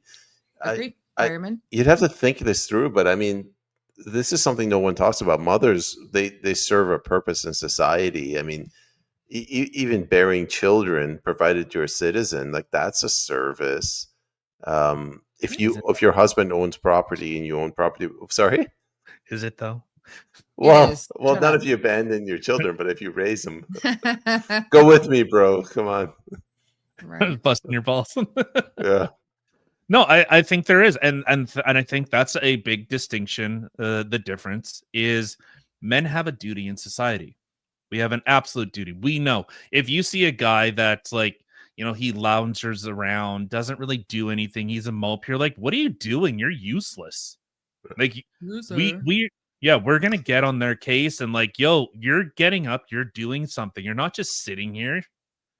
But we've kind of done the inverse, I think, with women. Like, so if men's duty and responsibility in society is whether we go and fight the wars or, when things go bump in the night, who's the one going to find out what it is? Well, it ain't the woman, it's the guy. So if that's the duty that men have, well, true. So if that's the duty that we have, that men have in society, what is the duty that women have? Really? Like what obligation? What obligation do women have? Taking care of the children, taking care of the home. Yeah, I mean, I don't want to incur the wrath of feminists, but just as Kim said, like if you want to, like raising children it's not a small feat. I mean, we've all had parents, we've all had mothers, and it's not something simple. That's their service, I would say. Yeah, so that would be their duty to society. Yeah, we have so teenage boys to answer your question. Yes, we are parents. Yes. There you go. Yeah, and so I think if that is their actual duty in society, I think why were they sold this false bill of goods in order to actually shirk their responsibility, and instead of being kind of loyal to a loving family, they went to a soulless corporate job. Well, you know the answer to that question. It's taxation and it's just centralization of power and worshiping at the altar of the state. I think it's more just putting it into the perspective that women were sold a false bill of goods that I think kind of entering the workforce. Like I'm kind of in the position like, hey ladies, fine. If that's what you want to do, you want to be a badass CEO bitch, okay, fine. But you're also entering into a sphere that you're going to be pushed, you're going to be tested, and you either sink or swim. And I don't know, if I have to put water wings on you because or kid gloves, then obviously you're not the best capable of doing that job. Well, no, and I mean, like, it's nowhere near the same, but like for me personally, when I was working in a car dealership, like it's all men that work there, right? Good. That's awesome. Yeah, that is amazing. I love that. And yes. And I'm not opposed to women, like if I want to do it. It's just I would rather exactly. A mom that could actually, Yeah, like I worked in a car dealership that is literally all men. And it was either, okay, girl, you need to grow some cojones and man up, or you're going to sink. Like that's just the way it is. And which, okay, fine. But at the same time, if it was feasible for me to stay at home, raise our kids, do homeschooling, if it was financially feasible, you better believe I would do it. Like 100%, Mhm. I would have done it. But with the world that we live in now, at least in Canada, because that's the only thing I know, it wasn't feasible. I had to work. He had to work. And it really does suck. So anybody who has that opportunity, I don't know why anybody would honestly bitch and moan about it. Being at home Honestly, with your like family, like if I had if my wife had a job that she could support me so I could stay home and drink all day and play with the 2 dogs. Right? And then she comes home and I bitch Yeah. and complain about how she never spends time with me. That'd be amazing. Love You it. never look at me when we make Oh. love. Why do you never listen to me? You're Yeah. always tired. You're always busy with work.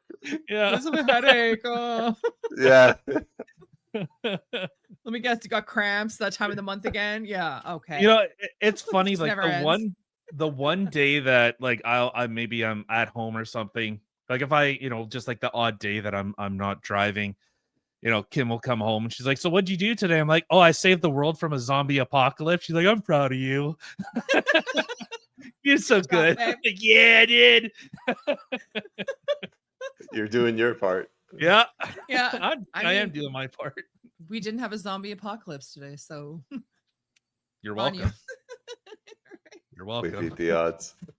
So what I guess because your show you got it's on Wednesdays, isn't it? It's just the one a week? Yeah, the one with Chris and JP, it's on Tuesdays at noon. Tuesday. We're just trying to inject some civility into Canadian political discourse. Oh, that's awesome. No, Love I've seen like little segments here and there, but I don't know why. Like I said, for whatever reason, X just spins. Are you guys anywhere else other than on X? We do X, Substack, YouTube, Rumble, but the majority of our traffic is from X, which is a shame because X censors everybody. Yeah, I know. And Rumble's getting better. Like I'm still Team Green. I'm really trying to, but YouTube is still first in best dressed. So unless Rumble really revolutionizes, like TikTok took off because people flocked to it. It was something different, and now TikTok rivals YouTube. Like that's the whole reason YouTube has YouTube Shorts is because TikTok was kicking YouTube's ass. Oh, Didn't TikTok get taken over by like the deep state? Who was that? The guy just bought it. Yeah, I can't remember. On the same day that he bought it, Elon Musk got pressured into changing his algorithm, which is why we're getting screwed. Yeah, which is why you can't say the J word. Wait, what? You can't say the J word anymore. I know what the J word. I get what the J word is, but I didn't realize Jaywalking? someone bought Yes. TikTok or took over TikTok. Yeah, it's owned by a U.S. company, like the U.S. division. Stop, really? So just like how China, when you open up a company in China, you have to have a Chinese office. Basically, China owns it. And the U.S. said that China needs to divest. Was it ByteDance or whatever had to divest from TikTok, so it's actually controlled by a U.S. company. So, Well, I did know that, like, what's it called? Trump had canceled TikTok originally because he wanted X% of US to be in control of TikTok, basically to see what was going on. I mean, which is fair. It's a Chinese company, and I mean, we all know but the Chinese, right? But anyway, so I mean that makes sense. Like he wants a certain percentage into it, or he wants Americans to have a certain percentage into it if it's going to be in America, to make sure things are running kosher, which I get. So I guess obviously that did happen. It happened basically. My view is kind of like, if you follow the Nuremberg trials, one of the justices that presided over the Nuremberg trials, he said, I'll have to clip him and saying his wife's home while taking a picture. That's a good one. Drunk Like is best drunk. Sorry. Government sets an example for people to follow, and if government doesn't observe the laws, then people won't observe the laws. So when you have the CIA, that's well, the CIA, the government, whatever, just spying on their own citizenry, it gets harder to say that China should not be able to come in and spy on our citizens. It's like, how about, screw you CIA, screw you CPP, or what is it, the Chinese CCP, Chinese Communist Party, and we people don't want any of this. Well, and what really sucks is, so I've been looking at a new phone, because was a phone last now like 2-3 years, and then it just turns to garbage. But I'm looking at like Chinese owned phones. They're kicking the shit out of Apple and Google or Samsung. Like their technology is so far ahead in actually creating a quality product. Well, that one that you showed me with like the liquid, what was that, a Chinese phone? Yeah. Yeah. Oh, are you guys following the war in Ukraine? No. Russia is outproducing.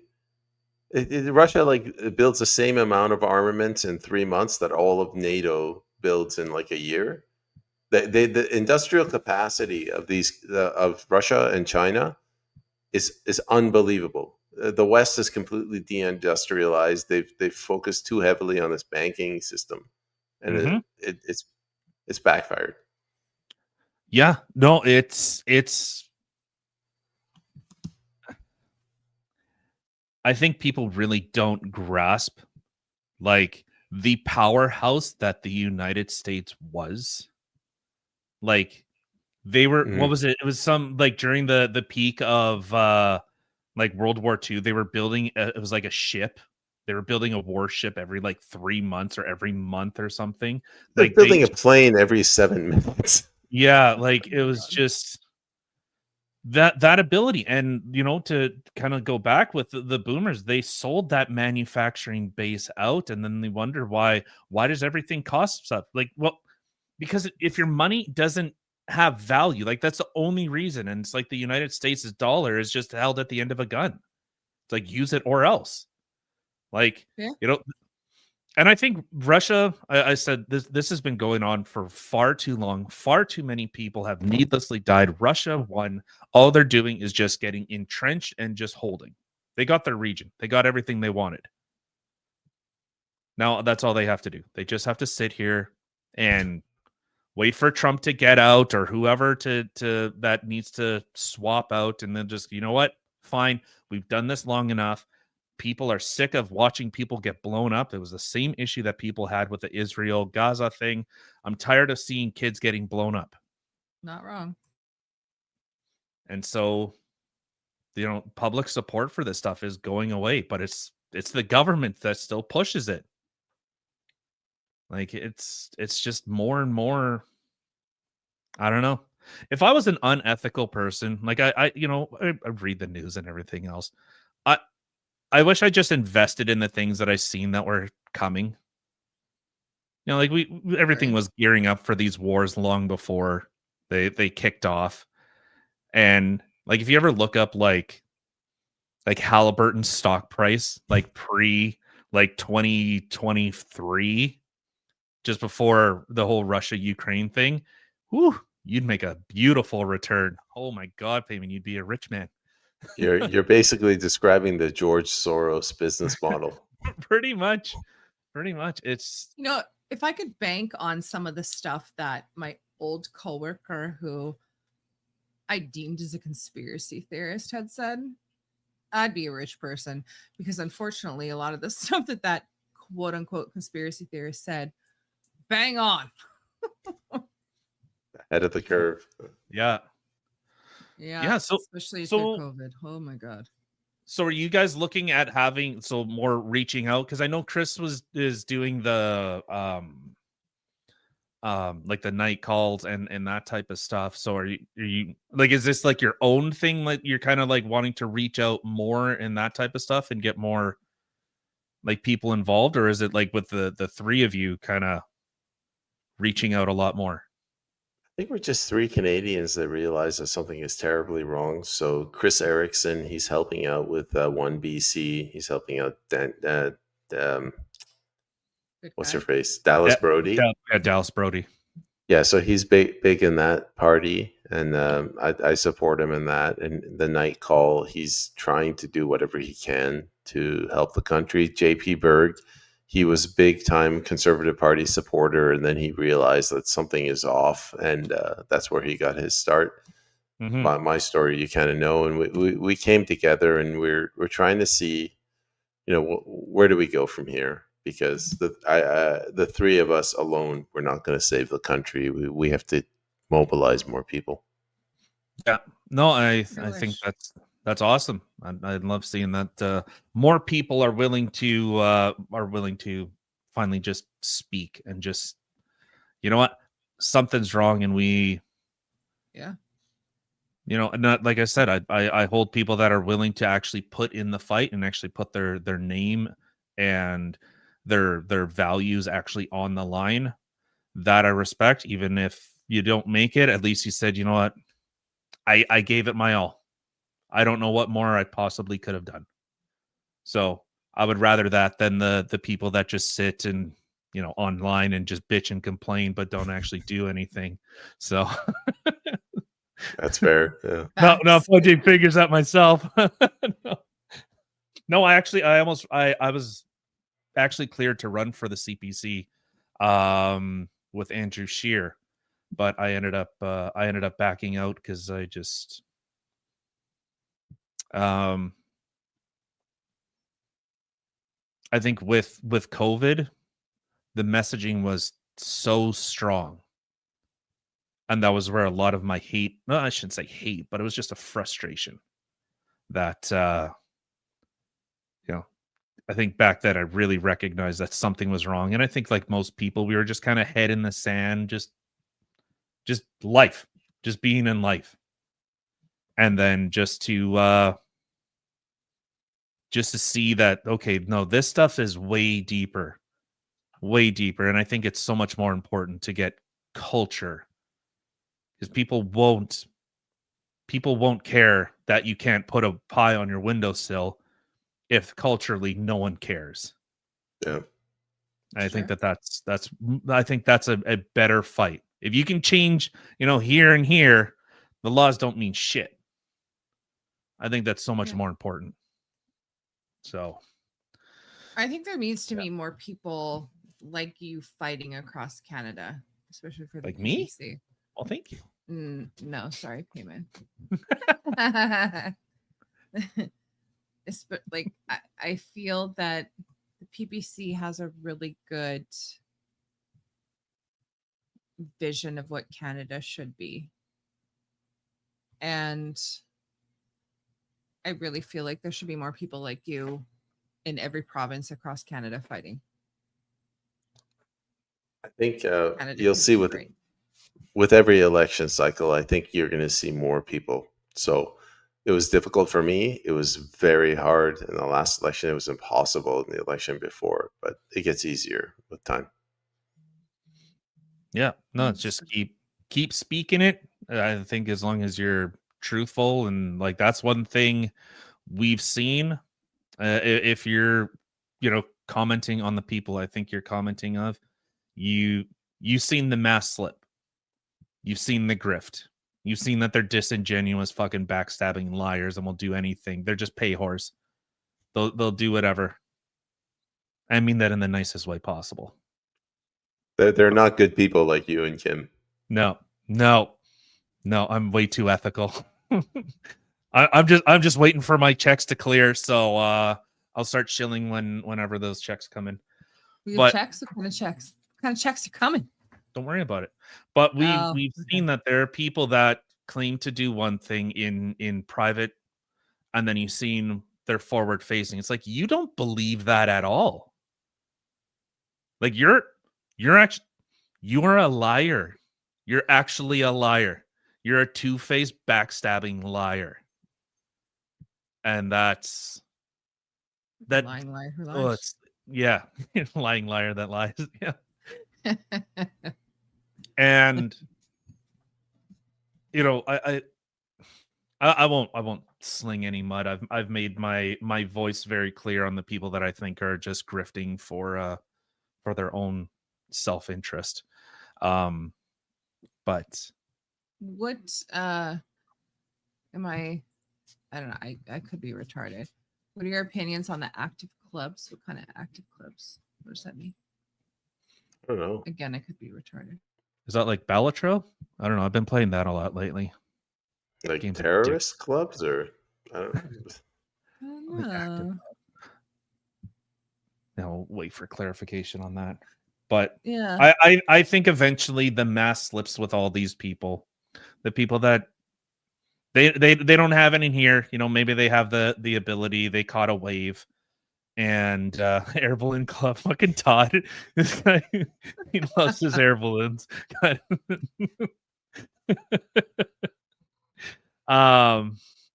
know, eventually the mask slips. And you see the person for who they really are.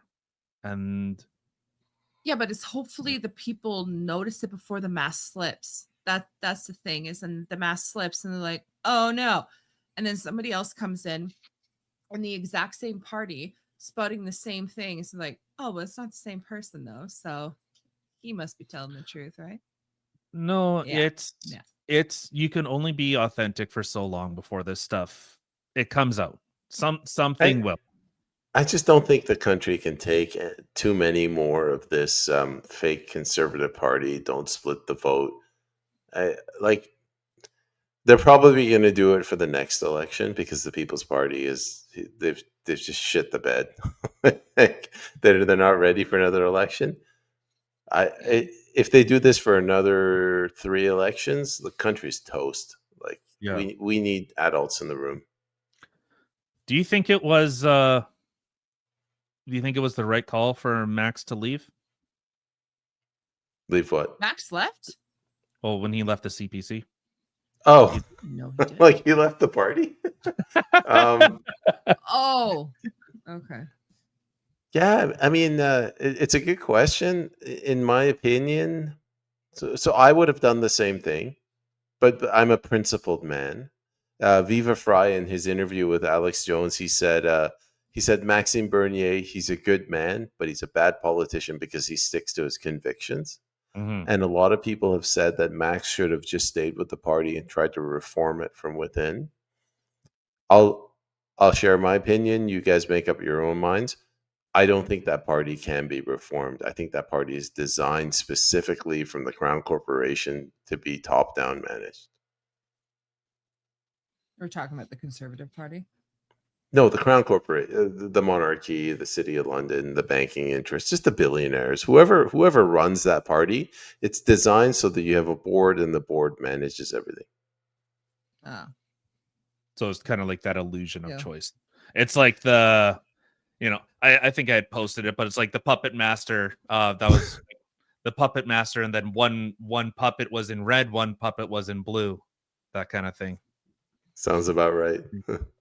I don't know if I still have that photo on our X page, but no, not terrorists. Active clubs are growing all over the West, Europe, Australia. They are young men, perhaps 20 to 40s. They gather, tribe, and train. Second Sons. Second Sons that's not a white nationalist group, or am I thinking of someone else? Yeah, Second Sons is Jeremy McKenzie, I believe. Oh, okay. Yeah, so it's fine. I mean, it's an ethno-nationalist organization. I have a lot of ethno-nationalist friends. I had a friend who told me, like, you do not want to piss off the like the 20 to 35-year-old male group. It usually leads to bad things, and I think that's what Canada has done. You got a lot of pissed off young youth. Mm-hmm. Yeah, and yeah, no, I 100% agree. Yeah, I don't remember really seeing something with Second Sons. I don't really follow like Jeremy and those guys over there. I'm sure their message is good. I don't share it. So I don't share their vision. So That's not the guy that you got into a fight with, was it? No, that was the ferryman. Oh, right. That So guy. yeah. That guy. He was special. Yeah. Who won the fight? Well, he did. I have no problem saying that, but let's be Peace real. out. It was a one-sided fight. It was basically a mute fest, and then monologuing for. Oh, I thought it was a fist fight. Oh no, I'm not gonna fight that dude. Well, No, of a verbal kind. Kidding me? The only thing I'm fighting is a fucking gravity. That's it. And I lose most of the time, man. I tell I'm you. gonna say you don't have to fight gravity. It's got a hold of you, baby. Yeah. Yeah, that guy was special. Oh my god, he made me so mad listening to that live space you two had. Oh my god. Well, no, some people have their views, and I don't know. Sure. Jeez, that's a huge bitch. It's a good thing it wasn't a physical fight. I don't know. I'm 6 feet, so I'm probably just as wide.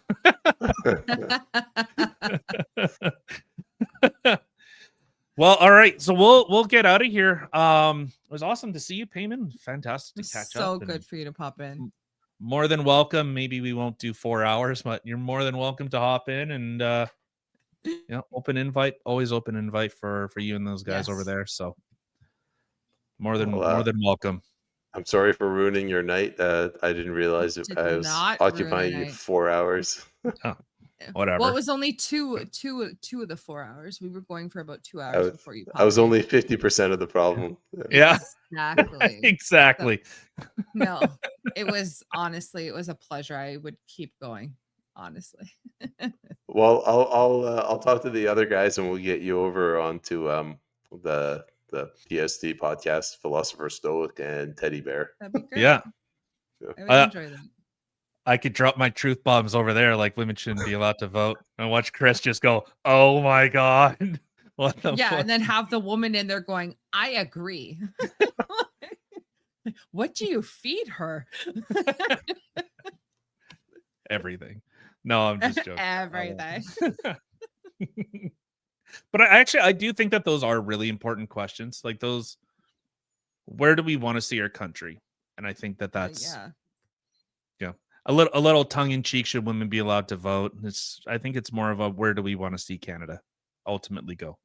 Do we just open it up? And as I said, just our passports we just pass it around and everyone gets a passport. Doesn't matter. Who cares?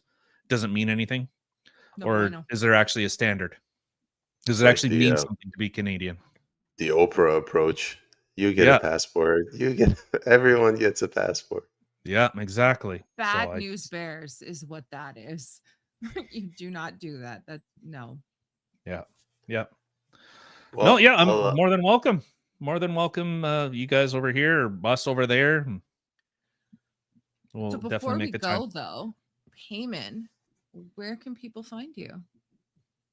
Great question. On X, you can find me at Payman Ascari 451. I have a podcast on YouTube, Rumble, Substack, and X, in lay terms. Philosopher Stoic and the Teddy Bear. That's another one we do on Tuesdays at noon. Cerberus at the Improv is another one I do Saturdays at 1:30 Pacific. And What was that Friday, one? Is that all on Rumble? Rumble, YouTube, and X. And then on, YouTube, Rumble, Substack, and X, I Behind the Wall with Jason James Fridays at 10 a.m. Wow, busy man. That's awesome. Yes. Yeah, we're gonna Payman Ascari, the cafe locked out. I'll have to, what is it called? What is it on Rumble? Which one? Oh, right. Sorry. Behind the Wall on a Rumble, Substack, and YouTube. Behind the Wall. I didn't know that you were. I thought I only seen you on X. So Behind the Wall. Which? You know what? Send me the link. I'll send Yes. them. I'll send them, buddy. Yes, send the links. Yeah. And we will Yeah, list them make in sure- our description box so people can hook up with you. Sounds good. What a terrible thing All to right. say. Well, thank you. Good-looking people. everybody. Good-looking people only. Yeah, there you go. Agreed. No. Thank you, everybody, for taking the time out of your day to come sit with us and listen to the craziness going on in the world today. As per usual, we don't disappoint. There's just too much for us to keep up with. You can find us in all the places listed in the description box below. And if you're new here, please hit the little subscribe button, like us, all that fun stuff. It helps us out. Otherwise, we'll catch you again on Saturday, 1 p.m. Central Time in the exact same spots you're seeing us now. Have a And fantastic and don't be Gay! yeah, that. Beta! Have a fantastic evening, everybody. We'll catch you guys again on Saturday. Yeah. Bye, guys. have a